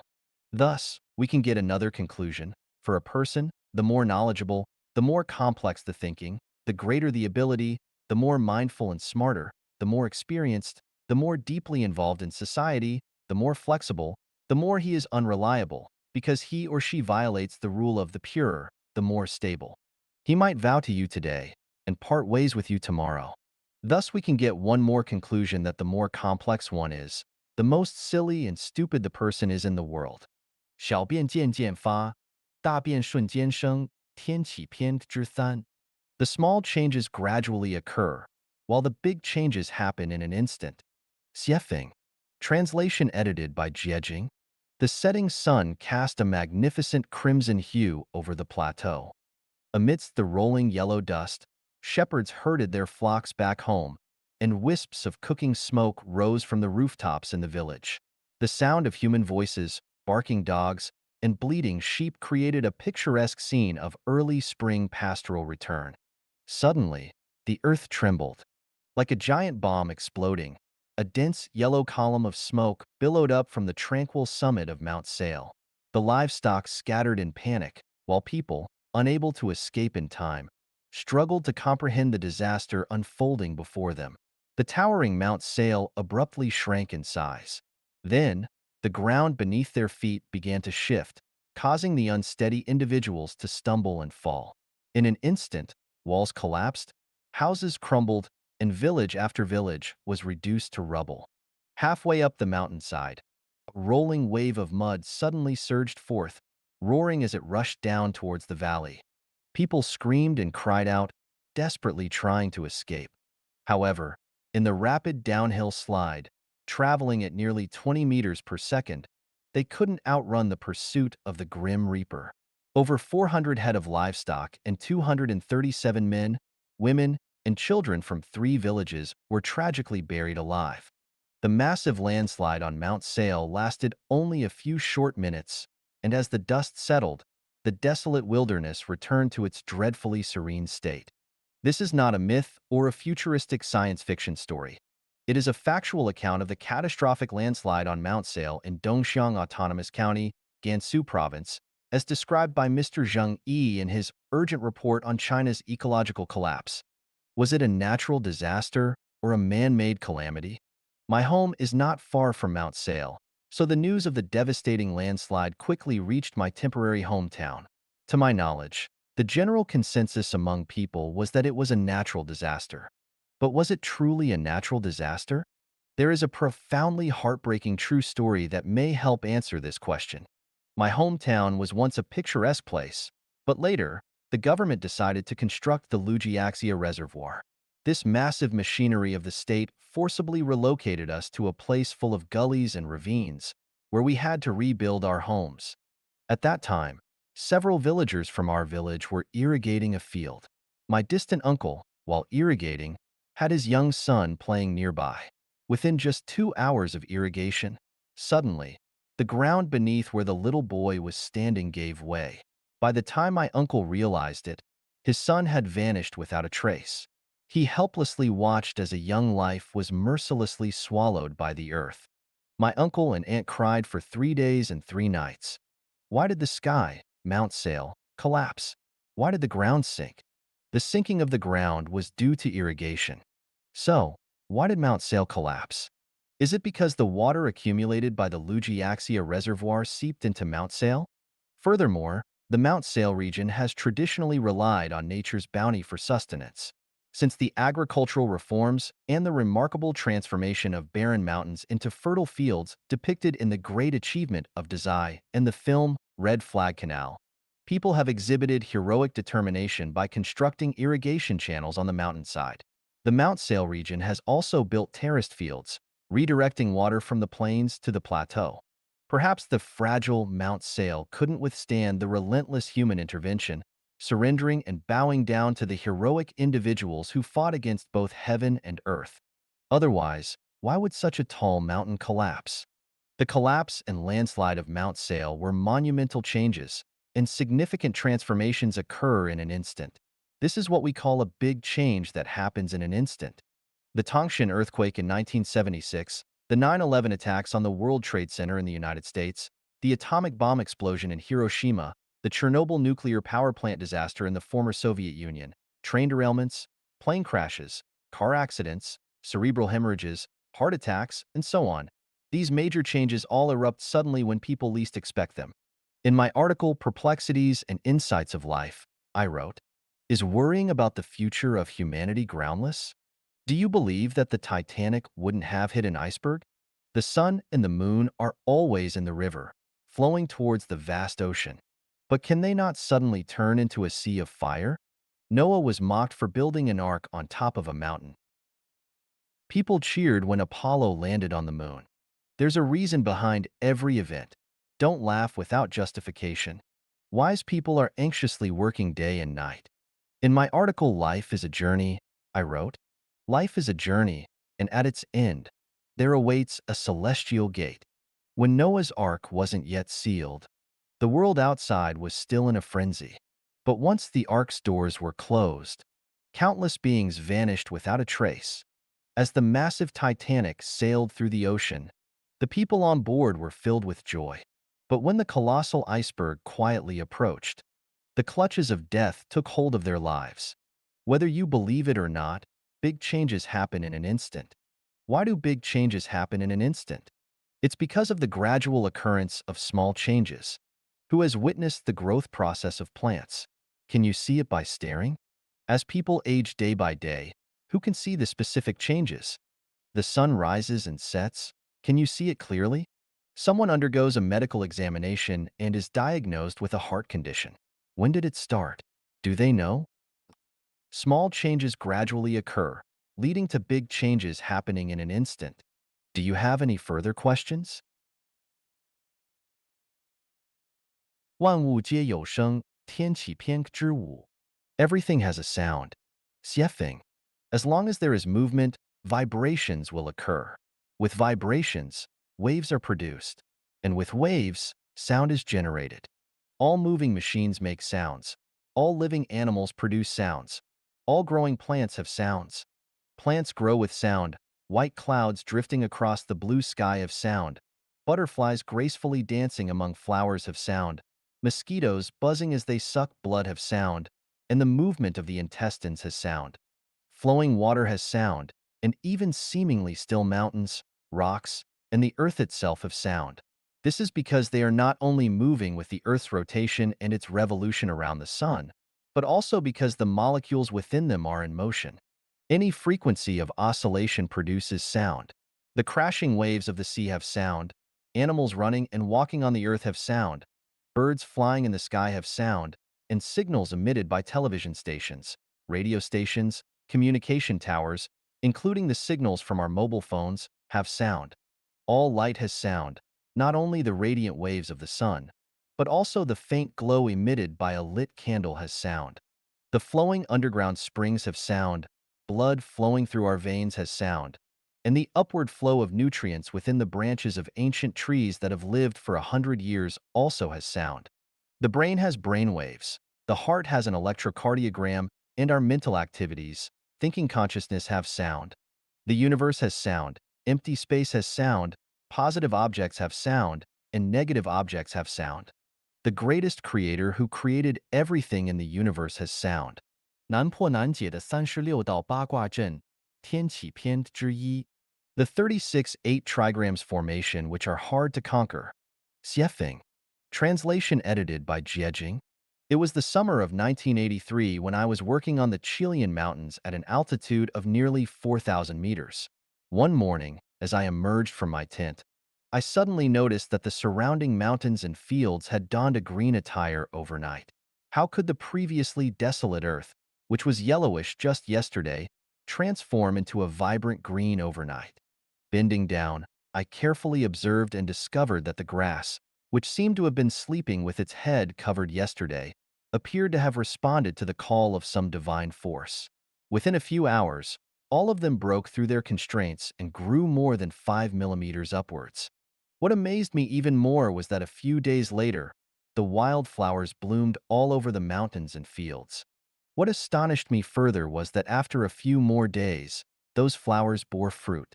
What left me in awe was that, within a few days, those fruits had already ripened. What startled me the most was that, after a few more days, the lush green mountains and fields reverted back to a desolate yellow. Everything seemed like a dream. Why did the grass on the plains require half a year to go through the entire process of growth and decline, while the grass in the high-altitude region completed the entire cycle of growth and decay in less than a month, perfectly and swiftly? Is this a kind of sorrow or a kind of happiness? Is it a hymn or a lament? I don't know.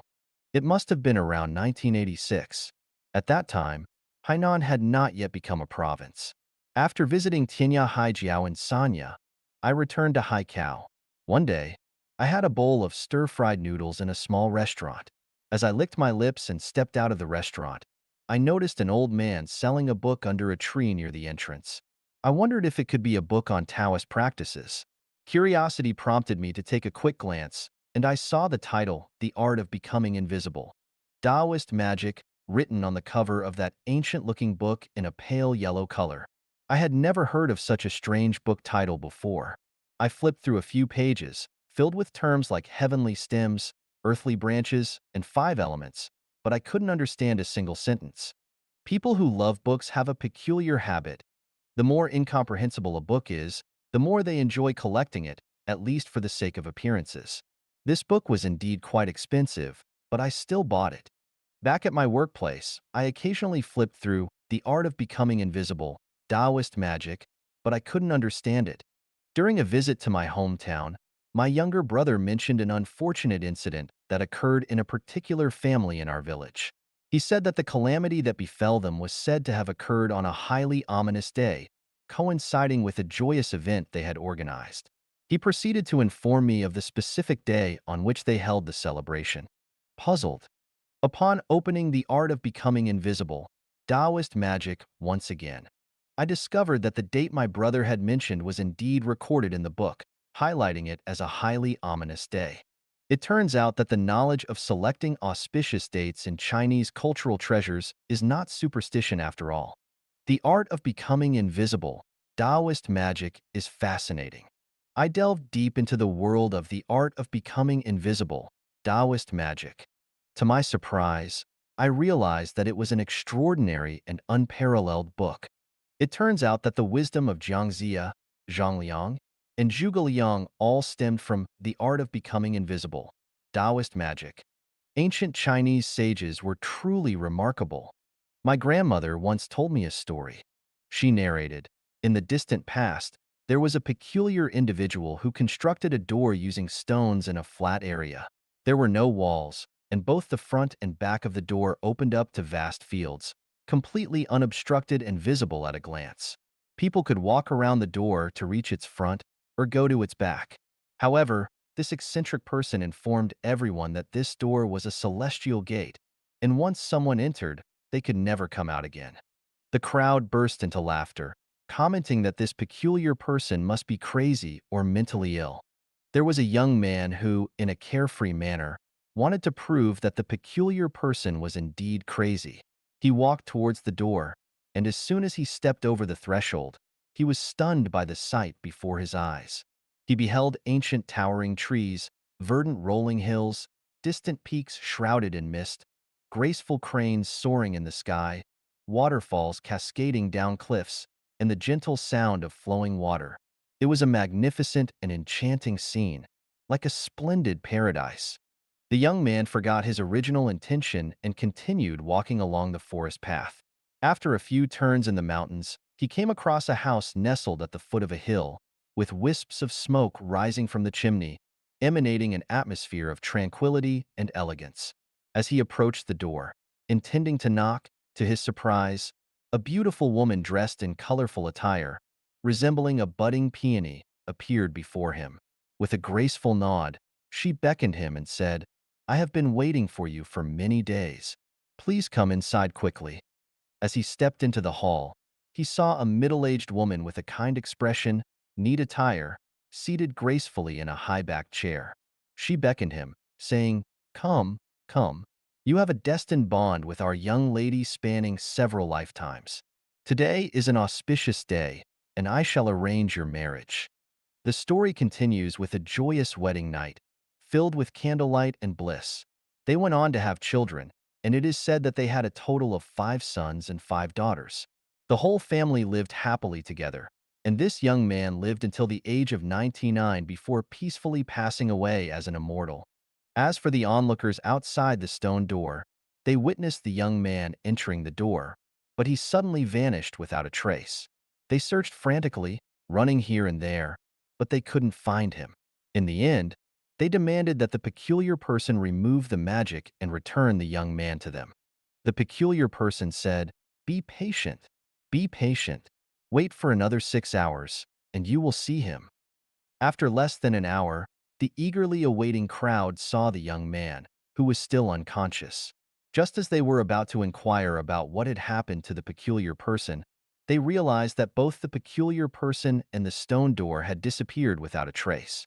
It was then that the people realized they had encountered an immortal. My grandmother continued to speak to me, saying, "Silly boy, if you contemplate the mysteries of the heavens and earth, profound truths may one day become clear to you. Do you want to become that young man?" I replied, "Grandmother, you're talking about mythology. We are now studying science, and mythological stories are made up by people. How can I become that young man?" Grandmother responded with, "I don't understand science. Let everything be determined by fate." Later, when I read The Story of the Magic Mirror, the scenes of the White Flower Fairy descending to the mortal world and the children of Luo Binwang and Su Jingya breaking the Yu Water Formation, Fireless Formation, Ba Knife Formation, and Kai Bei Formation, I couldn't help but recall my grandmother's stories and reflect on the process of growth and decay I had personally witnessed in the grass on the Chilean mountains. It was then that I realized the boundless mysteries that exist in the universe. I have just realized that the magic of the art of becoming invisible, Taoist magic, lies in its ability to create and break formations. I have just realized that the greatest creator has laid out 36 8-diagram arrays in the universe. I have just realized that we humans exist within one of the greatest creator's formations. Who can decipher the greatest creator's formation? Who can unravel the secrets like Xie Sun did with the dragon-slaying saber? It all depends on our destiny. 联想思维天启篇之75 Associative thinking. Xiefeng. Translation edited by Jiejing. Being able to grasp a particular phenomenon in the natural world, and then through that phenomenon, draw analogies, make inferences, and establish connections with other related factors is called associative thinking. The most typical example of associative thinking is Newton, Apple, universal gravitation. Newton, observing the common natural phenomenon of an apple falling to the ground, associated it with gravity. From gravity, he made connections to factors such as mass, velocity, and spatial distance, and subsequently derived the three laws of motion. This is an example of associative thinking. The phenomenon of swirling water in a bathtub drain can be associated with the direction of Earth's magnetic field lines. The spiraling ascent of a bean vine can be associated with the direction of celestial bodies' movement. The natural phenomenon of wood floating and iron sinking on the water surface can be associated with buoyancy and the shipbuilding industry. The discontinuity observed in certain events can be associated with quantum mechanics. The concepts of motion, mass, and gravity can be associated with the curvature of space-time. The role of consciousness can be associated with the holographic nature of the universe, and so on. All of these examples fall under the category of associative thinking. A qualified detective can deduce the character traits, motives, and whereabouts of the parties involved from the smallest clues. A qualified forensic expert can infer the physical characteristics, facial expressions, and even the appearance and attire of the perpetrator from the victim's injuries and facial expressions. A qualified traditional Chinese medicine practitioner can identify internal organ disorders based on a patient's complexion. A qualified fortune teller, based on a person's facial features, can make predictions about their past actions, future fortunes, and misfortunes. A qualified feng shui master can assess the quality of a person's living environment based on their handwriting and habitual movements. A qualified politician can anticipate a dynasty's transition and the arrival of a new era based on common psychological and behavioral patterns among people. A qualified economist can predict stock market fluctuations, the future economic development of a company or a nation based on specific events. A qualified sociologist can associate the prevalence of prostitution, drug use, and organized crime with the loss of a nation's belief systems and moral values. Even a fashion designer can envision future clothing trends based on popular colors and the pace of people's footsteps on the streets. Associative thinking possesses qualities of originality, inventiveness, novelty, and uniqueness. It is a divergent thinking process. Many people may appear to have associative thinking, but in reality, they are merely applying the associative knowledge of others or drawing from long-standing experiential summaries. For example, many farmers can relate the changing seasons to spring plowing, summer growth, autumn harvest, and winter storage. However, this is not the result of their own associative thinking, but a reflection of their accumulated experiences in their conscious minds. Similarly, many individuals can associate joint pain with changes in weather, which is the effect of knowledge and experience rather than the result of associative thinking. Many businessmen make decisions on what goods to import or export based on regional differences, timing variations, and seasonal variations. Again, this is a result of experience, with few exceptions. When we look at the professions of engineers, technicians, experts, scholars, ordinary detectives, doctors, economists, and others, it may seem like their work relies on associative thinking. However, in reality, they are simply applying the knowledge or experience acquired from education or accumulated through their work. For instance, Newton's association of an apple falling to the ground with the concept of universal gravitation is a result of associative thinking. But if a college student claims to associate an apple falling to the ground with universal gravitation, they are merely stating the knowledge they have learned, recounting Newton's discovery, rather than expressing their own associative thinking unless they have never heard of Newton or were unaware of the concept of gravity. Strictly speaking, associative thinking refers to the type of thinking that leads to new discoveries, inventions, creations, and theories. In this sense, individuals who possess associative thinking are primarily scientists, inventors, forensic experts, traditional Chinese medicine practitioners, fortune tellers, feng shui masters, exceptional politicians, military strategists, and engineers or technicians who can develop new products to some extent. The individuals who primarily drive the slow progression of human civilization are those who possess the ability of associative thinking. Without them, the civilized society we have today would not exist. Materialistic thinking is rigid thinking, while associative thinking is divergent thinking. It breaks free from the rigidity of materialistic thinking and surpasses the imitation and copying of image thinking.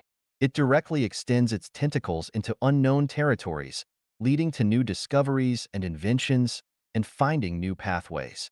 However, associative thinking still falls far short of truly grasping the profound mysteries of the universe. I can see this point from the thinking of great scientists such as Newton, Einstein, Planck, Hawking, and others.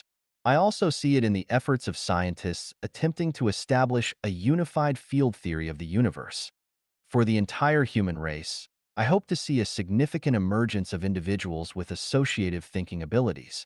This is because when it comes to transporting a 6-ton cargo from point A to point B, which is 800 kilometers away, an individual with associative thinking can simply drive a heavy truck and complete the task in a day. On the other hand, if we rely on individuals with material thinking, even if each person can carry 50 kilograms and walk 100 kilometers a day, it will still require 120 people and 8 days to accomplish the task. This approach would be wasteful, laborious, and inefficient.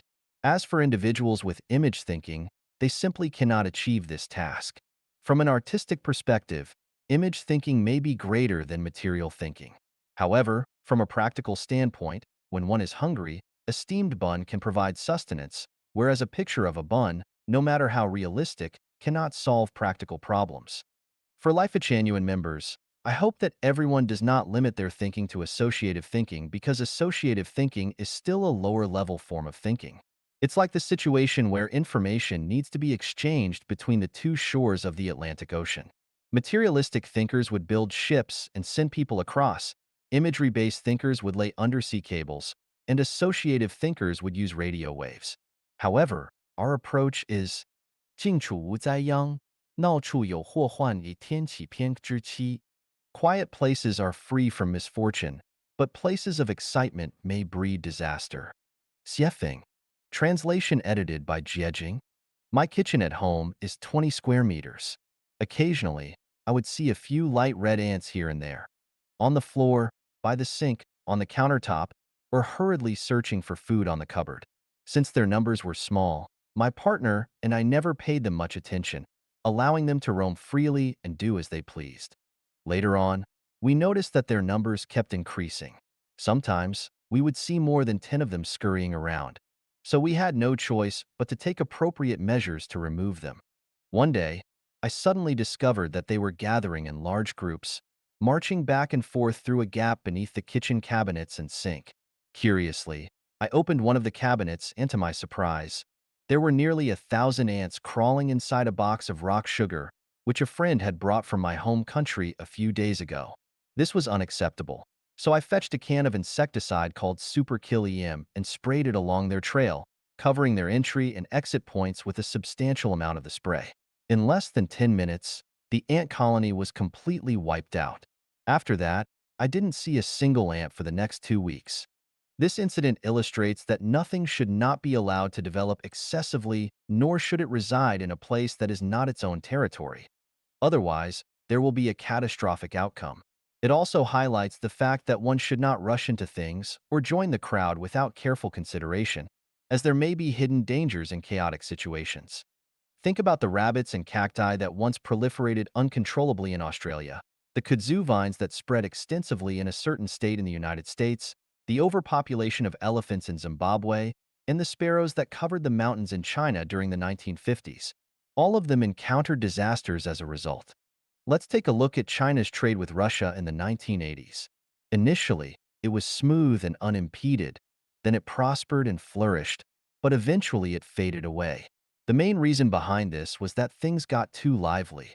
The Great Leap Forward was very lively, the race to surpass the UK and the US was very lively, the Cultural Revolution was very lively, the nationwide practice of Qigong was very lively, the sit-in demonstrations at Tiananmen Square were very lively, venturing into business after the market reform was very lively, engaging in corruption and abuse of power was very lively, online commenting was very lively.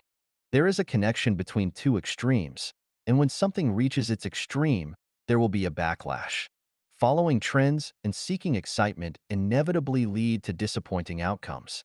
When university students choose their majors without considering the future rise and fall of professions 4 or 5 years later, blindly pursuing popular fields of study, they will face disappointment upon graduation.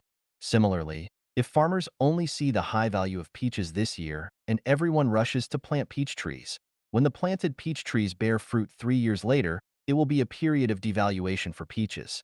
Observing the prevalent trend in China today where many people exhaustively strive to strike it rich through primitive accumulation, alongside government officials eagerly leveraging their positions to amass wealth, it appears to be considered normal, a case of to gain without working.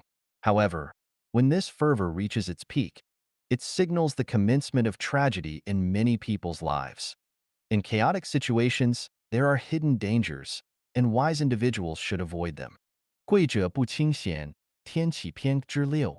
The noble rarely appear. Xiefeng. Translation edited by Jiejing. There were 3 strange encounters that made me realize the noble do not easily reveal themselves. The first one was in March 1994, in the Kiorokio area of Matabiland North Province in Zimbabwe. It was a quiet day, and I was driving my pickup truck along an abandoned path, venturing deeper into the jungle. As I reached a small hill, I turned off the engine and was about to get out when I suddenly saw a white deer on the hill. It turned its head and looked at me for just a few seconds before swiftly disappearing into the forest. I quickly got out of the car and chased after it, looking left and right, but I couldn't catch a glimpse of it again. I had asked the local villagers if there were any white deer in the area, and they replied, "Never seen one." I also asked many colleagues if they had ever seen a white deer, and they responded, "Nonsense. There are no white deer." The second time was in August 1995, but the specific location is now a fuzzy memory. We were drilling a well by a lush riverbank. It was a cold day when suddenly 3 cranes descended from the sky. Their bodies were gray, with long necks that turned white at the head, topped with red crowns. Their claws were also red. There were 2 larger cranes and 1 smaller crane. They landed about 30 meters away from us. I had seen this type of crane before in 1964 when I was herding sheep near the Yellow River. According to the elders, it is rare to encounter these cranes, and those who do are believed to have good luck and are likely to prosper financially. I have now seen 5 of them but still haven't struck it rich. At that time, there were 2 Zimbabwean people who witnessed these 3 cranes with me. I asked them, "Do you often see this type of crane?" They replied, "This is actually the first time we've seen this kind of crane." The third time was on a day in February 2003. The location was my residence at 46 Pendennis Road, Mount Pleasant, Harare. It was around 6 o'clock in the morning. Having lived in Harare for nearly 8 years, I often observed birds in the early morning. I visited 2 bird parks and had seen dozens of bird species. However, what excited me was that particular morning when I encountered a peculiar bird. It was slightly larger than a sparrow, with a green head, black body, and a red tail. What stood out the most was its tail, which was vividly red and measured approximately 25 centimeters in length. It perched among the treetops for only about 10 seconds before flying away. The white deer, cranes, and exotic bird. What do they signify? They signify that the noble do not easily reveal themselves. This leads me to think of the Emperor of Japan, who seldom appears in public because of their nobility. Diamonds are hard to find because they are precious. Reclusive hermits in the mountains do not easily emerge because of their nobility. Some households keep their extraordinary treasures hidden from the market because of their value. This leads me to the realization that anything that is esteemed, rare, and of infinite value is not easily found. This leads me to ponder, how many rare and precious things are yet undiscovered in this universe, in this world?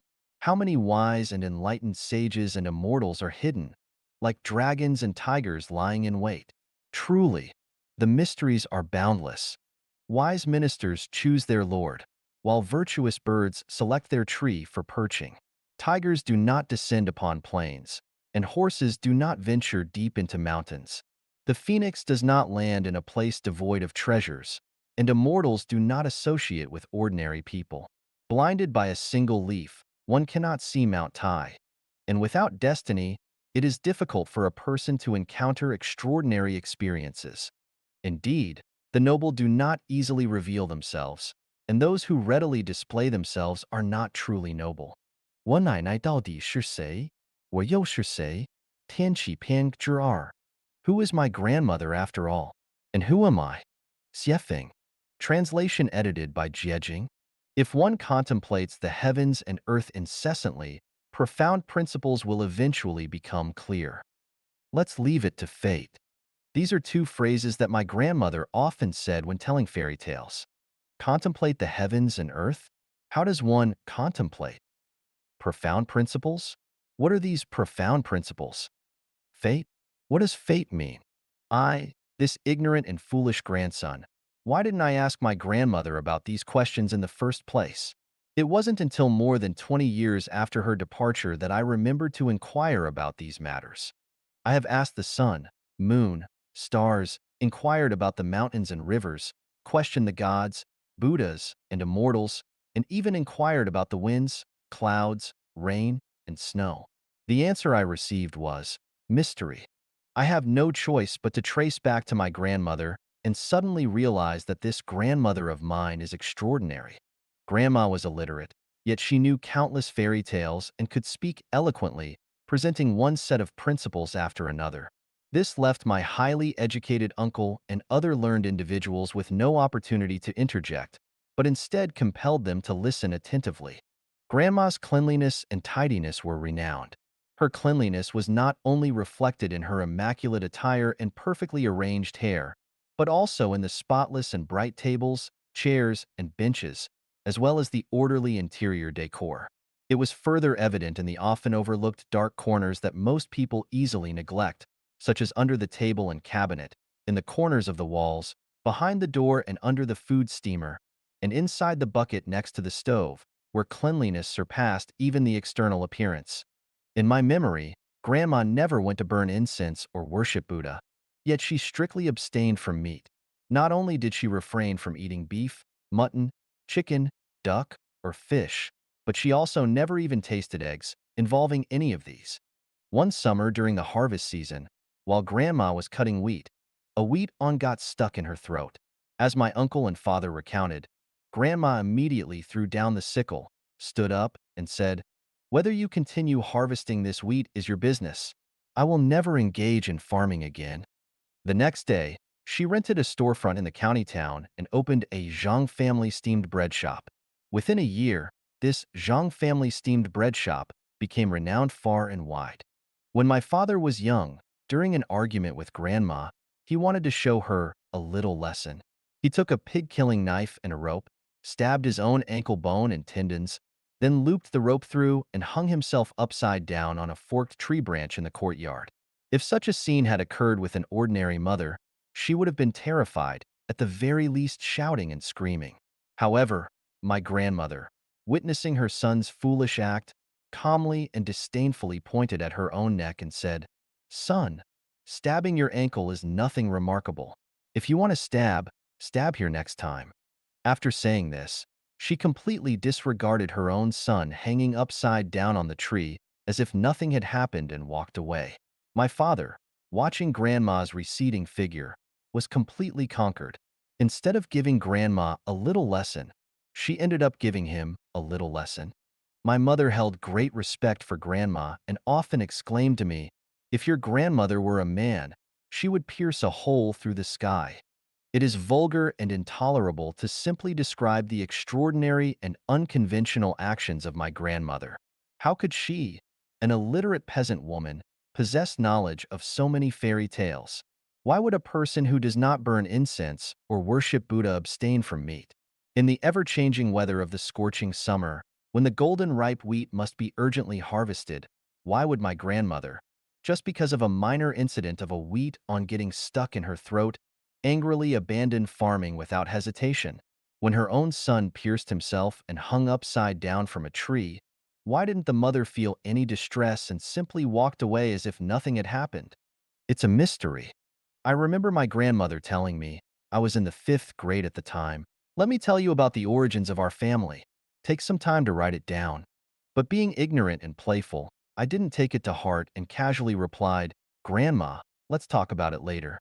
Little did I know, shortly after, my grandmother passed away. Opportunities once missed may never come again. One misstep became an eternal regret, I lost my roots. As a lost individual without roots, I'm like a drifting duckweed, aimlessly floating on the vast sea, carried by the currents without a sense of direction. I don't know where I came from or where I'm heading. While reading the Bible, it suddenly dawned on me that everything my grandmother did was for my sake. Before Jesus came to earth, heaven sent John as a precursor to prepare the way for him. Before I came to this world, the kingdom of heaven sent my grandmother to enlighten and guide me, who was about to be born. So, who is my grandmother after all? And who am I? Countless sleepless nights of realizations and the wonders of nature have led me to contemplate the profound principles and discover my own roots. I have come to understand why the greatest creator has laid down the 36 8-diagram arrays in the universe and have unraveled the mysteries of deciphering these 8-diagram arrays. Oh, the greatest creator. Your love for me is immeasurable, and even if I had billions of years, it would be difficult to repay. 伊甸园是这样失落的，天启篇之时。The Garden of Eden is lost like this. Xiefeng. Translation edited by Jiejing. I have two German shepherds, belonging to the military dog breed. One of them is named Luanbei, and the other is called Lambua.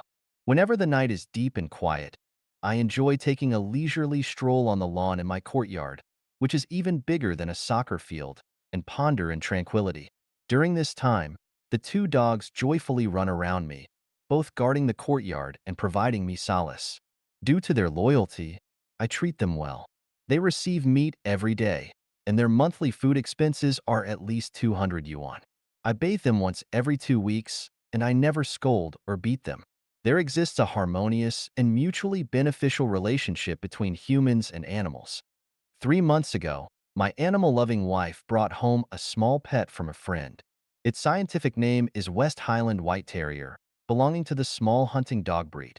These dogs have a small size but are highly alert and intelligent. They are capable of both being affectionate and understanding human emotions. Due to their likable and adorable nature, they often live indoors with humans and enjoy all the luxuries and comforts of a dog's life. The next day, my partner bought a large circular plastic basket specifically for it, lined with a thick layer of old window screen folded into a mattress inside. The little dog lies on it, and the level of comfort is no less than me lying on a memory foam bed. To address the issue of the pet's waste, my partner deliberately found a large box made of hard cardboard with only a 3-inch high edge. Inside, she laid a layer of clean sand as the dog's bathroom. Everything was prepared, and only enjoyment remained. Unfortunately, this little dog doesn't use its bathroom and insists on urinating and defecating on the carpet. My partner searched for information, sought advice from experts, and repeatedly tried to train and guide the dog, but it remained stubborn and unchanged. Helplessly, we had no choice but to let it spend the night outdoors with Luanbei and Lambua. The treatment it should have enjoyed has been lost. Who should we blame? Do we as humans also experience the same kind of sadness as our dog? There was a tall and strong African man named Paul. He, along with his spouse and two underage children, lived in a less than 10 square meter room made of old wooden boards, in a very pitiful condition. When I spoke with him, I discovered that he was psychologically and mentally stable. Moved by sympathy and compassion, I invited their entire family to live with me. I assigned Paul to manage the garden and clean the courtyard, so that he could earn a wage through meaningful labor, enough to provide a relatively normal life for his whole family. A month passed, yet the weeds in the courtyard remained unattended, and the flowers continued to wilt. When I was at home, I often saw Paul squatting to weed, but as soon as I left, I discovered he had gone back to sleep.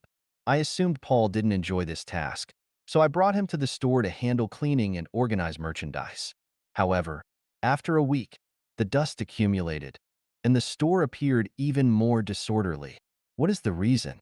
Upon observing, I noticed Paul spent a considerable amount of time cleaning rags.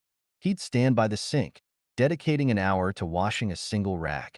Feeling helpless, I assigned him as a security guard at the club, providing him with a brand new security uniform that suited his tall stature. He looked remarkably enthusiastic, unable to wipe the smile from his face. I assumed this would finally please him. I briefed him on his duties, specifically instructing him on handling disruptive individuals and theft incidents. However, much to my surprise, he still didn't put much effort into his work. He would stand at the entrance like a statue. When a thief took the camera, he lacked the courage to even ask a question. Feeling utterly helpless, I had no choice but to ask Paul and his family to leave, allowing them to fend for themselves outside. Such examples have occurred more than 20 times in my vicinity alone. How was Eden lost? It wasn't because God was unjust or the deities lacked compassion. It was because we as humans are unworthy of living in Eden. We do not deserve it. I had a colleague who, a few years ago, begged me to send him an invitation letter to help him do business abroad. Despite the difficulty of the situation, I actively assisted him in handling various procedures. When everything was ready and only the departure for overseas remained, he became arrogant and boastful. In a dark corner with his group of friends, he started devising an evil plan. First, they belittled me, saying, he, a nameless and insignificant pawn in the company, can survive overseas only because of the government's support. If he can survive abroad, aren't we all better than him? They then developed a detailed plan on how to initially rely on my assistance to establish themselves overseas, and subsequently, how to kick me aside and surpass me. Upon hearing this news, I immediately sent him a fax message. There has been a change in circumstances, and I am unable to accommodate you temporarily. Let's discuss this in the future. How was Eden lost? The expulsion of Adam and Eve from Eden had special reasons, but one factor was their own actions, disobeying the rules and taking the forbidden fruit. When individuals face misfortune, the majority of people's initial reaction is to seek various reasons to absolve themselves. They can always find sufficient reasons to blame the heavens, the earth, society, and others, but they rarely look within themselves for the causes. When humanity as a whole faces misfortune, many people begin to blame the greatest creator, gods, and Buddhas, unwilling to look for reasons within human moral behavior. Alternatively, they may pray to the greatest creator, gods, and Buddhas, seeking salvation for humanity, yet they are reluctant to reflect on their own actions and make necessary changes for self-improvement.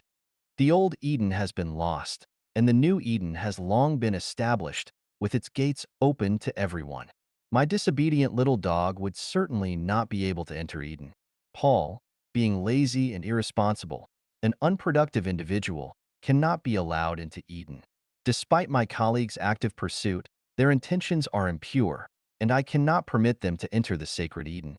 The blind cannot see the blue sky, so they claim there is no sky. The deaf cannot hear sounds, so they say rivers have no ripples. Those without spiritual awareness cannot see God, so they say there is no Eden. God loves the humble, and Buddha enlightens those with affinity. As for the rest, they are like Paul, destined to fend for themselves.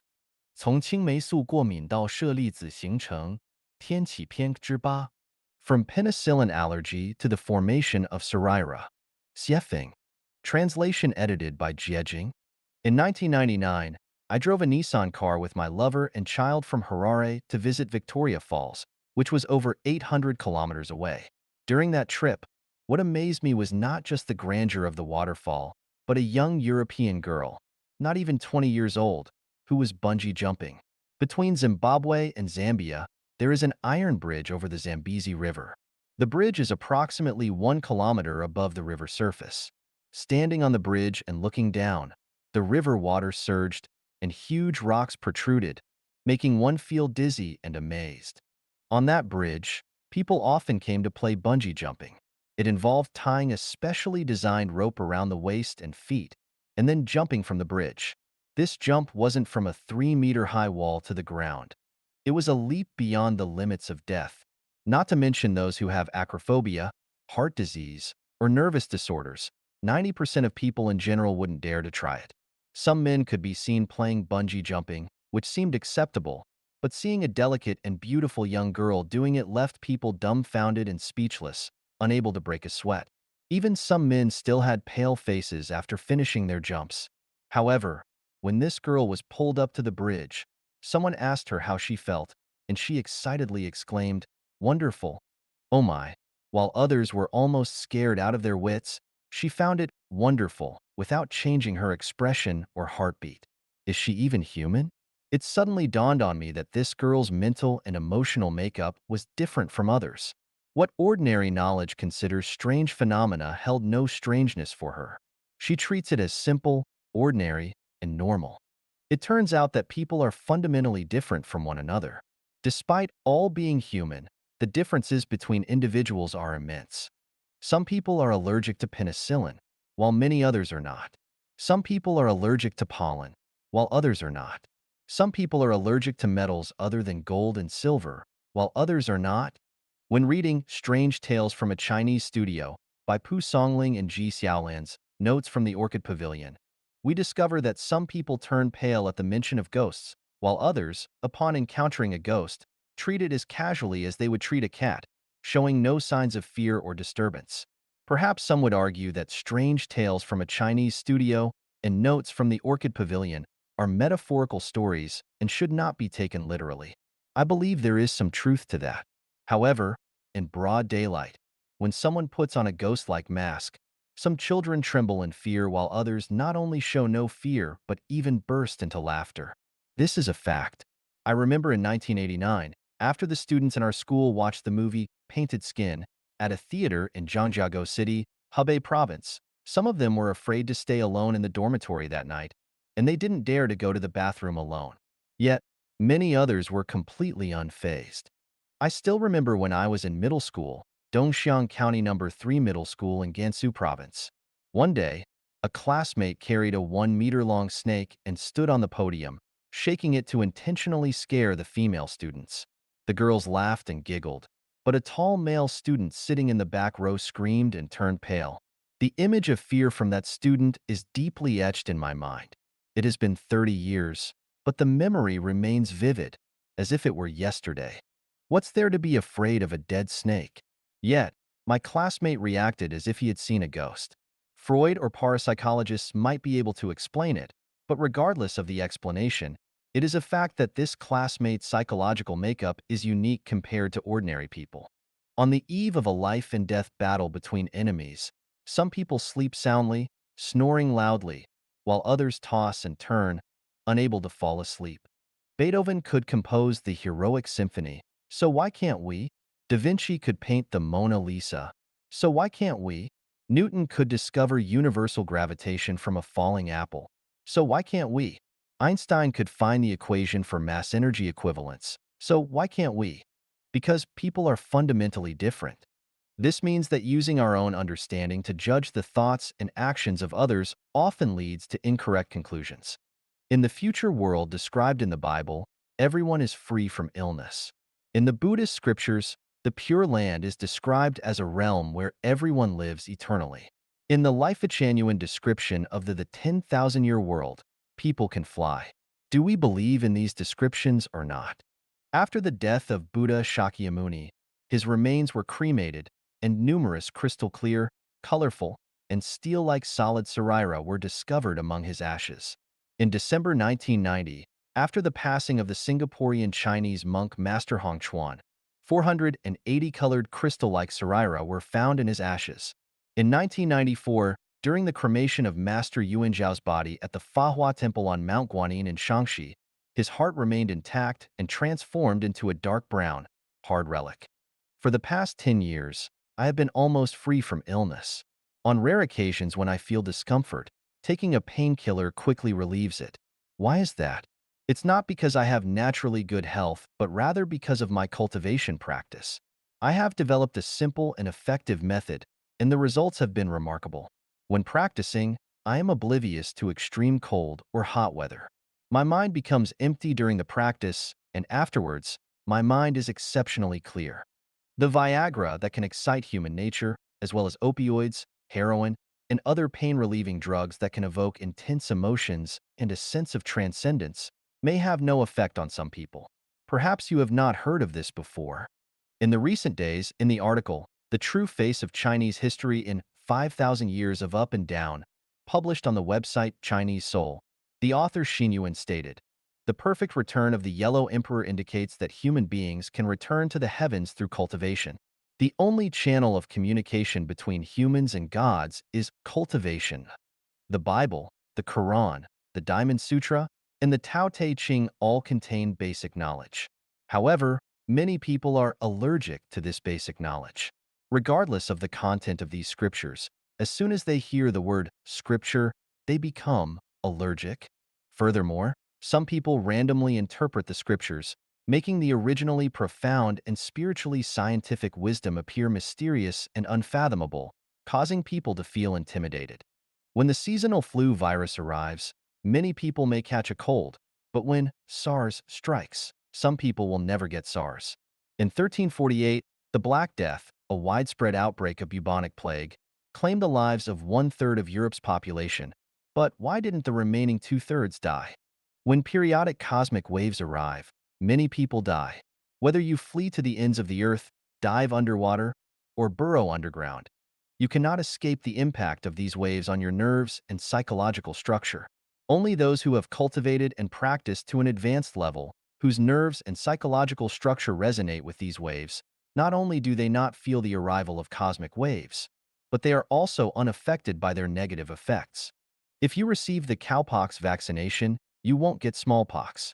If you enter Life Genuine, you won't fear periodic cosmic waves. In the next 3 years or so, perhaps several extraordinary phenomena will occur, and by then, people will understand the true meaning of the birth of Life Genuine. Are you allergic to penicillin? What are you not allergic to? Do you have psoriasis in your body? When will you have psoriasis? People, what are you really living for? Where are you rushing to in your busy lives? What have you truly understood? 意识能听到上帝的声音，天启篇之4. Consciousness can hear the voice of the greatest creator. Xiefeng. Translation edited by Jiejing. In the vast universe, there are billions and trillions of voices, each expressing their own thoughts. As long as we use spiritual perception, consciousness, to listen, we can hear them. Common sense tells us that hearing relies on ears, and without ears, we cannot hear any sound or better understand the intentions of others. However, I advise we discard common sense and explore whether we can hear without ears. Let's start with an example. Helen Keller, an American blind writer, hailed by the Encyclopedia Britannica as one of the most accomplished representatives of disabled individuals in history. She embodied blindness, deafness, and muteness in one person. Despite being deaf, she could hear the voices of others, not through her ears but through touch. She would place her index finger on the speaker's lips, her middle finger on their nose, and her thumb on their throat, enabling her to hear their voice clearly. By placing her hand on a violin, she could hear the melodies played on it. This fact demonstrates that we can understand the voices of others even without using our ears. We can hear through the sense of touch. People with arthritis, as long as they pay attention, can be the first to hear the sound of climate change. When the river water warms up, ducks are the first to know, and sunlit flowers and trees meet spring early. The sounds of spring are first heard by certain animals and plants. Listening can be categorized into 3 levels. Using ears to listen is the primary level, using senses to listen is the second level, and using spiritual perception, consciousness, to listen is the highest level. What ears hear are the appearances of things. What senses hear are the processes of things. What consciousness hears are the essences of things. If someone says, "I love you," and you hear it with your ears, you perceive a sweet and pleasant sound, which is the superficial aspect.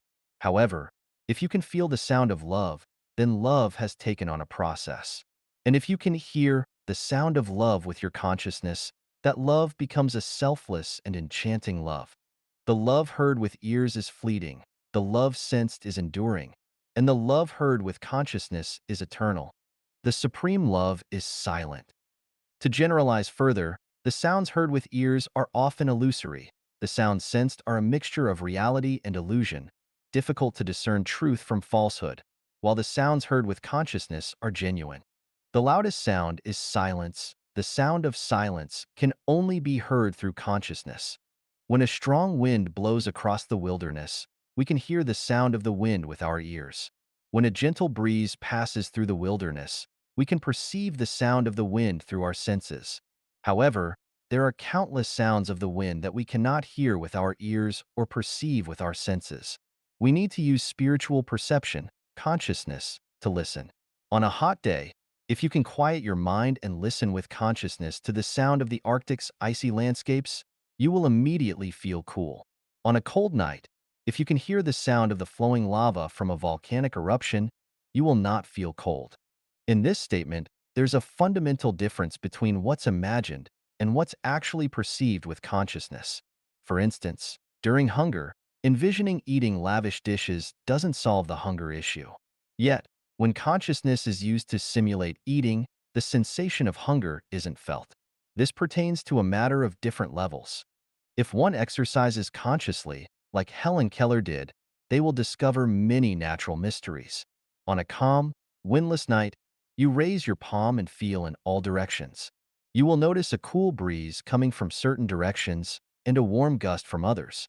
Over time, your palm will be able to discern the sound of any object, whether it's directed towards mountains, rivers, trees, flowers, houses, cars, people, or tables.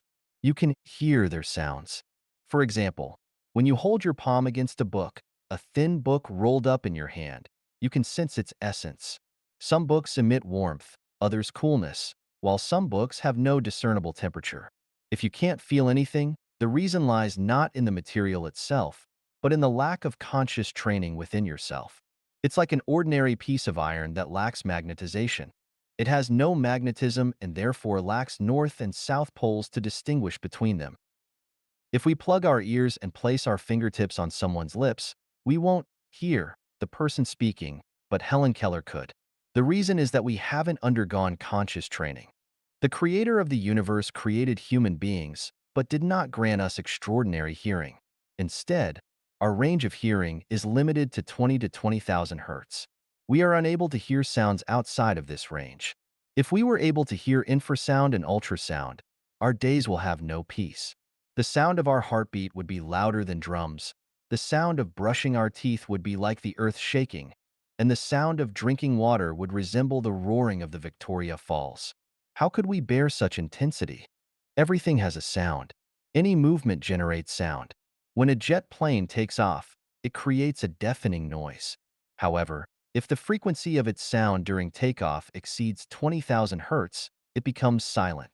In reality, it is not truly silent, but rather beyond our range of hearing. There are certain sounds we cannot hear because we are ordinary individuals, and only a few exceptional people can hear them because they are extraordinary beings.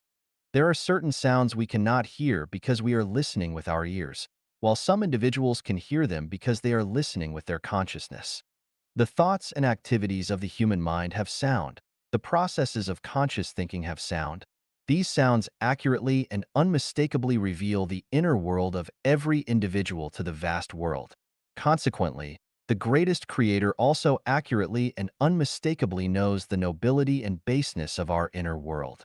In Chinese history, many extraordinary individuals emerged who possessed knowledge of numerous mysteries of the universe. They warned us, even whispered words are heard by heaven like thunder, hidden intentions are seen by divine eyes like lightning. Keep your heart pure and your thoughts clear. Desire no guilt in the open. Offend not in the unseen. In all matters, advise against concealing the truth, for within 3 feet above your head, there are divine beings, and so on. They explicitly conveyed to us that any activity within our inner world generates a sound that may be inaudible to humans, but is distinctly heard by the greatest creator and gods and Buddhas, resonating like thunderous lightning. Jesus, Shakyamuni, Laozi, and others have left us with wisdom rather than the mysteries of the universe.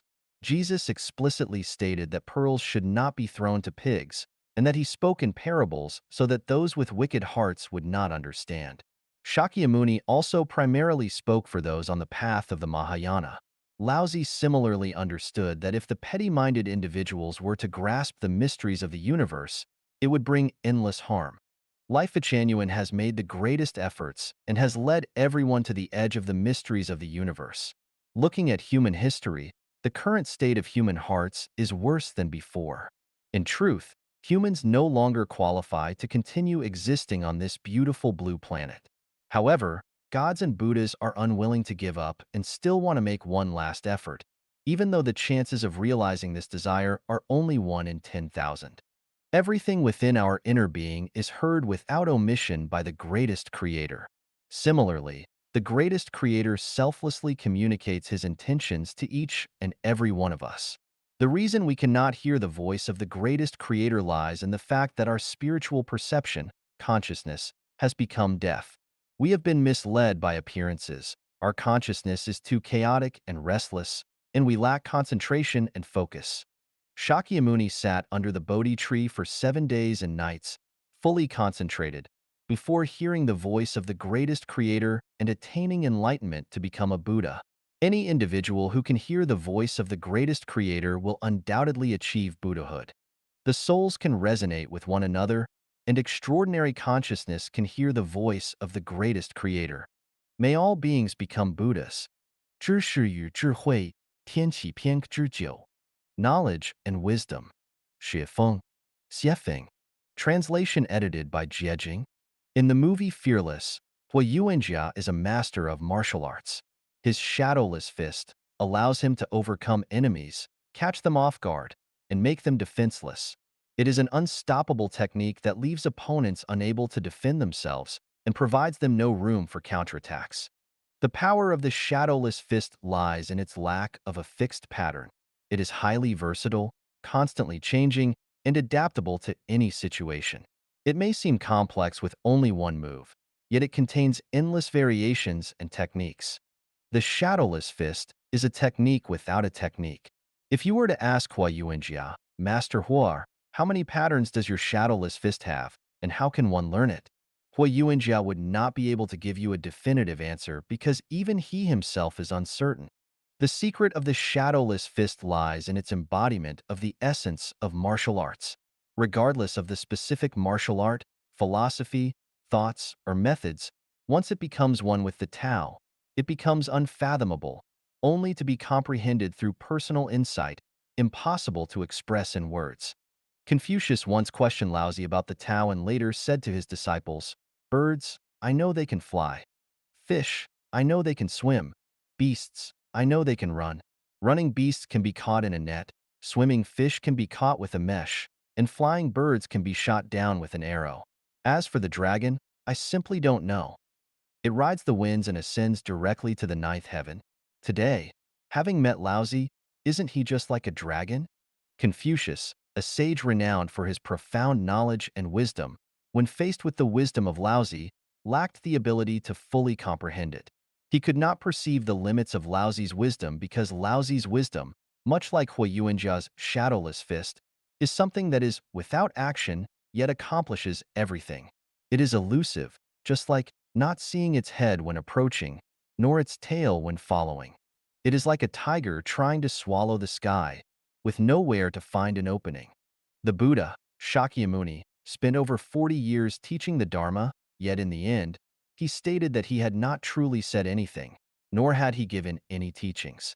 He said to Subhuti, "Subhuti, do not say that the Tathagata thinks, I must expound the Dharma.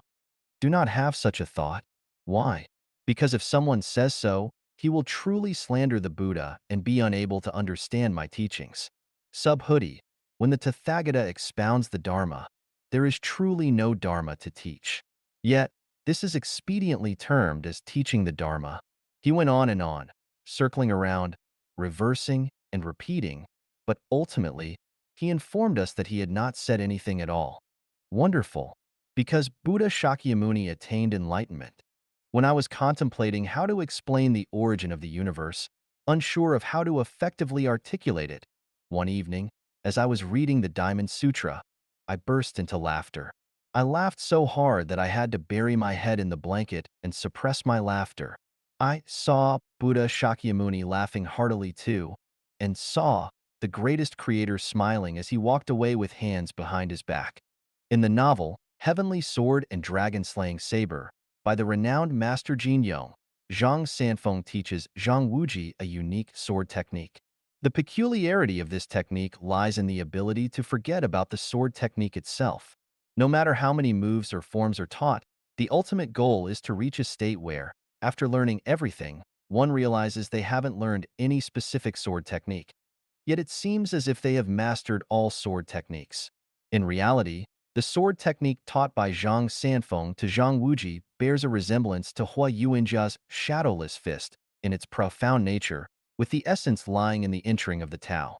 The entire universe is composed of different levels of life. We can liken this universe to a courtyard of life, or a home of life. However, to understand the mysteries of this courtyard of life, one must utilize Zen. Zen, in this context, refers to ascending to a state of great wisdom through profound insights into life. The significance of life genuine lies therein. The purpose of the Revelations section is to provide explanations and insights into everyday phenomena, inspiring everyone to gain enlightenment. By extrapolating from specific instances and making connections, one can ultimately enter the Tao. In Revelations, I only write 100 articles, but in reality, I could write 100,000 articles, a billion articles, even countless articles. However, if readers cannot attain self-realization, no matter how much I write, what purpose does it serve? In order to expedite everyone's path to enlightenment, let me provide a definition for knowledge and wisdom and explain their meanings and differences. What is knowledge? It refers to the understanding and experiences acquired without personal contemplation and profound insights. Everything learned from schools and churches, everything acquired from parents and masters, and everything obtained from books, magazines, movies, and television are considered knowledge. What is wisdom? Wisdom refers to the ability gained through one's own brain's contemplation, analysis and judgment, or the perception of the heart. Wisdom cannot be obtained through sight, hearing, taste, smell, or touch. Wisdom is the crystallization of thinking, the child of thinking, and the outcome of thinking. When entering life genuine, one should not focus on acquiring knowledge, but instead strive for wisdom. Otherwise, no matter how much I said, it will be in vain. Silence might be better. The more I speak, the more confused you become. In order to stimulate the birth of wisdom, I will now present several questions for everyone to contemplate in their free time.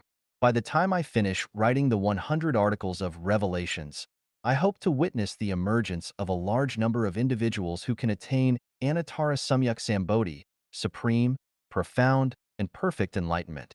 If fate allows, I will then discuss advanced spiritual cultivation and the chapter of preaching the Tao. Why are there so many stars in the sky?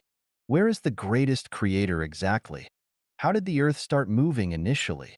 Why is there only one moon hanging in the sky? Will the human population on Earth continue to increase infinitely? What is the best way to limit population growth? How was the atmosphere formed? Are wolves the ancestors of dogs? Why don't humans have eyes on the back of their heads? Why do species vary greatly, while human faces differ immensely? Why do orange trees only bear oranges, and peach trees only bear peaches? Despite being born from the same mother, why do siblings have such vastly different destinies? With the same earth and the same sky, why is there so little rain or snow over deserts and wastelands? Why do carnivorous animals have lower reproductive abilities compared to herbivores? Why? In the universe, which direction is up and which direction is down? Is empty space truly devoid of everything? Assuming no major obstacles, to what extent can human development ultimately reach? When someone unexpectedly encounters a car accident, is it a coincidence or a necessity? Who am I, really? 无爱小爱大爱. No love, small love, and great love. Xiefeng. Translation edited by Qin Yu. As a child, I used to herd sheep. I observed that when the lambs knelt to suckle, the mother sheep always turned her head to lick the lamb's bottom, which seemed an unfortunate, unclean habit for a mother sheep. While teaching in high school, my son had 7 or 8 cats at home. Watching the mother cat after giving birth, it hastily licked the sticky dirt off the kittens. I could not agree with the mother cat's unclean habit. While conducting business abroad, my wife kept several dogs. I noticed that within a dozen days after the mother dog gave birth to puppies, she licked the urine and excrement of the puppies inside the doghouse daily, which I found extremely disgusting. Sitting under a tree contemplating quietly, I realized my astonishing stupidity. Isn't all of this the greatest creator telling me what love is? If the mother sheep does not promptly lick the thin stool from the lamb's bottom, it will quickly form a scab, preventing the lamb from defecating, leaving the lamb with only one option: to die. For the lamb to grow healthily, the mother sheep must lick its feces. This is not an issue of hygiene, but a matter of whether life can survive and continue. After the kittens are born, the mother cat must quickly eat the afterbirth. Otherwise, the kittens will suffocate inside the afterbirth. If the mother dog does not lick the excrement and urine of the puppies in the den daily, the den will inevitably emit a foul odor. The puppies will stink, and bacteria will breed massively. Flies and other insects will swarm the den, causing not only the puppies to be unable to grow healthily, but also leading to their rapid illness and death. This is love. For the sake of love, we should not just consider hygiene. We should not hesitate to endure even hardships. So, how to define love? I believe love is an inner liking and selfless dedication without any conditions. Based on this definition, let's compare it to the love in human society. If a person does not properly care for the elderly or raise their children, then that person lacks love. Being unable to show love for both the elderly and children makes such an individual extremely selfish and cruel, nothing short of human waste. Given the opportunity, such a person, apart from neglecting wildlife, deforestation, and polluting rivers, lakes, and oceans, can even betray friends, their own ethnicity, and their country, all for personal gain. Any heinous act is within their capacity as long as it satisfies their self-interest. If a person loves their own elderly, children, and family, yet neglects siblings, neighbors, and nature, then this person possesses only small love. There's not much difference between this person and animals. For the sake of their children and family, if conditions permit, they may not hesitate to engage in actions that violate their conscience, involving deceit or theft. If a person not only loves their own elderly and children, but also cares for the community, nature, and the future and fate of humanity, this person possesses great love. Those with great love do not care about personal gains and losses. For the sake of others and humanity, they are willing to endure all hardships and injustices. In the human world, the one with the greatest love is Jesus. It's the heart of Christ. To save humanity, he sacrificed his blood and his own life. Despite the Roman soldiers cruelly nailing nails into his hands and feet and humiliating him, he not only didn't hate but also prayed for the greatest creator to forgive them. This is a tremendous amount of love. Humanity. Should we doubt Jesus' identity as Christ? Is there any hatred we cannot let go of? Is there any psychological knot that we cannot untie? People should possess great love. This is not just moral preaching, it's not teaching you to be a good person, but because the magnitude of love directly involves the future direction of your own life. In general terms, those without love will definitely end up in inflamed layers, frozen layers, netherworld, or animal world. Those with small love will at best return to this world. Only those with great love qualify to ascend to the higher realms of life. Death is not the end of life. This is not superstition, nonsense, deception, or lies. It's a fact. It's not because other realms of life do not exist, but because our spiritual perception is too dull. It's not because this world lacks light, but it's because the blind cannot see the light. It's not because there's no sound in this universe, but the deaf cannot hear the sound. It's not because the Pure Land does not exist, but our vision lacks that function. The greatest creator is fair and selfless. Gods and Buddhas love humanity. What can I say that you will believe? 快速达标，及时撤退. Quickly attain standards and retreat in time. Xiefeng. Yesterday, I went to the seaside. Normally, during high tide, there's a solitary island not far out in the sea, with a sea view pavilion built on it. Normally, people take yachts to visit the pavilion. Several times, I stood by the sea, gazing at the pavilion and sighing, wishing I could ascend and enjoy the vast sea views. Yesterday, our wish came true.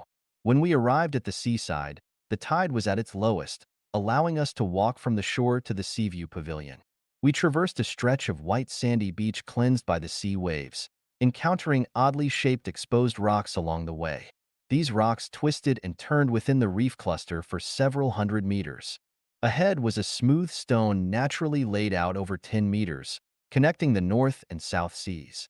Carefully stepping on the stones to cross this open space, we then crossed several hundred meters of rugged reef jungles, reaching the usual site of the isolated island. Typically, during high tide, the island appears as a dot.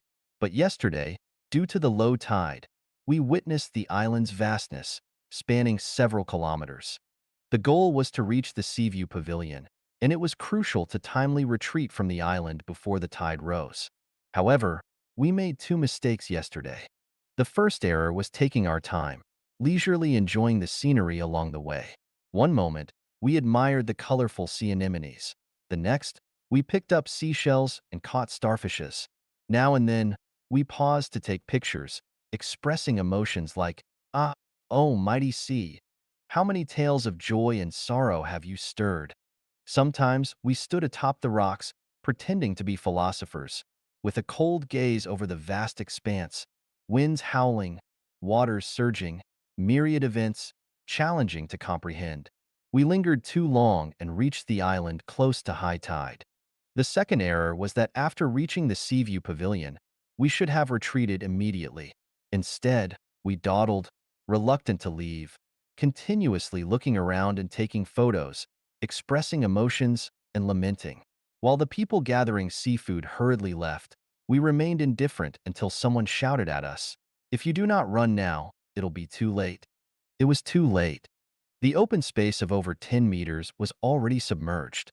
Wait? Absolutely not. The longer we waited, the deeper the water would become.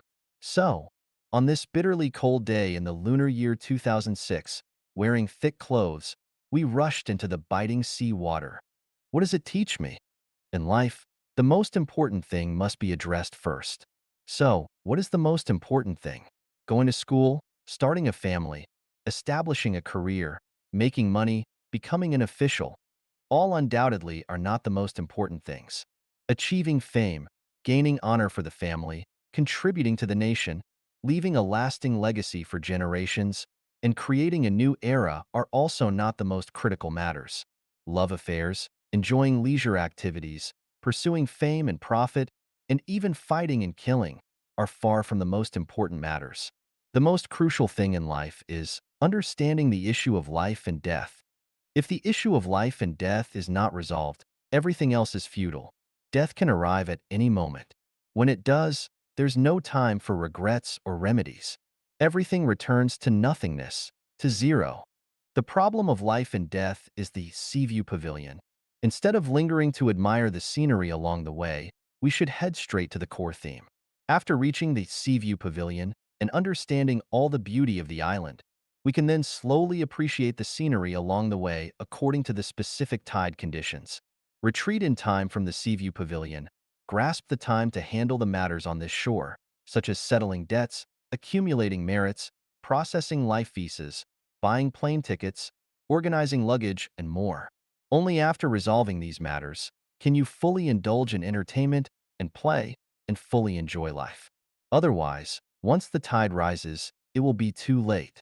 We should learn from Sun Wukong's spirit of seeking the truth. Whenever the master wanted to teach Sun Wukong a skill, he'd always ask, "Can this make me immortal?" If it wasn't about immortality, Wukong would say, "Not learning, not learning, not learning." We are facing the same question as Sun Wukong. The mentors of life teach us skills such as how to establish a family, make money, become an official, protect our family and country, gain fame, and cure illnesses. Learning these skills is not wrong. The issue is that we must first learn the essential skill of immortality. The issue of death is not a simple matter. Humanity's sages have been continuously exploring the true meaning of death. Nearly all religions consistently discuss the post-death fate of life, the soul. It's time to ask this question just like Sun Wukong. If someone comes to impart knowledge, teach us skills, we must focus on the theme and ask, can the skills you teach me allow me to understand the meaning of life and death while alive and ensure that I go to the so-called heaven after death? If yes, then hurry up and learn. If not, turn away. If a Christian comes to teach us, we should ask, can I go to heaven? Where is heaven? How do I get there? You must explain the whole story clearly so that I can understand it while I'm alive. If it's vague, unclear, and demands only faith without proper explanation, then, I'm sorry, I will not learn. Whether it's a Christian, Buddhist, Muslim, Taoist, a member of a political party, this master or that master imparting knowledge, we should pose the same question about life and death.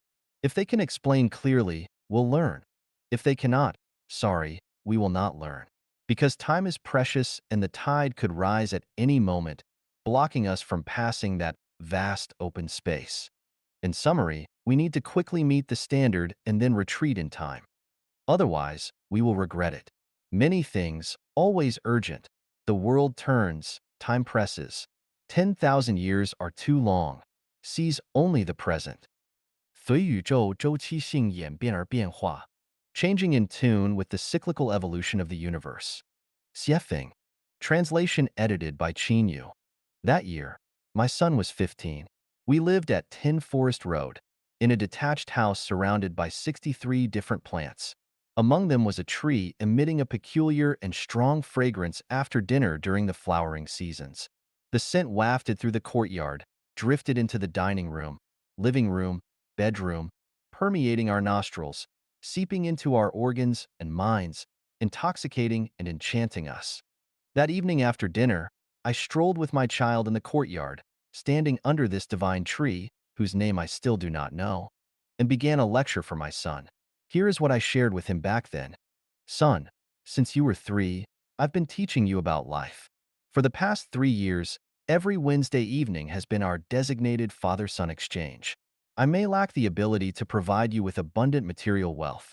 Instead, I'm passing on the little wisdom inherited from your great-grandmother and grandfather and some traditional virtues of the Chinese nation that I've come to understand. Over these 3 years, I've taken you to the Jehovah's Witness Church every Sunday, exposing you to their teachings to make you aware of what's missing in Chinese culture. Your future insights will rely on your perception. Read some books that are not books, like this tree. It's a book. Let's read it now. Son, Dad, how do we read this tree? Child, this tree is a book encompassing everything. Imagine how it grows, what sustains it, its origin, why its leaves are green, why it only blooms once a year, why its leaves and flowers have distinctive shapes. What force is behind this uniqueness? Tonight, let's not discuss anything else, only explore why this tree emits fragrance only at specific times. What can this phenomenon teach us? Son, Dad, is it trying to tell us it adheres to a governing law? You truly are your father's good son, clever with high comprehension. What else do you think is also governed by a law? Son, it seems all plants and flowers follow a law. When spring arrives, they sprout, bloom, and grow. When winter comes, they wither, decay, and hide. This happens every year. Reasonable. What else is bound by a law? Son, seems like weather changes are also governed by a law. Zimbabwe has dry and rainy seasons. During the dry season, rain does not fall for months. When the rainy season arrives, it starts raining.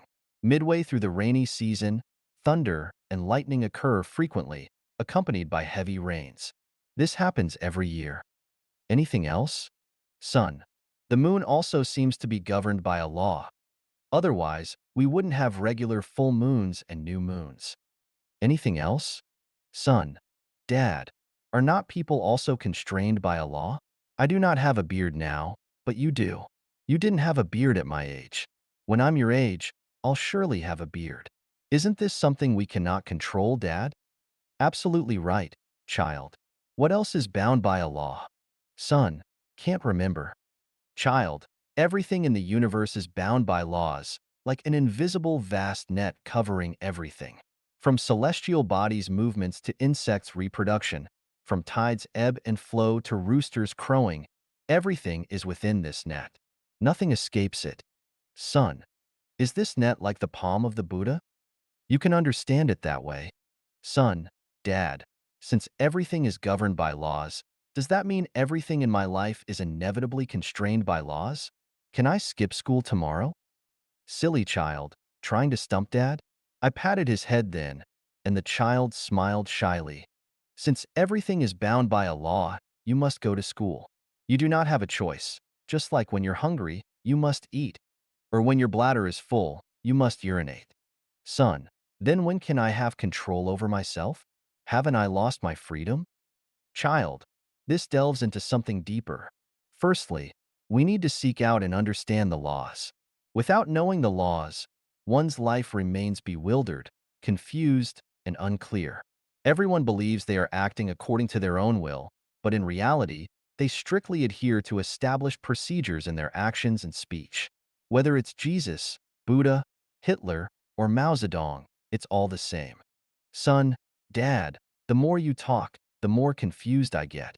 Child, seeking and understanding laws are one thing. Following them is another.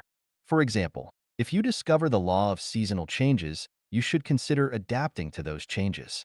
When winter is approaching, you should think about how to survive the cold.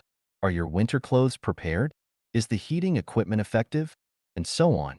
Farmers aiming for a good harvest must prepare seeds, fertilizers, tools according to seasonal changes and sow, water, weed, fertilize, and harvest on time. Missing the season means no harvest. Discovering the law enables us to grasp the cyclic evolution of the law. Like geese flying north and south, a comet returning every 76 years, women menstruating, and societal cyclic upheavals. Mastering the cyclic nature of laws tells us what to seek and what not to seek in life. Son, Dad, you said that we have no control over everything. So what should I pursue and what should I not pursue? Can I have control over that? This involves whether we have mastered the laws and their cyclical evolution. If we are completely ignorant of the laws and their cyclical nature, we are always out of control, just like mice that must inevitably dig holes or bees that inevitably gather nectar to make honey. However, if we have mastered the laws and their cyclical evolution, we have control over ourselves. The more laws we comprehend, the more freedom we have. Son, so, people should first seek and understand laws. But how many laws are there in the universe? Child, the laws in the universe are endless, like the vastness of the ocean's waters. Son, Dad, with so many rules, when will we ever find them? It seems impossible to grasp them in a lifetime. Plus, we still need to eat, go to school, work, sleep. There is not enough time. Child, it's true that it seems difficult, and it is indeed difficult. However, saying it's not difficult means it's not. I have a trick. Once you master it, you can navigate effortlessly through endless changes. If I were to place you in a space where the sky is not the sky, where there's no distinction between up and down, how would you find your way out from there? If there's a cycle of significant change in this universe every 5,000 years, how could we escape it? Son, Dad, the universe is unfathomable, and it seems like you are too. But it's already past 10, and I have school tomorrow. Can I go to bed now? Child, school is important. Let's stop our conversation here for tonight. I patted my child's head again, and the child smiled shyly. 识别真假的功夫, distinguishing the truth from the false. Xiefeng. Translation edited by Qinyu. When I was young, I followed my parents to the fields to weed. The wheat was less than 3 inches tall, the field a lush green, seemingly without any weeds growing amidst it. Yet, my parents bent over, carefully pulling out the weeds one by one, while my task was to move the uprooted weeds away from the wheat field and pile them together.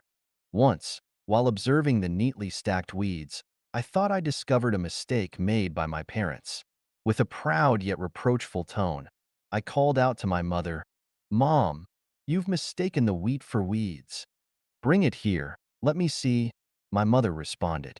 Excitedly, I brought the uprooted wheat to show my mother, aiming to prove her wrong. However, without even looking at it, my mother said to me, "Compare it to the wheat growing in the field.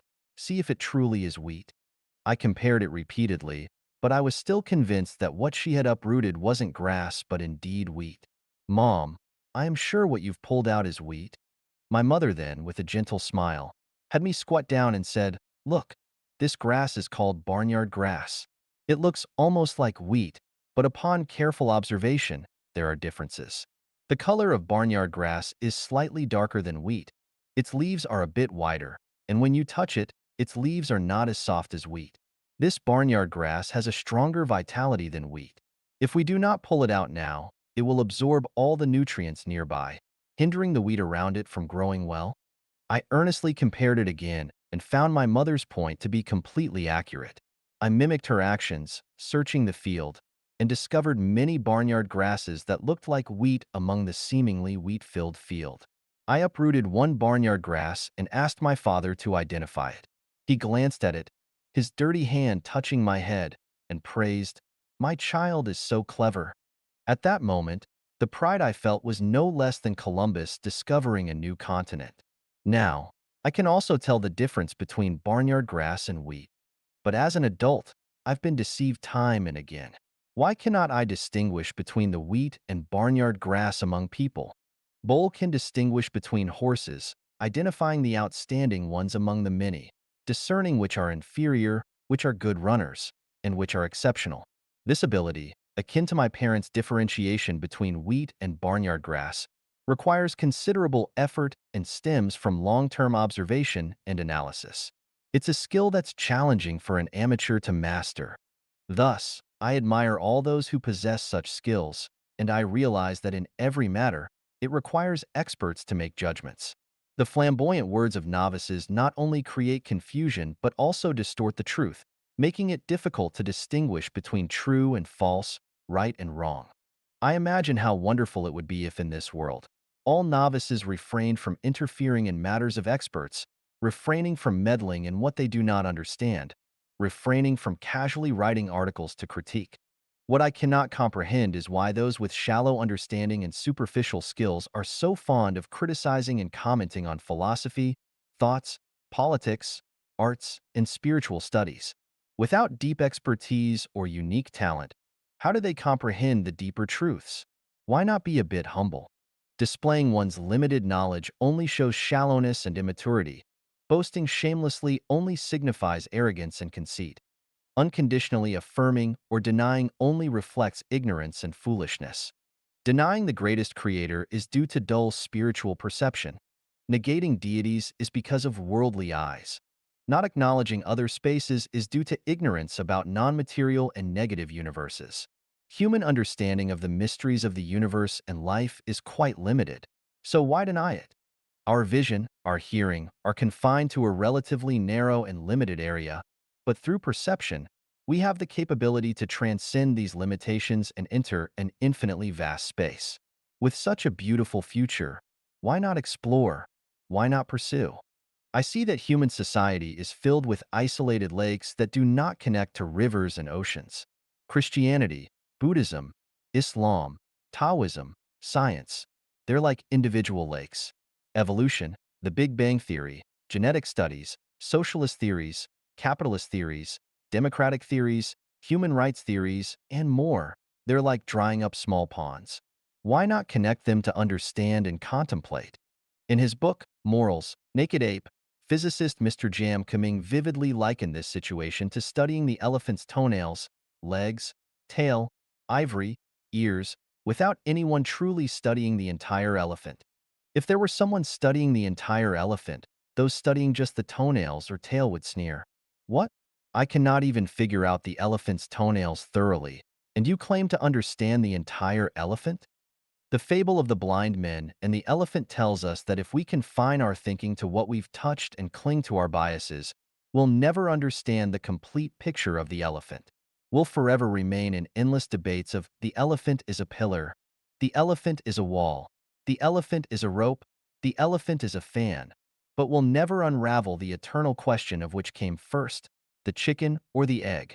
In the past 20 years, many knowledgeable, aspiring, and idealistic people have been exploring ways to end authoritarianism. However, very few have explored from the perspective of studying the entire elephant. Most have confined their vision to the narrow field of elephant toenail studies, leg studies, focusing solely on emperors, political parties, and systems, as if you could both nurture fish and grow crops in water equally. I lack profound moral virtues, But I've learned from my parents how to distinguish wheat from barnyard grass and understand the method of integrating human culture. But how many are interested? Continue with your debates. 简单 plus 淳朴 equals 美. Simple plus unsophisticated equals beautiful. Xiefeng. Translation edited by Qinyu. The most complex thing in the universe is within holography, which is the negative universe, entirely composed of non-material. Holography has no specific structure. It's a unified world of spirits. Holography controls everything in the universe at negative universe speed. Events occurring on Earth can be sensed almost instantly on another planet tens of thousands of light-years away. This is called heaven-human resonance, also known as cosmic holography. All scientific theories and hypotheses lose their efficacy within holography. This includes Einstein's general theory of relativity, quantum mechanics, superstring theory, and many assertions by scientists about the universe, such as those by Hawking in A Brief History of Time. Even people's imaginations hold no value within holography. Currently, we do not need to understand holography. Let's analyze what is most beautiful in the universe from the origin of matter. No one denies that everything in the universe originates from structure. A fertilized egg can develop into a relatively perfect life form, depending on the structure of that egg. The type of life form corresponds to the structure of the fertilized egg. A dog's fertilized egg cannot develop into a pig, and a monkey's fertilized egg cannot develop into a human because the structures of their material origins are different. Though the superstring theory is fascinating, it relies on structure, just as the sound from a flute and an era differs, depending on the different structures of the instruments. However, for us humans, structure is elusive. We cannot grasp it. Melody is beautiful, but it has no visual effect. Quarks, protons, neutrons, photons, electrons, etc., cannot exhibit their beauty to humans. A single molecule may be simple, yet its beauty eludes our appreciation. From holography to structure, from structure to superstrings, from superstrings to particles, from particles to molecules, from molecules to matter. This process is a journey from complexity to simplicity. Why simplify?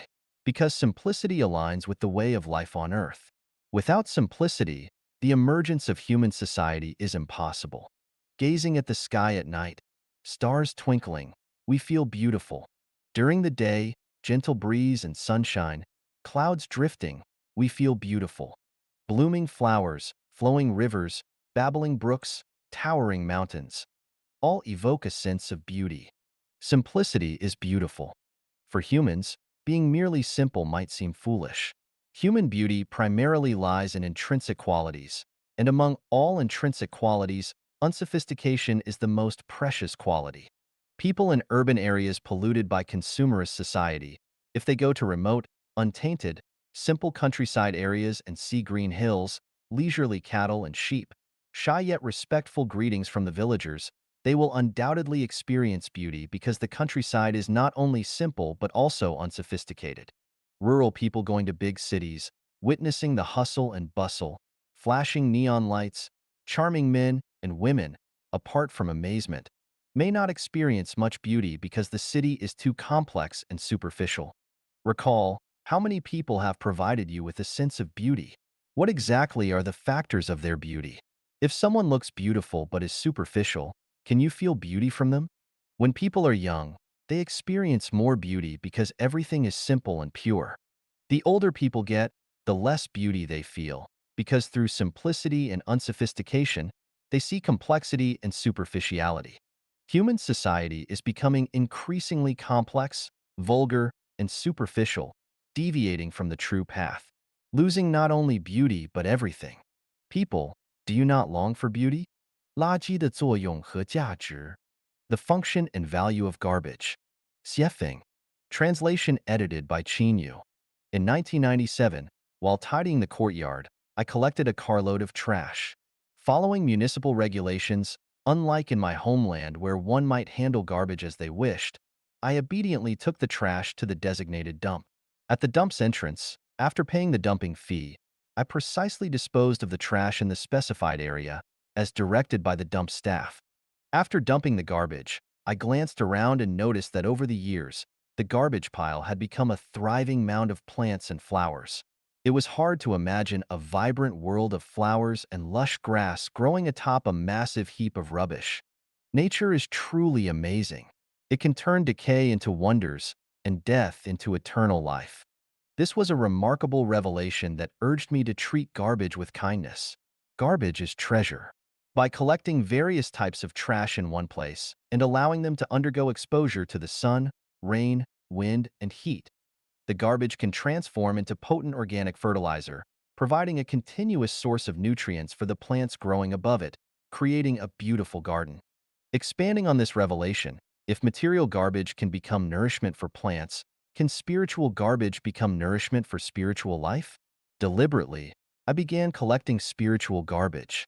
I discovered that human-created culture contains a considerable amount of garbage. If we gather this garbage and let it ferment and decay within our minds, it will surely turn into something extraordinary and magical. Scavengers in cities know where to find scrap iron, discarded cans, old papers, and bottles. Similarly, I gradually learned where to find cultural garbage. Aside from picking up garbage from historical cultural repositories, I also collected garbage from modern political doctrines, religious studies, scientific inferences, especially from newspapers, magazines, and online forums, where I could gather large amounts of trash every day. I loaded all this garbage into my mind, allowing them to contradict, refute, and generate a biochemical reaction.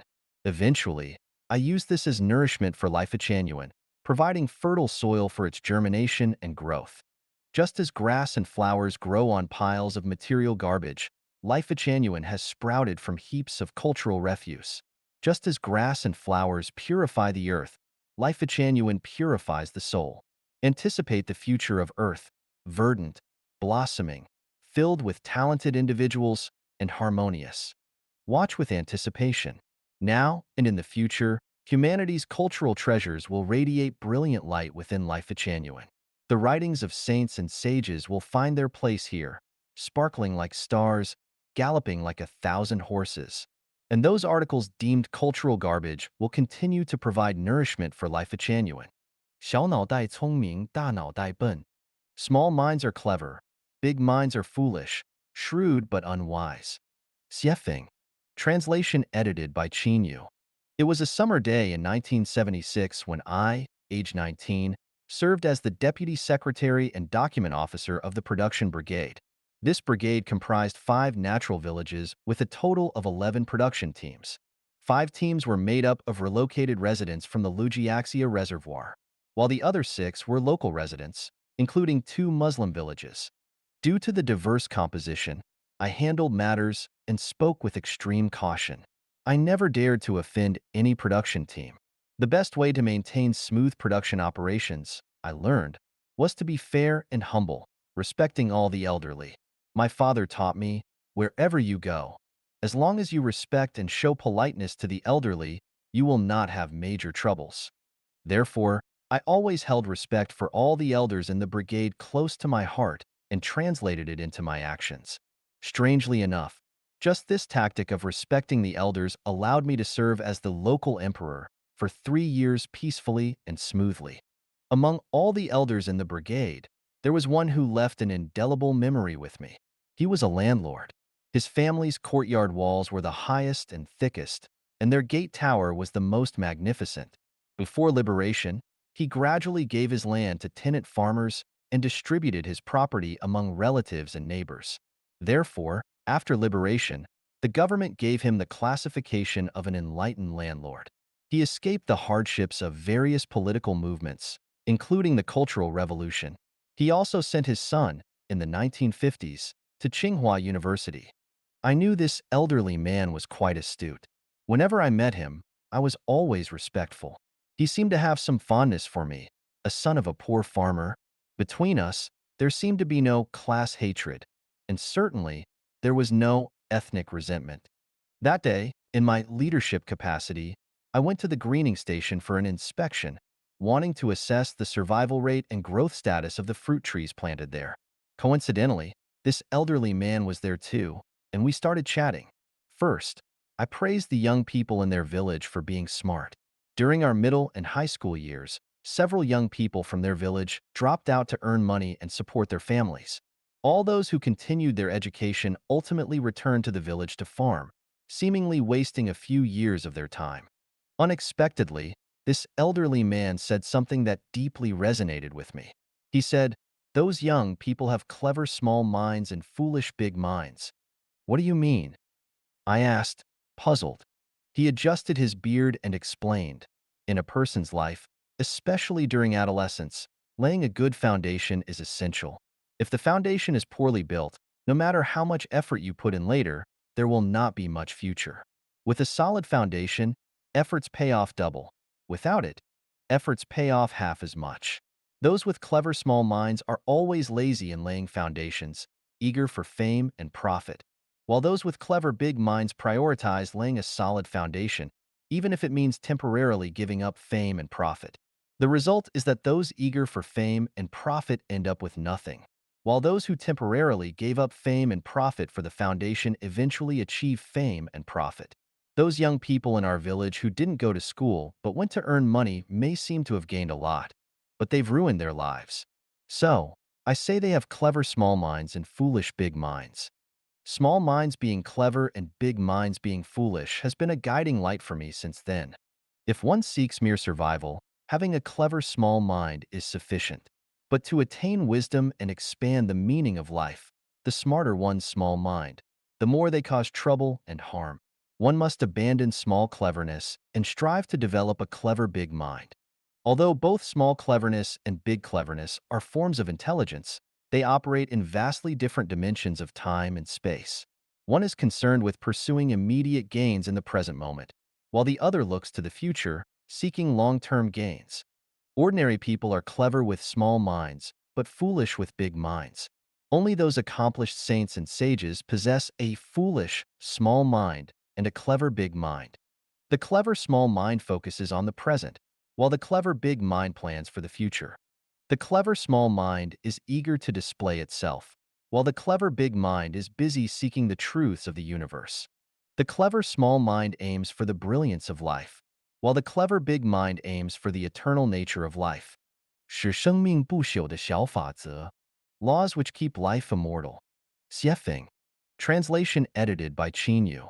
Every morning, turning on the tap to wash my face, I noticed that the initial water flow was murky and not clear. This happened every day.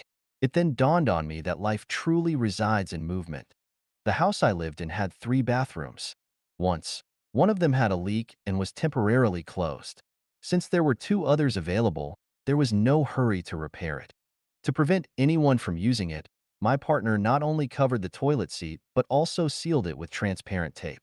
However, she overlooked dealing with the water remaining at the bottom of the toilet. About 10 days later, we noticed tiny flies frequently flying in the hallway. Our room was cleaned daily by the floral workers, and it was challenging to find even a speck of dirt. Throughout the year, we rarely saw flies. Why did they suddenly appear?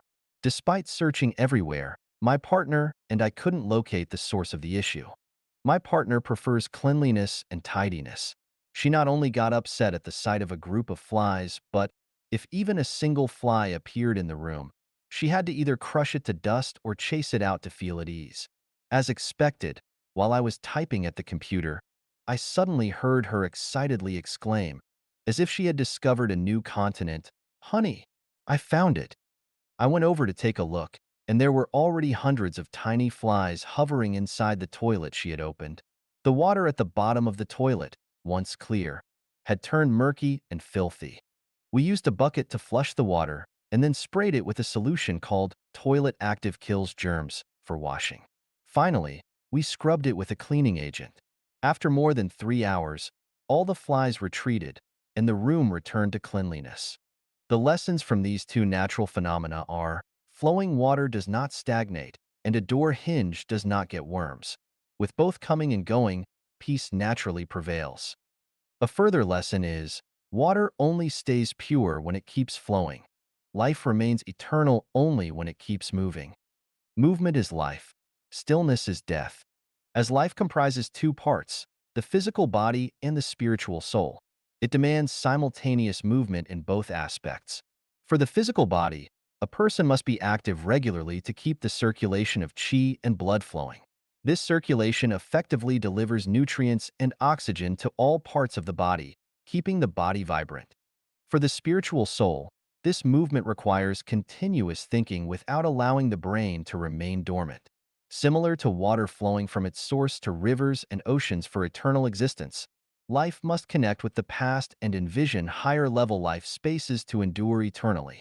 We often lament someone's rigid thinking, likening them to rigid wood that's difficult to carve. The reason behind this is that they adhere to their own views and confine their thinking within a dead pool of specific doctrines, ideologies, thoughts, or isms. Over time, they unknowingly become rotten and stinky, neither accepting new thoughts, fresh water, nor willing to come out of their closed well to flow into rivers and oceans. As a result, not only does their original purity deteriorate, but they also create many flies, polluting the surrounding air and environment. For instance, major religions consider their own religion as the only true one, branding all others as false. They clutch onto a few scrolls and seek disciples everywhere, advocating the pure nature, eternity, and truth of their dead pool, showing such stubborn bias and ignorance that they are unaware of their own extremity. What future could they possibly have? For example, some scientists believe that only scientific matters are universally applicable truths, and that only science can ultimately save humanity. They prefer to run vigorously on a one-way street, completely ignoring the existence of the non-material world and negative universe. Can they see through everything? For example, 最后一趟航班, The Last Flight, Xiefeng. Translation edited by Qin Yu. A friend of mine, busy buying gifts, ended up running late on the way back and encountered traffic due to another accident. Helplessly, they missed the last flight and were forced to stay at Bangkok Airport in Thailand for a day. During journeys, missing the last mode of transport often happens. Whether it is a bus, a ship, or a plane, there is always one last trip within a day. If missed, one has to wait for several hours, or even days. However, when it comes to life's final flight, missing it means waiting not just for a few days, years, or several decades, but potentially for centuries, millennia, or tens of thousands of years. The saying, "too late for regrets," profoundly resonates with those who've missed life's final flight. During life's journey, it's crucial to be aware of the departure time of the last flight and allocate sufficient time to catch it. To board that last flight, it's better to temporarily let go of less important matters. Avoid spending too much time sightseeing or shopping to prevent deep regrets. The timing of life's final flight can be calculated through Nostradamus prophecies, Mayan prophecies, the 9-year-old Martian from Russia, descriptions in the Lungyan Sutra by Buddha Shakyamuni, and the descriptions in the 3rd chapter of 2 Timothy in the Bible. These can help calculate this time. Below, I've transcribed a passage from 2 Timothy for your reference. I urge you to compare it with the current human society to check if it is worth your reflection. However, you should know that in the last days there will be very difficult times. People will love themselves, love money, boast, be proud, abusive, disobedient to their parents, ungrateful, unholy, without love, unforgiving, slanderous, without self-control, brutal, not lovers of the good, treacherous, rash, conceited, lovers of pleasure rather than lovers of the greatest Creator, having a form of godliness but denying its power. Turn away from such people, always learning but never able to come to a knowledge of the truth.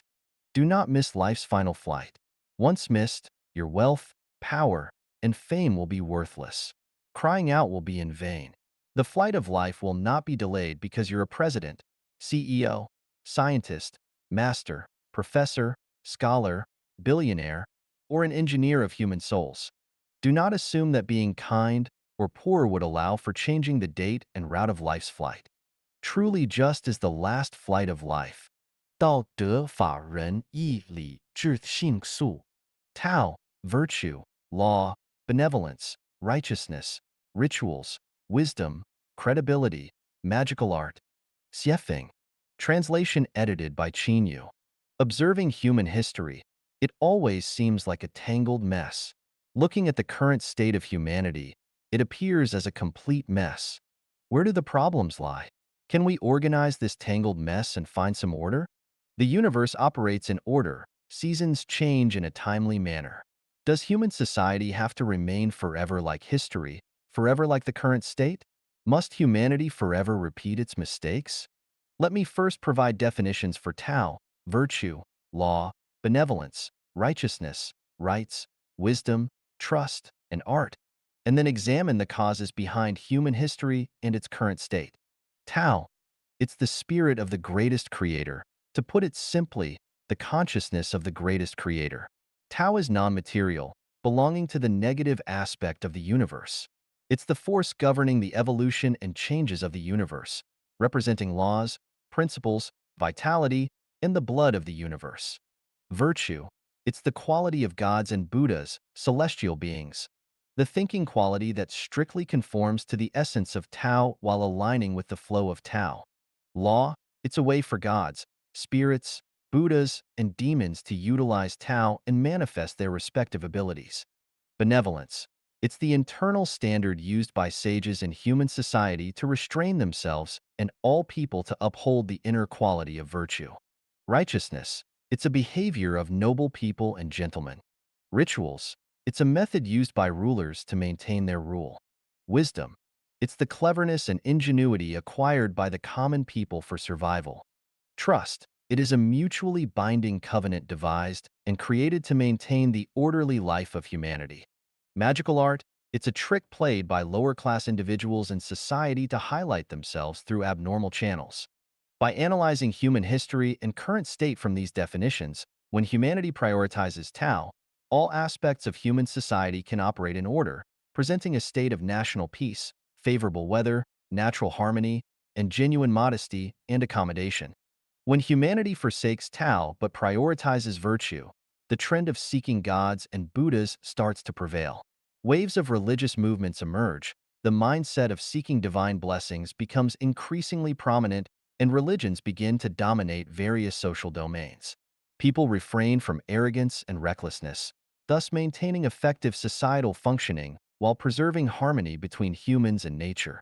When humanity abandons both Tao and virtue in favor of law, the situation of warlords rising gradually emerges.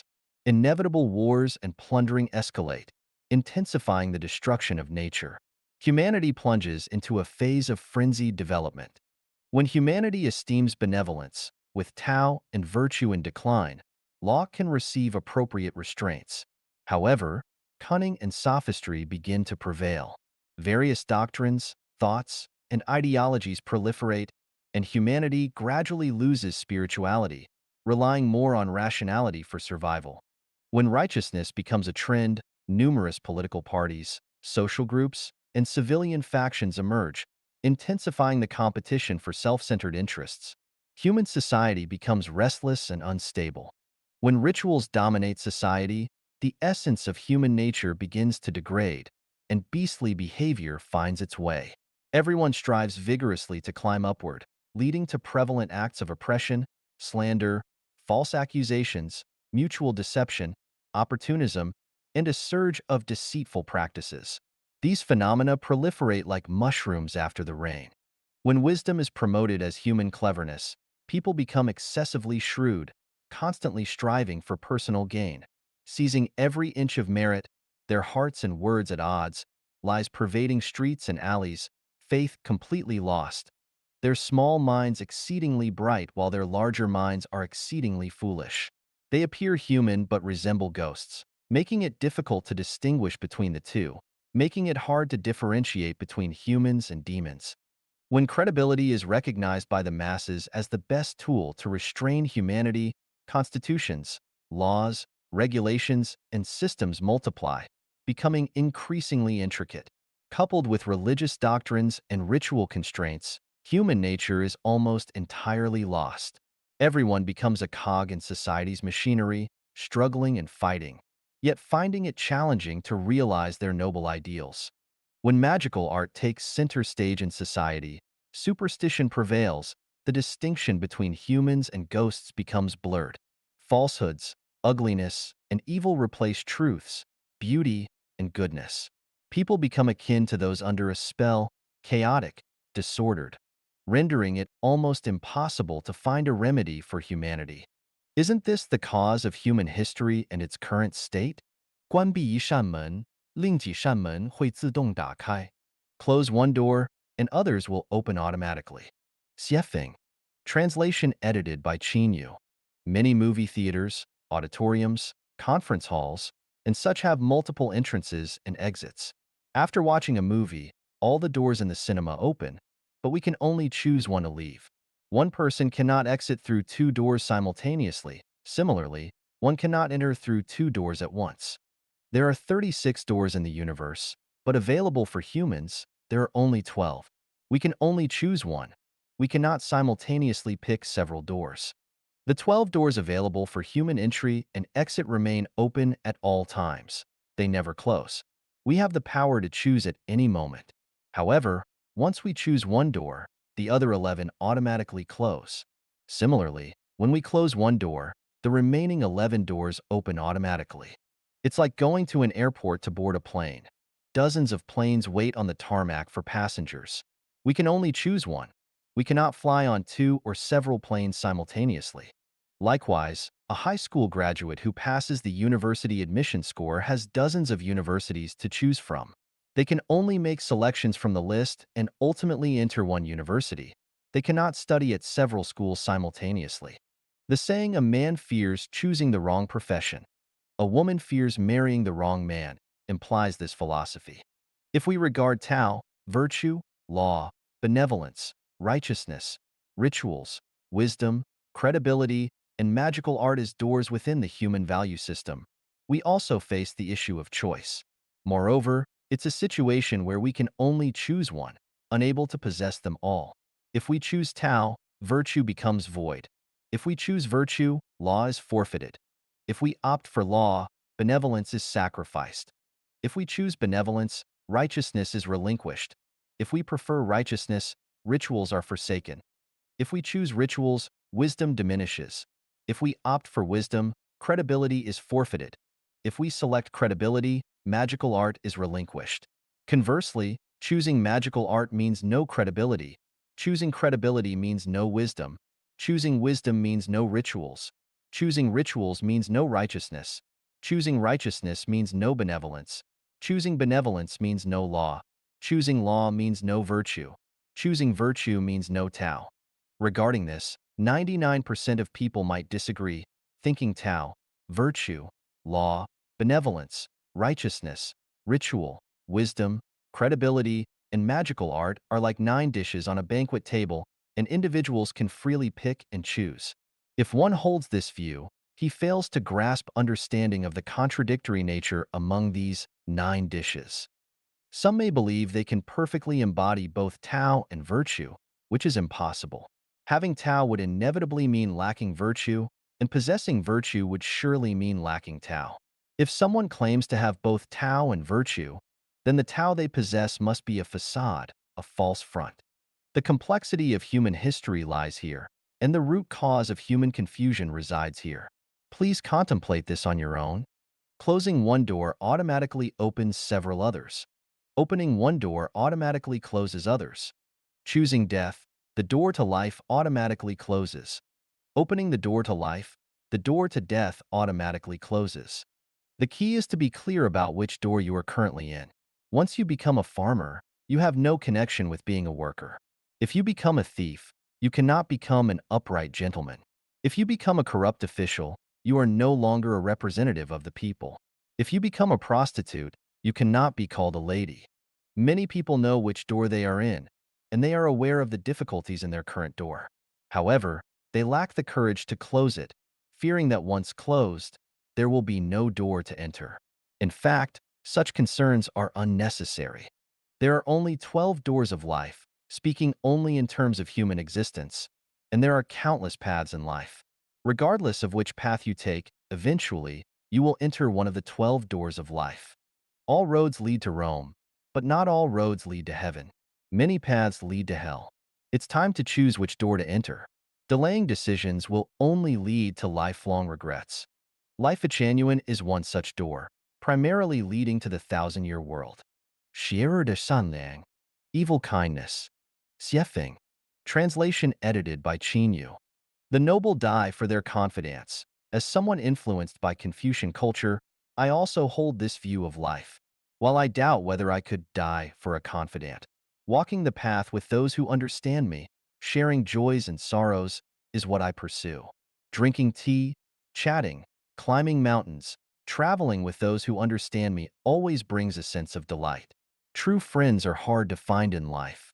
Although they say, grass is green everywhere under the sky, in this finite life, if one finds a confidant, discovers a patch of green grass, and fails to cherish it, assuming there's an abundance ahead, they are likely to miss opportunities and regret for a lifetime.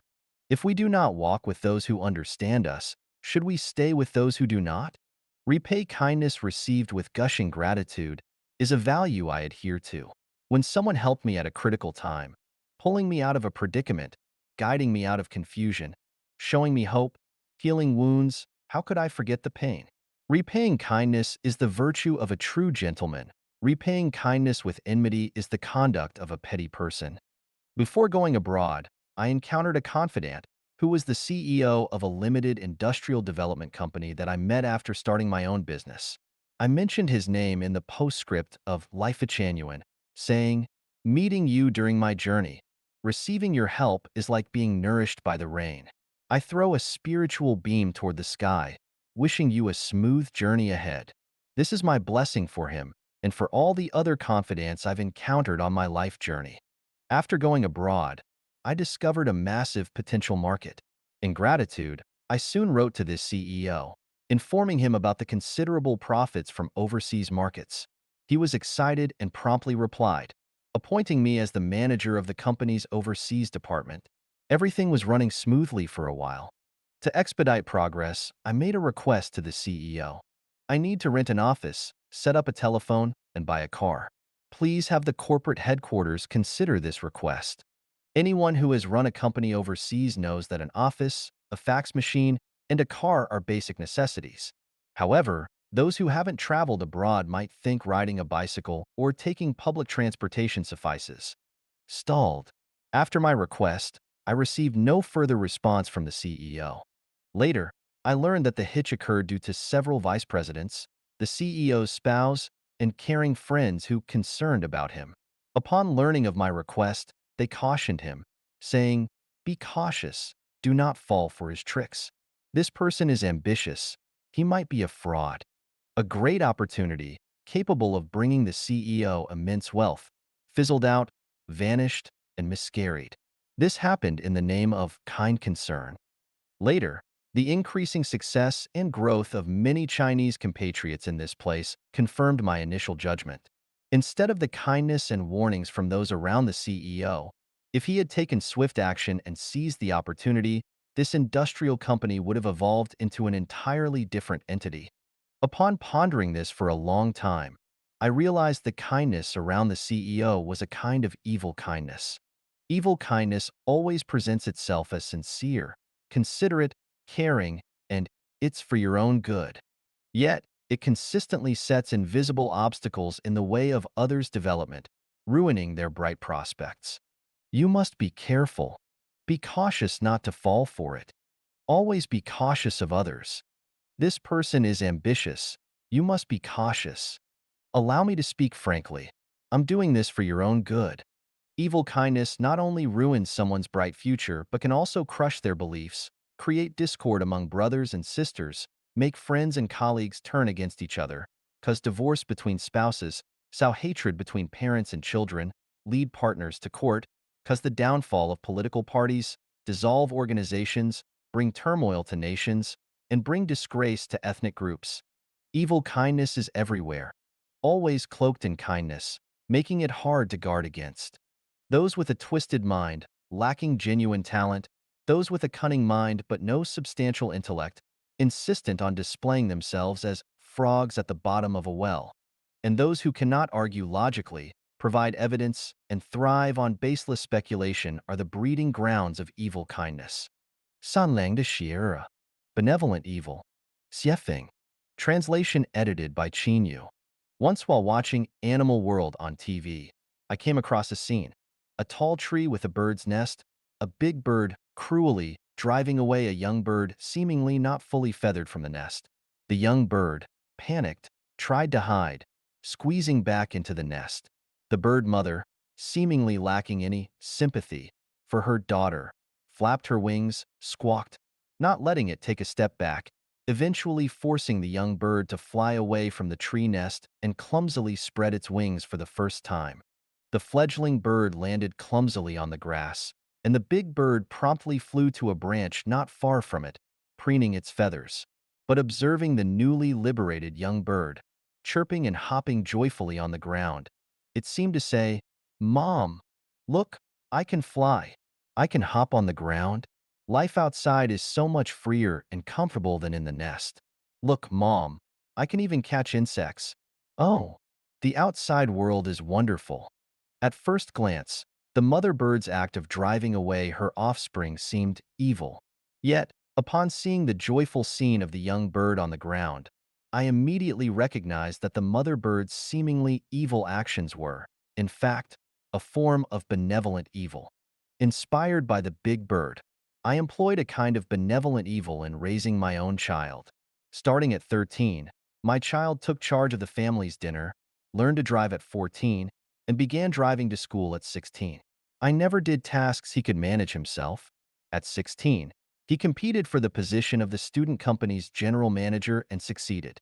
Regarding university, I said he could choose any university in the USA, UK, Australia, or South Africa, except elite schools like Harvard or MIT due to unaffordable tuition fees.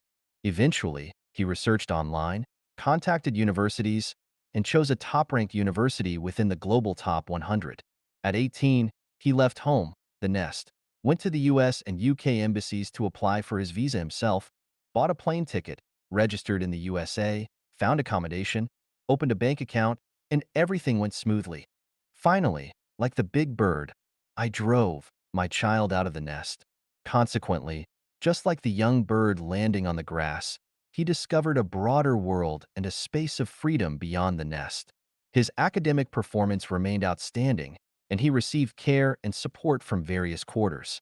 People who know us envy our obedient and sensible child, but little do they know that I employed an evil educational method.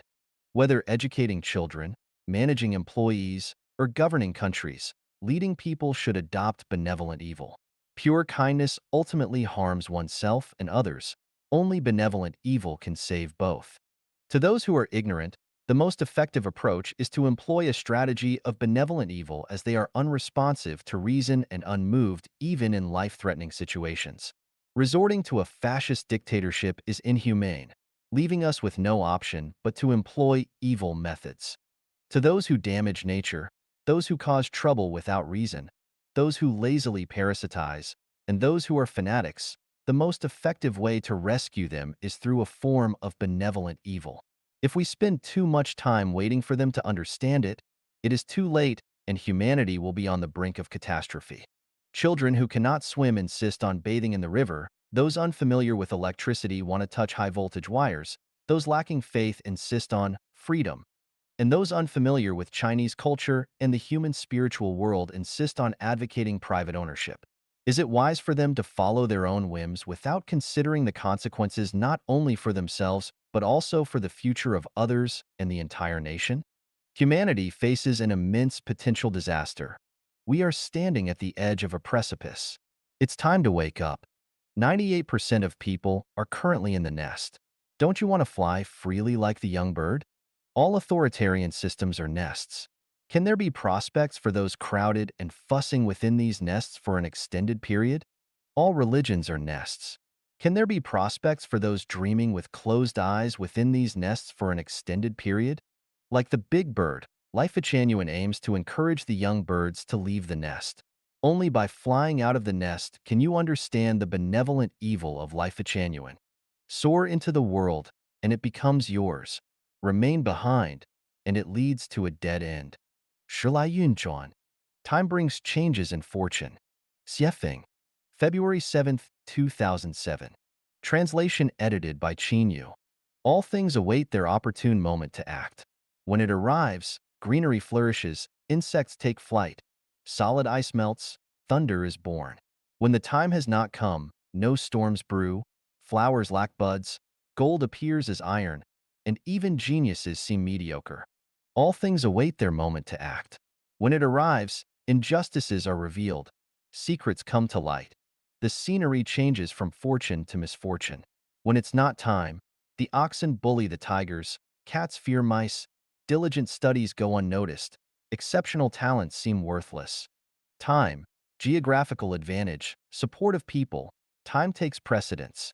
Even with remarkable talent and ambitions spanning the universe, without favorable timing, one can only sip the northwest wind. Even with a heart of passion, without opportune timing, one's efforts find no outlet. Time brings changes in fortune. Without opportune timing, fortunes do not change.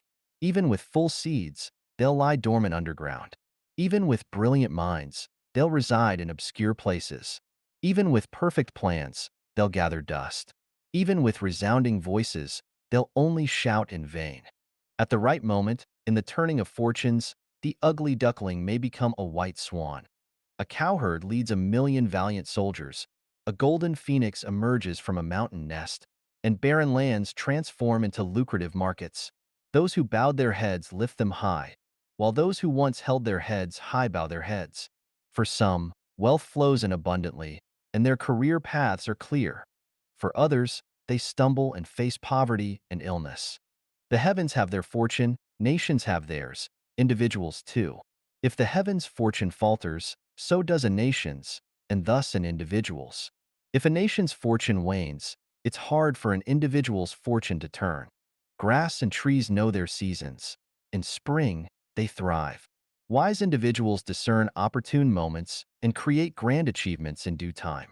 Failing to act when necessary leads to missed opportunities and bad luck. Inappropriately, forcefully, or foolishly acting when one should not turn good fortune into misfortune. Sprouting in winter leads to inevitable demise. Budding in autumn leads to fruitlessness. Sprouting in spring is opportune. Time is fortune. When time brings change, it might be favorable or adverse, depending on one's perception. Time, ever-changing, constantly seeks auspicious winds and timely rains, seeking prosperity for the nation, peace for the people, and harmony throughout the world. With everyone's well-being, there comes good fortune. In the face of widespread misery, personal good fortune is elusive. Fortune is transformative. Apparent good fortune may be substantial misfortune, and apparent misfortune may be substantial good fortune. If heaven intends to grant people good fortune, it might first befall them with misfortune. If heaven intends to bring misfortune to people, it might bestow apparent good fortune first. Whether it is calamity or fortune, it all depends on one's own perspective. Three elements constitute fortune: life structure, genes, gestation period, and timing. Life structure determines the broad trajectory of fortune. An egg can only hatch into a chick, not into an eagle. A dragon begets a dragon. A phoenix begets a phoenix. A mouse's offspring dig holes. We cannot grow into corn. Ordinary people cannot become geniuses. Not all cowherds can command a million soldiers. Not all music students become Bach, Beethoven, or Mozart. Not all compassionate individuals become Jesus, Buddha, or Muhammad. Not all college dropouts become Bill Gates. The transformation of fortune requires a gestation period.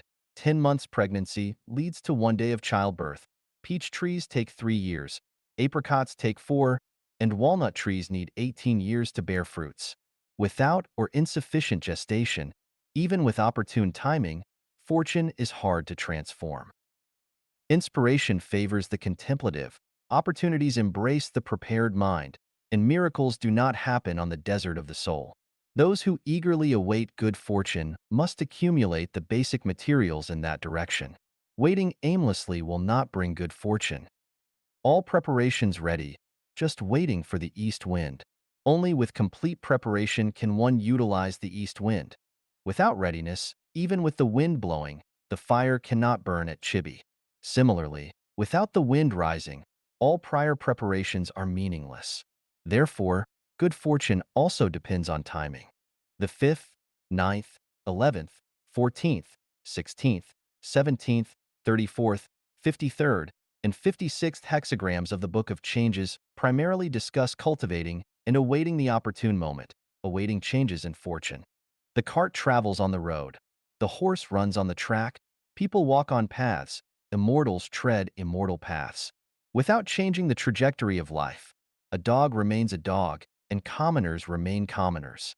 Even when the time comes, it only smooths the trajectory but does not change it.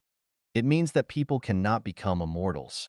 To transition from the trajectory of a human life to that of an immortal, one needs to foster the structure of an immortal life, then step into the immortal path at the opportune moment. Times are changing. Take the opportune moment. The era of networking, combined with the consciousness of the new age, acts as a catalyst for transforming one's life fortune. Today, the information we receive in a day surpasses that of an entire year in the past. Old systems are gradually disintegrating, even collapsing. The times create heroes, and the consciousness of the new age shapes higher dimensional lives. When the time comes, seize the opportunity, align with the international system. Embrace the lifestyle of the immortals, and in doing so, great fortune awaits. 魔鬼的钓饵 Satan's bait. Xiefeng. Translation edited by Qin Yu. A friend once shared the art of fishing with me, mentioning the method of using pig feed, vitamins, essential balm, and eggs as bait to lure fish to the hook. The revelation was heart-stopping. Poor fish. How would they know that this tantalizing aroma was nothing but pig feed? How could they comprehend that this bait, disguised as something appealing, spells disaster once consumed? To these fish, the fisherman is the devil. For the devil, these fish are utterly naive. A few simple tricks and they're hooked. In the water, fish only see the fragrant food, oblivious to the devil on the shore. The fish's devil is humans. Then, who is the devil for humans? The mantis hunts the cicada, unaware of the oriole behind. The oriole hunts the mantis, unaware of the cobra behind. The cobra hunts the oriole, unaware of the eagle behind. The eagle hunts the cobra, humans behind. Humans hunt the eagle, the devil behind. The devil hunts humans, and behind the devil is the greatest creator. All seek immediate gain, ignoring what comes after. Humans fish, and the devil fishes humans. Humans employ all sorts of tricks to lure the fish. The devil uses all sorts of tricks to hook humans. Adding vitamins, essential balm, and eggs to pig feed lures fish to the hook, just as the devil casts money, power, and lust into the human world, luring humans to the hook. The fish do not know it's a human trap. Humans do not know it's the devil's scheme. The fish cannot see the person behind the trap. Humans cannot see the devil behind the scheme. Ah, fish. Ah, humans. Beware. 生命是这样腐烂发臭的. Life rots and stinks like this. Xiefeng. Translation edited by Qin Yu. Today, July 14, 2004, while preparing dinner for my beloved and child, I was frying eggplant and thought of adding some garlic. I fetched a plastic bag containing stored garlic from the storage, opened the bag, and picked a clove. To my surprise, the garlic was darkened, and upon breaking it open, it was rotten. Emptied out all the cloves. Not a single one was spared. It's odd. Normally, garlic does not rot for several months. So why did this bag, purchased just a month ago, turn rotten and stinky? Suddenly, I recalled an incident during a summer business trip within the country. After washing my face with a towel in the morning, I absent-mindedly placed the damp towel inside a plastic bag. I forgot to remove it that day, and the next day when I retrieved it to wash my face again, a gentle twist broke it into two sections. The reason lay in the fact that the moist towel, in the sweltering heat, confined within the plastic bag without contact with external air, turned stale. The gases of staleness within the plastic bag caused the towel to decay, reducing its strength and elasticity, thus making it easily breakable. Yes, the garlic's rot and stink in the plastic bag resulted from its lack of contact with external air. Ordinarily, garlic is placed in a basket, allowing air circulation, hence it remains unchanged for months. It seems that everything material, when not allowed to circulate with external air, inevitably rots and stinks. If material things are like this, then what about non-material things? If a family only allows internal marriages without intermingling with other families, after several generations, this family will inevitably perish. A nation that does not interact with other nations, confined within a singular cultural circle, will eventually decay. A country that isolates itself, refraining from interactions with other nations, will surely decline. Now, what about an individual? If they do not learn from others, avoid communication, isolate themselves, and keep their mental windows closed, over time, they will inevitably become rigid, stubborn, experience ideological stagnation, leading to decay, stagnation, and eventually death. An individual, a family, a nation, a country, such is the case. What about religious groups? Historically, some disappearing religions have also attributed their decline to self-righteousness and arrogance. It's foreseeable that present religions like Christianity, Islam, Buddhism, etc., if they hold on to an attitude of superiority, refusing to engage in mutual exchange, cutting themselves off contact with the external air, will inevitably rot and stink as well. The question now is, how can human life prevent rot and stench? The human being is composed of two parts, a material body and a spiritual soul.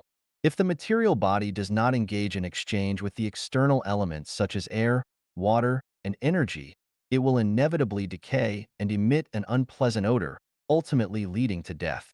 Similarly, if the spiritual soul does not connect with the divine source of the universe, the greatest creator, the soul will also decay and emit an unpleasant odor, resulting in death.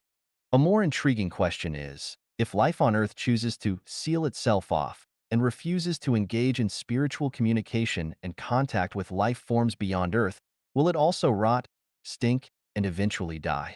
有眼无珠与买椟还珠. Seeing without recognizing and the folly of buying the casket and returning the jewel. Xiefeng. Translation edited by Qin Yu. Everyone desires to possess treasures, be it rare diamonds or exquisite jade, be it wise mentors and supportive friends, or virtuous and beautiful women. It's the intrinsic value that triggers people's longing and pursuit. Among all treasures, the most valuable is the truth that allows life to extend towards higher level space, the spirit of the greatest creator and the pure and kind hearts of humanity. Treasures are everywhere, appearing and hiding at every turn. Why can't we see or find them? It's because we are blind to the jewel. In 1995, our family hired a lady for the first time. This lady, named Rebecca, learned to cook Chinese food in just 3 days. After she tidied up the house, it was sparkling clean, spotless, well organized, and neat. Every day, after my beloved and I returned home from work and the kid came back from school, she stood at the door to welcome us, showing concern and casually taking the kid's school bag and our purchases. It felt like we were reuniting with long-lost relatives. Inside the dining room, a table of not-so-sumptuous yet delectable dishes always awaited us. The day's fatigue dissipated in this warm and harmonious atmosphere. At that time, my residence had no flowers or plants outside. However, since Rebecca arrived, she managed to bring in some exotic plants and flowers. 2 months later, flowers blossomed in front and behind the house, creating a splendid scene. Unfortunately, due to our move, we had to let her go after 6 months. More foolishly, we lost the note with her address. A rare and precious jewel was thus lost. Every time we think of Rebecca, my beloved and I deeply sigh, regretting immensely. Such a wonderful woman. Where else could we find her? I am someone who is blind to the jewel. The gem is right in front of us, but we do not cherish it. Once it's gone from us, it's hard to trace it again. One wrong step causes everlasting regret. Discarding the jewel hurts the heart the most. Who should be blamed when blind to the jewel? Blame no one but your own blindness. Blindness to the jewel not only hinders its discovery, but also ensures its eventual loss even if acquired.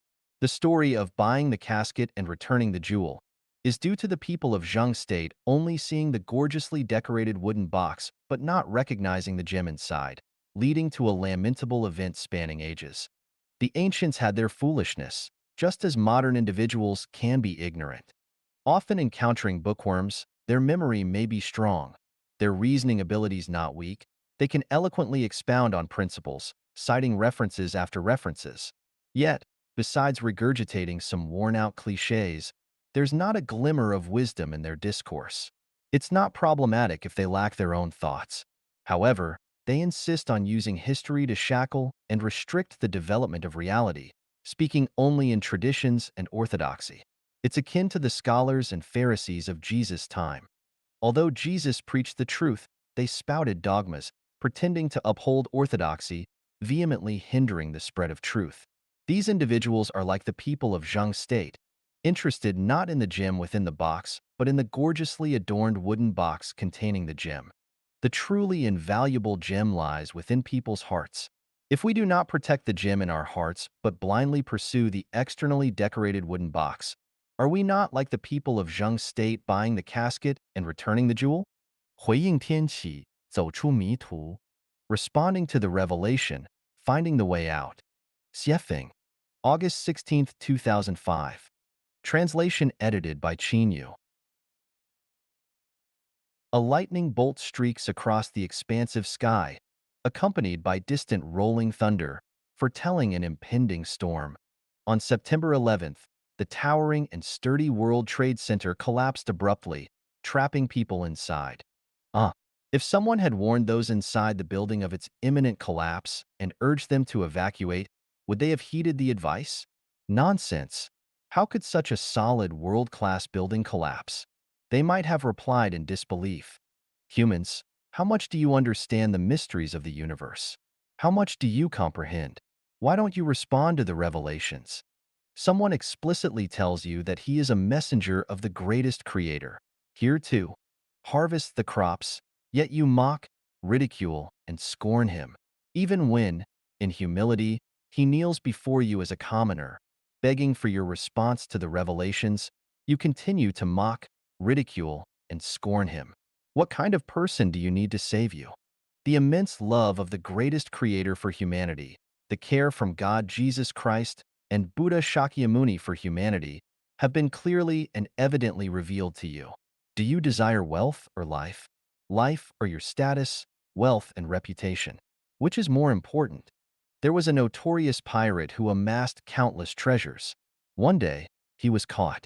In court, he arrogantly told the judge, "I have countless treasures. I'm willing to give up 1/3 of my wealth to buy my freedom."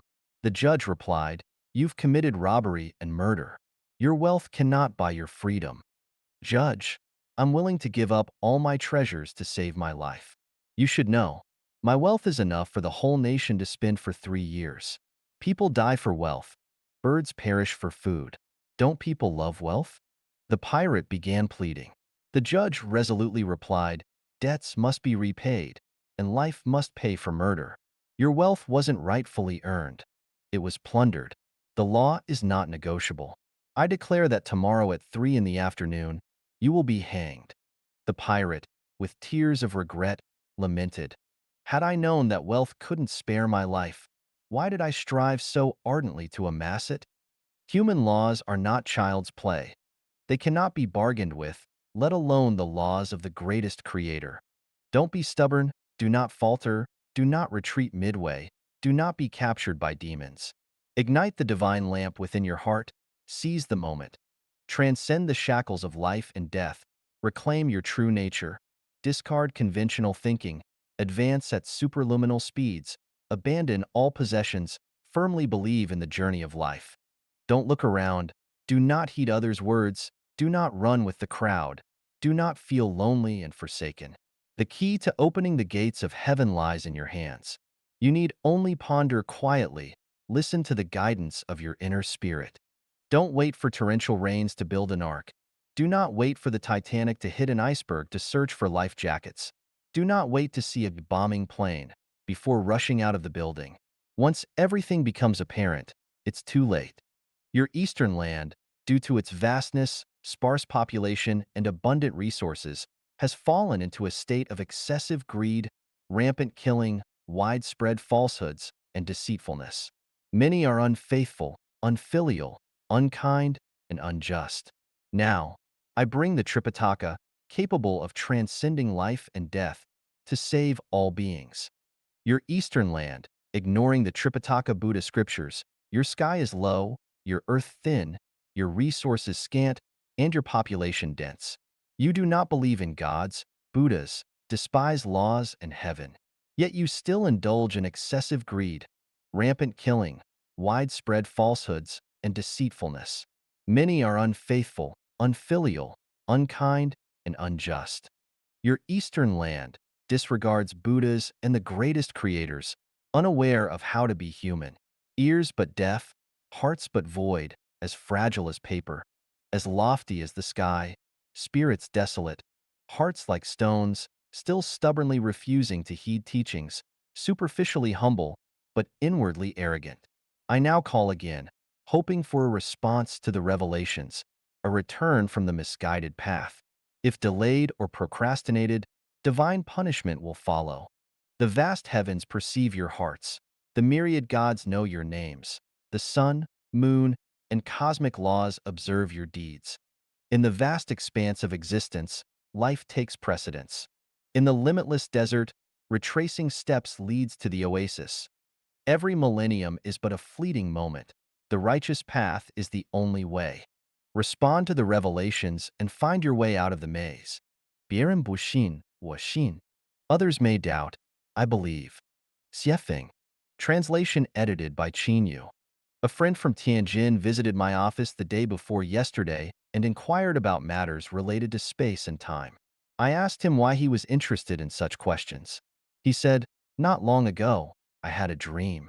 My grandfather appeared and told me that after using the toilet, he suddenly fainted before standing up, unable to get up.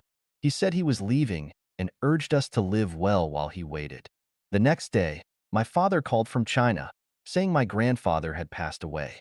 He told me my grandfather had collapsed and passed away while using the toilet. I found it quite strange. How could my dream about my grandfather match the actual events? What's going on with time and space?" I asked him if he had watched the Life Echanuant section on Chinese Soul, and he mentioned that he had seen some of it. However, due to the extensive content, he hadn't watched it all. I responded, "Your grandfather left this physical space and entered another dimension of life.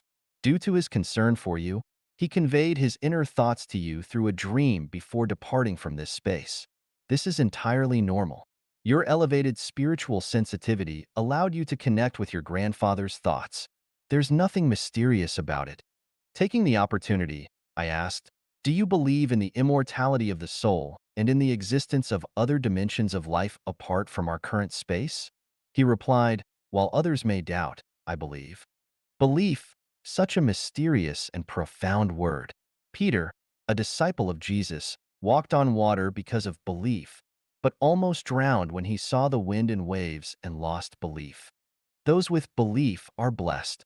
Those without belief are miserable. Those with belief have roots. Those without belief are like floating duckweeds. Those with belief know how to navigate life.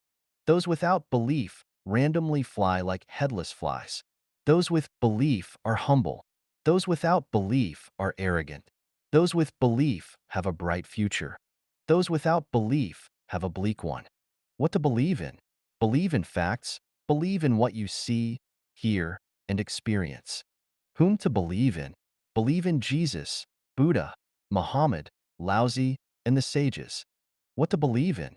Believe in the negative universe information sensed by your spiritual perception. Whom to believe in? Believe in the greatest creator. Many people doubt everything, do not believe in anything, lack faith in themselves, and have no confidence. Some start with belief, but, swayed by phenomena and others' opinions, lose faith even in facts. They cannot sustain their faith, vacillating between belief and doubt until they believe in nothing. Some seem to believe but harbor doubts, so when confronted with storms, they lose their foothold and are devoured by demons. Some people's faith is mere lip service, steering with the wind, changing with their immediate self-interest. In reality, their hearts lack genuine belief. Today, they believe when it's advantageous, and tomorrow, they do not when it's not. How can one live without faith? What is the purpose of such a life? Where is it headed?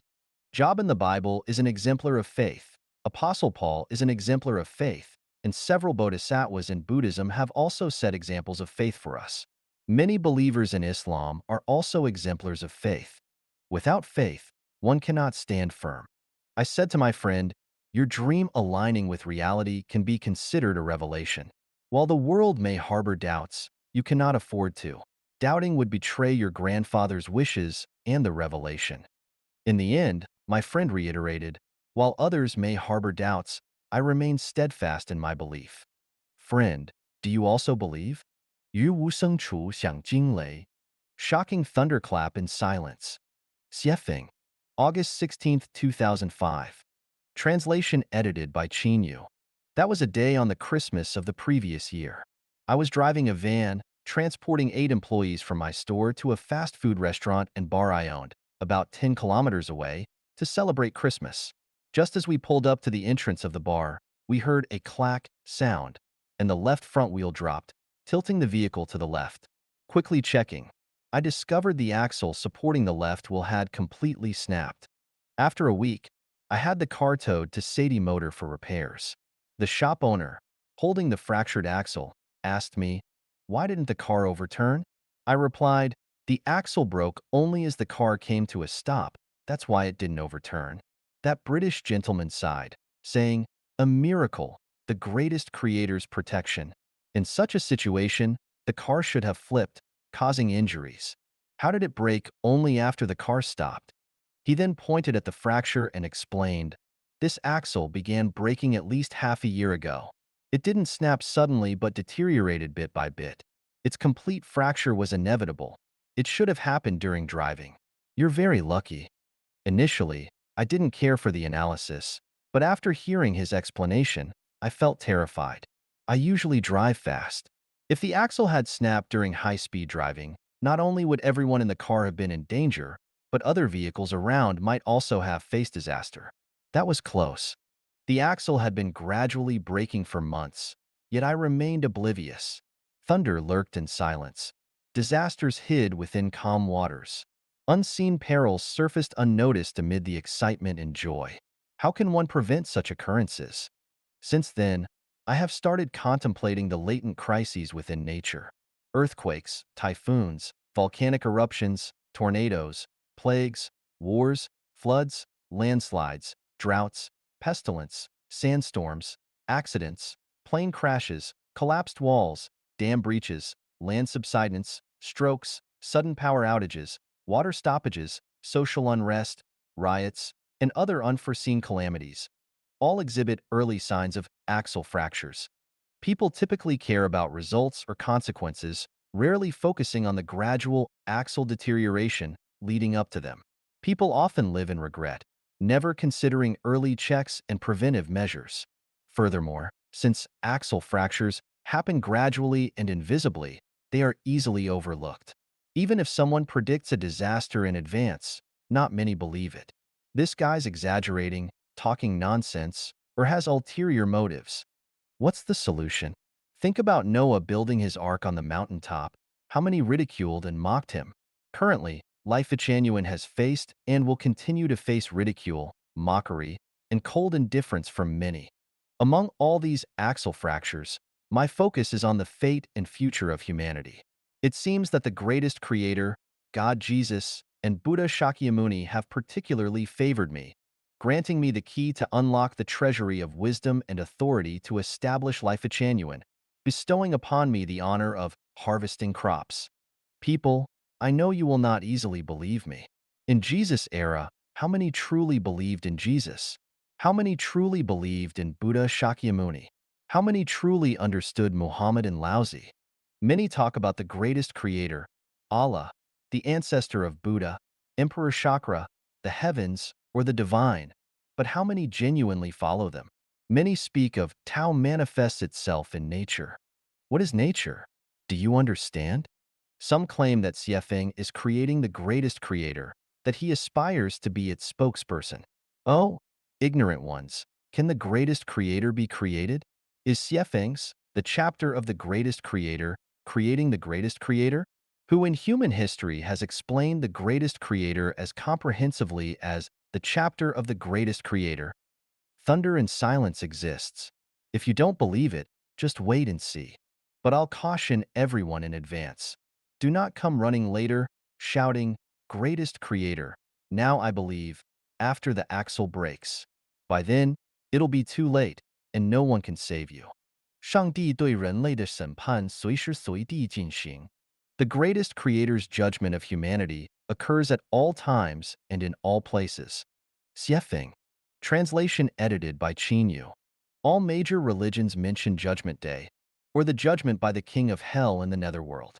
However, after exploring the 36-dimensional spaces, I haven't discovered a designated place for judgment. The greatest creator has never assigned a fixed date for a collective or individual judgment of humanity. So, how did this notion of a judgment day originate? One reason could be a mistaken understanding of divine teachings. Those who recorded the words of gods or Buddhas might have misinterpreted the meanings or added their own cleverness and wisdom when translating the divine words. The other reason is that people mainly focus on outcomes, neglecting the processes that lead to them. People see death as life's conclusion, ignoring the process itself. Consequently, they believe that death marks life's end, and after death, souls face a final judgment. Such beliefs are erroneous. The concept of Judgment Day blasphemes the greatest creator, confuses humanity, and exacerbates life's hardships and misfortunes. It's a kind of magical power, a spell, a barrier and hindrance placed within human consciousness. The greatest creator's judgment and selection of humanity, both collectively and individually, occur anytime, anywhere. There is not a final judgment. It's immediate, executed by Tao rather than by gods, Buddhas, or any celestial beings. How does Tao judge people? Up to this point, I've outlined in other articles what Tao is. In the Bible, it says, Tao is the greatest creator. However, there's a meaning not yet revealed. The greatest creator is not Tao. Tao is the greatest creator. The greatest creator is not Tao. How to understand this? Mao Zedong thought is Mao Zedong, but Mao Zedong is not Mao Zedong thought. Wang Mazi's consciousness is Wang Mazi, but Wang Mazi is not consciousness. China's laws represent China, but China is not its laws. Tao manifests itself in nature, means Tao follows the will of the greatest creator. The will of the greatest creator corresponds to the spirit of the greatest creator. Tao and the spirit of the greatest creator are synonymous. Although the meaning of Tao is vast and profound, in this context, Tao is specifically defined as the spiritual law that upholds the orderly functioning of the universe and the cycle of life. Although the Diamond Sutra may not explicitly expound on the concept of Tao, those of superior wisdom who comprehend the sutra would undoubtedly understand that what Shakyamuni Buddha repeatedly elucidates is essentially Tao. All phenomena are illusory. The Dharma cannot be grasped, expressed, nor is it truly Dharma or non-Dharma. What is referred to as the Buddha's Dharma is, in reality, not the Buddha's Dharma. The Dharma is neither real nor unreal. The Dharma is a quality, without high or low. Regarding the Dharma, there is no notion of extinction. That which is referred to as the appearance of the Dharma is, in fact, not the appearance of the Dharma. This is called the appearance of the Dharma. All sages are differentiated by the Dharma of non-attachment. If we purely understand Tao as the greatest creator's law, it might lead us to liken the greatest creator's law to the country's laws. It's easy to regard the greatest creator's law as dead dogma. The laws of the greatest creator, Tao, cannot be fully explained in words. Why? Because the greatest creator's law is spiritual, alive. Laozi and Buddha earnestly imparted to us this layer of meaning regarding Tao. Now we understand. Tao is the spiritual law that sustains the orderly operation of the universe and the cycle of life. So, let's see how Tao judge humanity, both collectively and individually, at any time, in any place. When Chinese people cook, it's inevitable that frying and cooking will lead to the accumulation of grease around the kitchen walls and ceilings. We have to ask whether this layer of grease formed all at once or gradually built up with each instance of frying and cooking. Look inside a smoker's teeth. They turn dark due to smoking. When did this discoloration occur? Not after one cigarette, right? It's the accumulation of repeated smoking. When someone suffers a sudden heart attack or stroke, is it caused by a single instance of low vitality or inadequate blood supply, or an immediate surge of heart fire? Unlikely. Was the sudden earthquake in Tangshan the result of a single tectonic shift? Does the emergence of a dust storm result merely from pulling out a few blades of grass or cutting down a few trees? When someone is abruptly elevated to a central government position, is it purely coincidental? When someone unexpectedly gets a chance to study abroad, is it solely an opportunity?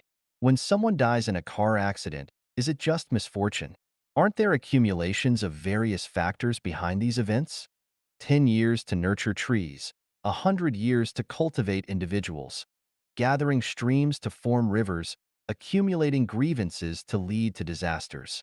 If one consumes 9 steamed buns, does it mean only the ninth bun satisfies hunger, while the preceding 8 are wasted? Is poverty the fault of the heavens? Does it not have its own causes and consequences? Is it unfairness of the greatest creator? When a billionaire is suddenly assassinated, does it lack causes and consequences? Is it the injustice of the heavens? Without the accumulation of quantity, there can be no qualitative transformation. Without personal effort and dedication, there can be no happy life. Without profound contemplation, wisdom is unattainable.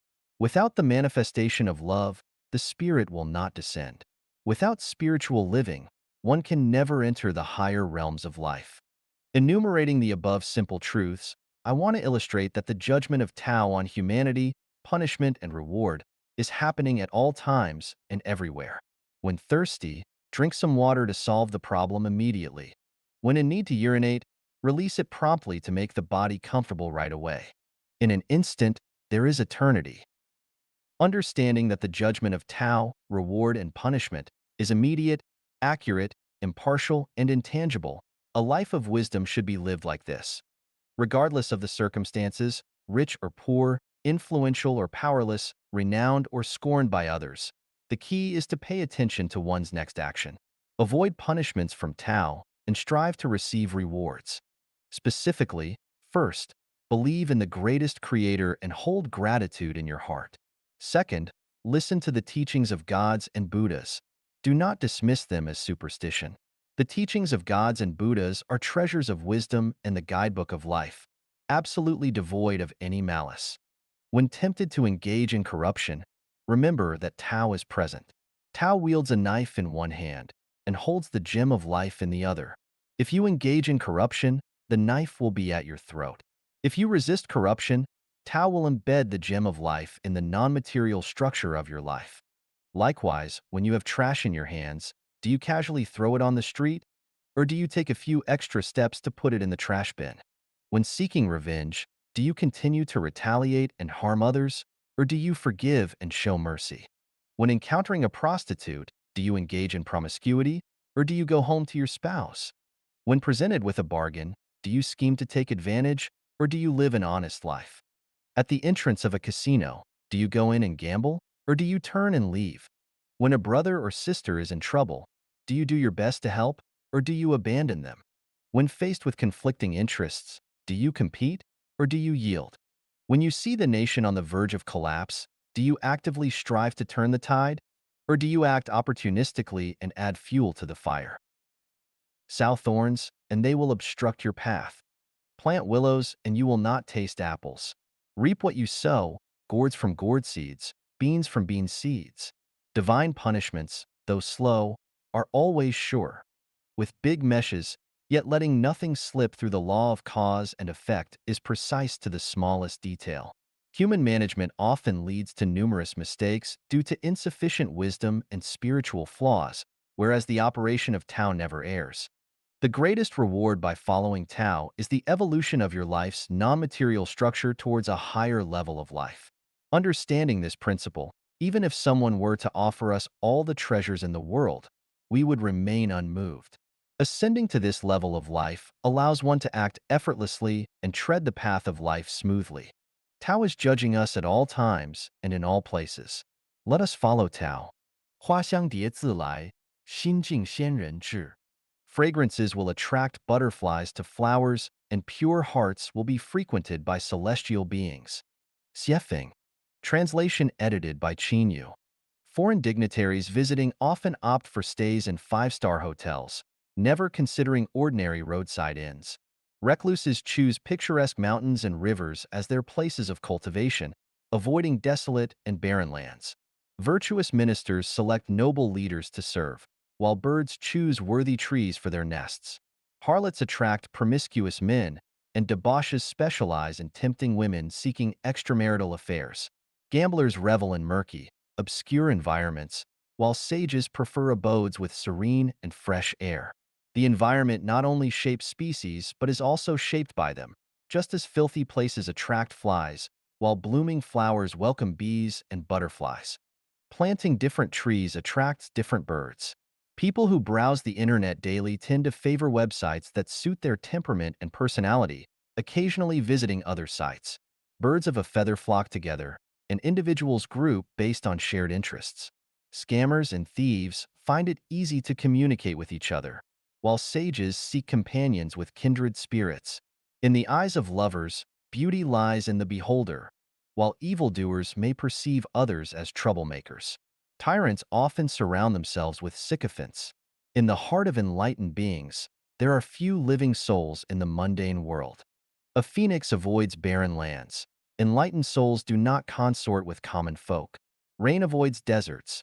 Peonies do not grow in the Gobi Desert. These are common sense, not needing exhaustive illustration.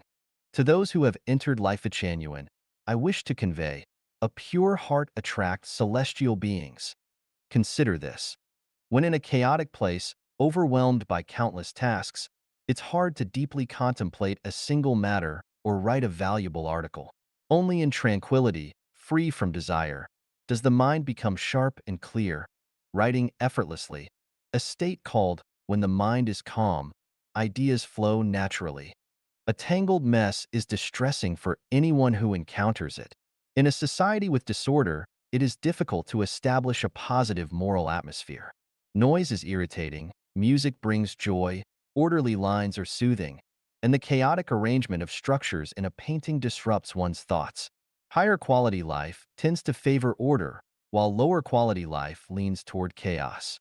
Saints and sages would never guide people towards rebellion, rioting, plunder, or bloodshed. Those with distorted mindsets eagerly anticipate chaos in the world, hoping for frequent government overthrows, thinking, why isn't the world in chaos yet? Chaos is good. Amidst the chaos, one can fish in troubled waters and seize power. The virtuous individuals who enter the Life-Genuine community appreciate order and abhor violence and plunder. Even amid a storm, they remain as the wind blows, the mountain stands still, leaves fall silently. This is not a matter of moral quality, but rather a question of life quality. Disorder ravages life. If scorching sun today, biting cold tomorrow, morning serene, afternoon a deluge, month after month, year after year, can there still be traces of life on this earth?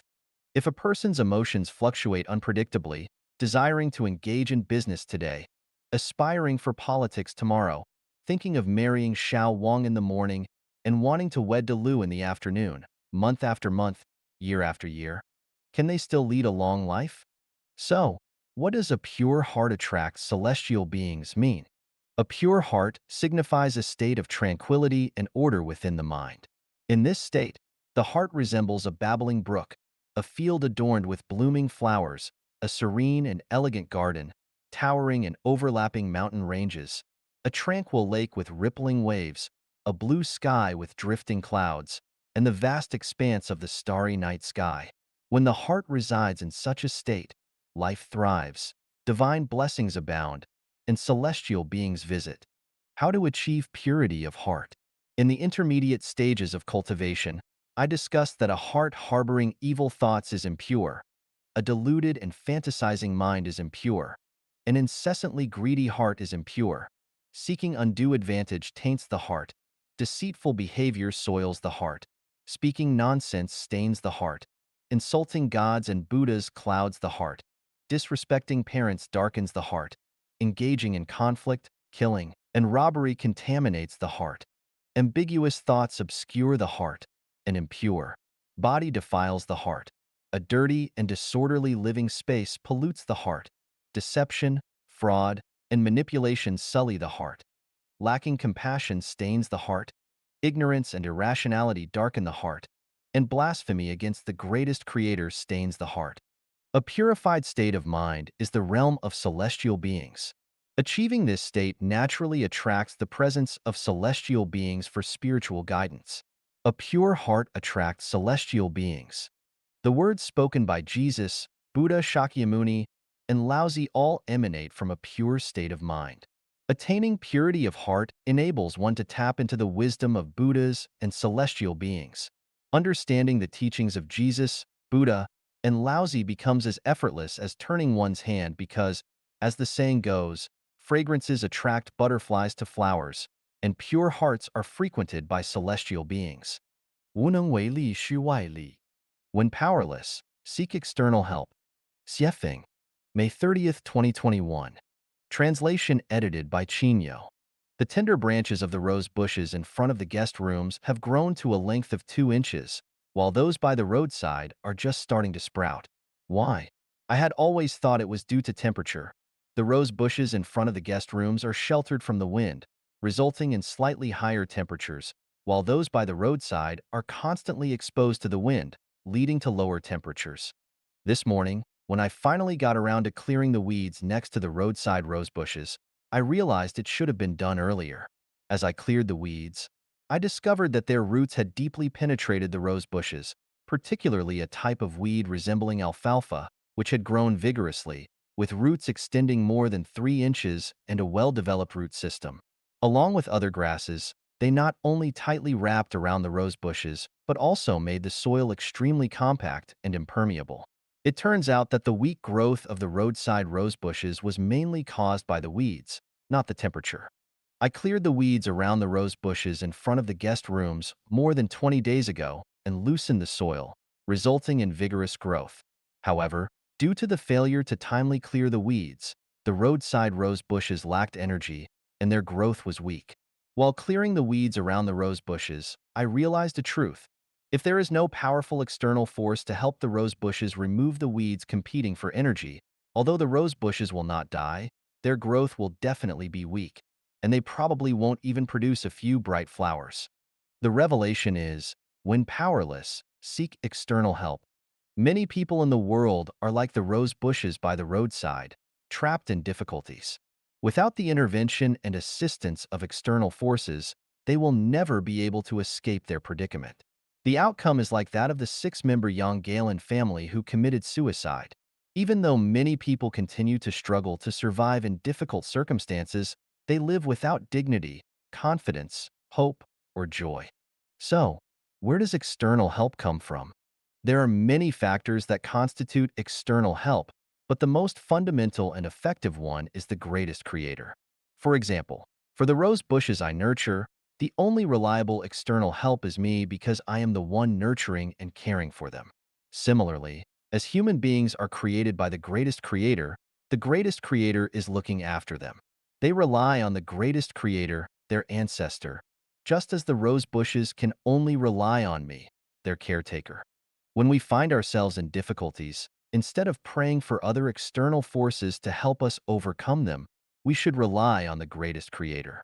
Whether the greatest creator sends a small boat, a speedboat, an airplane, or mobilizes other more powerful people or factors to help us out of difficulties, it is all part of the arrangement of the Tao. Zero Du Qi Sir. Revelation of Zero Degree. Xiefeng. March 4th, 2022. Translation edited by Chinyo. Living in the northern part of Canada, there's a particular sensitivity to 0 degrees. If the temperature remains at or below 0 degrees Celsius, the snow won't melt. But once the temperature exceeds 0 degrees, even reaching just 1 degree above zero, the melting of ice and snow begins. 0 degrees is a turning point. Below zero is solid, while above zero is liquid. I have a cold storage room where the temperature is maintained at 2 to 4 degrees Celsius. This helps prevent food from rotting and being damaged by freezing. However, whenever the outdoor temperature drops to over minus 30 degrees Celsius, if I'm not careful, the temperature in the cold storage room can drop below zero. Once it reaches 0 degrees Celsius or below, most of the preserved vegetables will freeze and become inedible. 0 degrees is a sign of life or death. Above zero means life. Below zero is death. In physics, there's a term called the critical point, which is the point at which a qualitative change occurs in a substance. Similarly, in the realm of the mind and psychology, there's also a critical point. For example, when you insult or criticize someone, once your insults, criticisms, or accusations exceed the recipient's threshold, they will become angry, even violent. When mental pressure exceeds the threshold one can bear, a person may become depressed or even contemplate suicide. Once the development of something surpasses the critical point, 0 degrees, a qualitative change occurs. When an animal's consciousness surpasses the critical point, it becomes human. When a human's consciousness surpasses the critical point, they either become like animals or become immortals or Buddhas. This insight into 0 degrees reveals a law. Regardless of how many years one practices cultivation, if the perfection and transformation of life have not exceeded the critical point, they won't see any qualitative change. Even after tens of thousands of years of cultivation, if one's life evolution remains below the critical point, they will still be the same person. They won't become immortals or Buddhas. Therefore, many cultivators give up halfway because they can't see any results after years of cultivation, feeling discouraged and lost, and they stop practicing. The fundamental reason is that they haven't exceeded the critical point. Perhaps they were just one step away from it, but unfortunately, they didn't persevere, which is regrettable. Fruits fall off when ripe. If the stem doesn't fall, it's because the fruit is still growing. As long as the fruit is still growing, it's not considered ripe, and it hasn't surpassed the critical point. As long as the fruit isn't ripe and hasn't exceeded the critical point, the stem won't fall. Once the fruit ripens, the stem will surely fall. All things hover around the 0 degree point, sometimes below 0, sometimes above 0, constituting the cycle of life and death. If it remains below 0, it's dead. If it stays above 0, it's alive. If it perpetually remains above 0, it lives forever in paradise.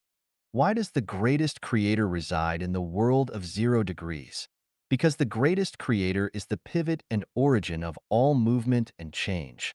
All transformations in the nature of life must pass through the greatest creator, the 0 degree point. Without passing through the greatest creator, the nature of life cannot undergo any changes. This is why we must reverence the greatest creator and follow the path of the greatest creator. 釜底抽薪是修炼成仙的最低成本途径. Pulling out the firewood from under the cauldron is the lowest cost path to immortal cultivation. Xiefeng, September 10, 2022. Translation edited by Chinyo. Recently, I received an insight. The cold storage door at the headquarters of Life-Genuine in Canada was difficult to open and close. It seemed that the ground was rising. With every rise, it blocked the door's movement. So, I filed the bricks on the ground multiple times. Each filing made the door slightly easier to open, although it still remained stiff. I even decided to call in professionals from a refrigeration company to address the issue. Not long ago, my son came to my place. I explained the problem with the cold storage door to him and asked if he could solve it. After carefully observing the situation, he proceeded to inspect the basement. He proposed two solutions. One was to remove all the floor tiles under the cold storage door and lower the height of the wooden boards underneath, while the other was to address the humidity problem in the basement. He found that the reason the floor tiles under the cold storage door had risen was due to excessive basement humidity. This humidity caused the wood beneath the tiles to swell. When I asked which solution could permanently solve the problem, he said it would be best to address the root cause by thoroughly resolving the high humidity in the basement. Otherwise, the problem would persist in the long term. It's worth noting here that the Life-Genuine headquarters in Canada is constructed entirely of wood. Now that the root of the problem was identified and removing the firewood from under the cauldron was the best solution to permanently resolve the issue, I decided to eliminate the high humidity in the basement. So, I sent my son to town to buy a dehumidifier. After the dehumidifier ran for 24 hours, the cold storage door became much easier to operate. 3 days later, the cold storage door was opening and closing smoothly. The phenomenon with the cold storage door led to an insight. Pulling out the firewood from under the cauldron is the lowest cost path to solving problems. For example, in various marital difficulties, these problems have persisted for thousands of years without resolution, despite attempts to address them through moral, ethical, social, or emotional teachings and constraints. In such cases, the most cost-effective way to eliminate marital problems is simply not to get married. As the saying goes, it is easy to have good relationships with everyone if we do not ask any favor from them. I would not care about the price of wine if I did not drink it. I don't drink, therefore, whether a bottle of Maudai sells for 300 or 30,000, I couldn't care less. Similarly, if someone feels that being a civil servant is restrictive and leads to poor relationships, the best way to address this annoyance is not to become a civil servant but to start a business. Likewise, if someone feels that the United States is not good or safe, the solution is simple. Leave the United States. If a company is plagued with numerous problems and the common people are struggling, the best way to address this issue is not to establish various regulations and legal provisions, nor is it to rely on moral teachings and various expert opinions to deceive people, and certainly not to increase punishment and fire more people. Instead, it is to directly replace the leader. History has proven that the leader is the core guarantee of the people's happiness and social stability. If this core is not functioning, replacing it will lead to a complete transformation at the lowest cost. So, what is the lowest cost path to becoming celestial beings? The answer is eliminating selfishness and ego. Without removing selfish desires and ego attachment, the path to becoming celestial beings becomes unreachable. 天才之路, the path of genius. Xiefeng, September 12, 2022. Translation edited by Chinyo. Elon Musk is undoubtedly a genius. Had Elon Musk remained in South Africa, would he have attained his current achievements? Unlikely, as South Africa lacks the nurturing environment necessary for such genius to thrive. Suppose Elon Musk were Chinese and lived in China. Would he dare to propose plans like colonizing Mars and creating the Starlink project? No, he wouldn't.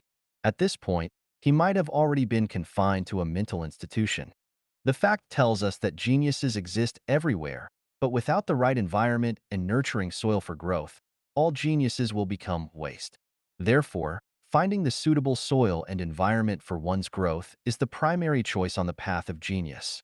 Christopher Columbus, who is credited with discovering the New World, was undoubtedly also a genius.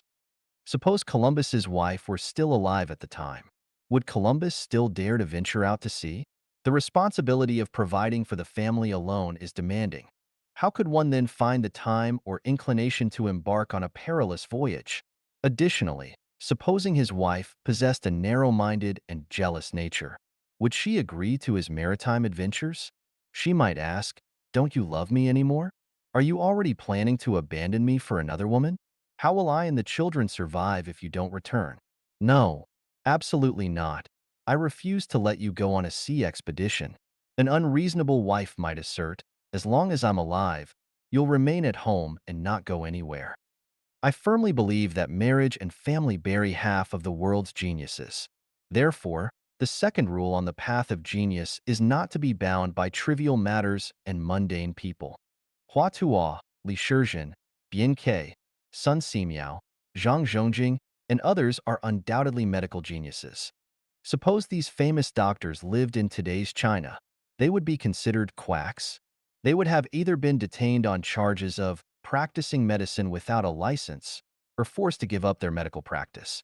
This means that for geniuses to fully utilize their innate talents, the timing of birth and growth must be appropriate, as even exotic flowers cannot survive in winter. In summary, soil, environment, freedom, and fortune are the path of genius, and none of these four elements can be lacking. This suggests that for every 10 geniuses, 9 go unrecognized or wasted. Without the appropriate soil and environment, geniuses will perish. Without a free living environment, geniuses cannot fulfill their ambitions, and unfavorable timing of birth and growth will suppress and oppress geniuses. People who can become celestial beings or Buddhas must be geniuses. Otherwise, how could they possess such high spirituality and perseverance? Since only geniuses can become celestial beings or Buddhas, the path to becoming a celestial being or a Buddha must also follow the path of genius, which includes suitable soil and environment, freedom to express one's personality and talents, and opportune timing. Therefore, to become a celestial being or Buddha, one must first seek and choose the soil and environment that can lead to celestial being and Buddha. Secondly, one must break free from all constraints on one's freedom. As for fortune, it is something beyond one's control. One can only leave it to fate. 门缝的启示, The Revelation of the Door Gap. Xiefeng, December 21st, 2022. Translation edited by Chinyo. Is there a gap between the door and the door frame? Even if the door fits snugly into the frame, there will still be a gap. When the temperature inside and outside the room is not significantly different, standing inside by the door, one may not feel any gap at all. However, when there is a substantial temperature difference between the inside and outside, standing by the door inside, one can feel the biting cold wind rushing in through the gap like a powerful stream of air. With the outside temperature below -30 degrees Celsius and the inside temperature around 15 to 16 degrees Celsius, even though there is no wind blowing outside, the huge temperature difference between inside and outside causes the cold air outside to rush in through the door gap like a hurricane. A pinhole-sized hole is not noticeable most of the time, but when there is a significant temperature difference between inside and outside, one can feel a continuous jet of cold air entering through the pinhole. This gives us some insight. Even between two people who are very close, there are still gaps. When the demands of two people are significant and cannot be satisfied by each other, cold air will enter through the gap. This is probably the fundamental reason why extramarital affairs continue to occur, let alone when the relationship between two people is not very intimate. The same applies to relationships between friends. When the temperature difference between them is not significant, friends can support each other through thick and thin. However, once the temperature difference increases, betrayal becomes inevitable. From this, we can draw a conclusion. In all relationships, whether between nations, individuals, or between humans and society or nature, harmony will prevail only by maintaining a balance of temperature between each other. Once the balance is disrupted, conflicts and disputes will arise. The greater the temperature difference, the greater the destructive power and severity of disasters. For example, in a husband-wife relationship, if both partners have similar abilities and there are no significant income disparities, the relationship is generally stable. However, once one party's abilities and income at any time when conditions are ripe. Similarly, in the relationships between nations, why are the relations between countries like the United States, the United Kingdom, Australia, New Zealand, and Canada relatively close and strong, while countries like China, Russia, Iran, North Korea, Cuba, and Venezuela can come together in special circumstances? The reason is that the temperature difference between them is not significant. Once the temperature difference is stark, cold wars and hot wars become inevitable. This further suggests that to maintain harmonious and intimate relationships with others, the first step is to maintain a basic balance of temperature between each other. For peace and prosperity in the world, countries need to interact with each other and avoid isolationism. To prevent extreme cold, heat waves, droughts, and floods in nature, humans must maintain a balance with nature, and human exploitation of nature must not exceed the limits it can bear.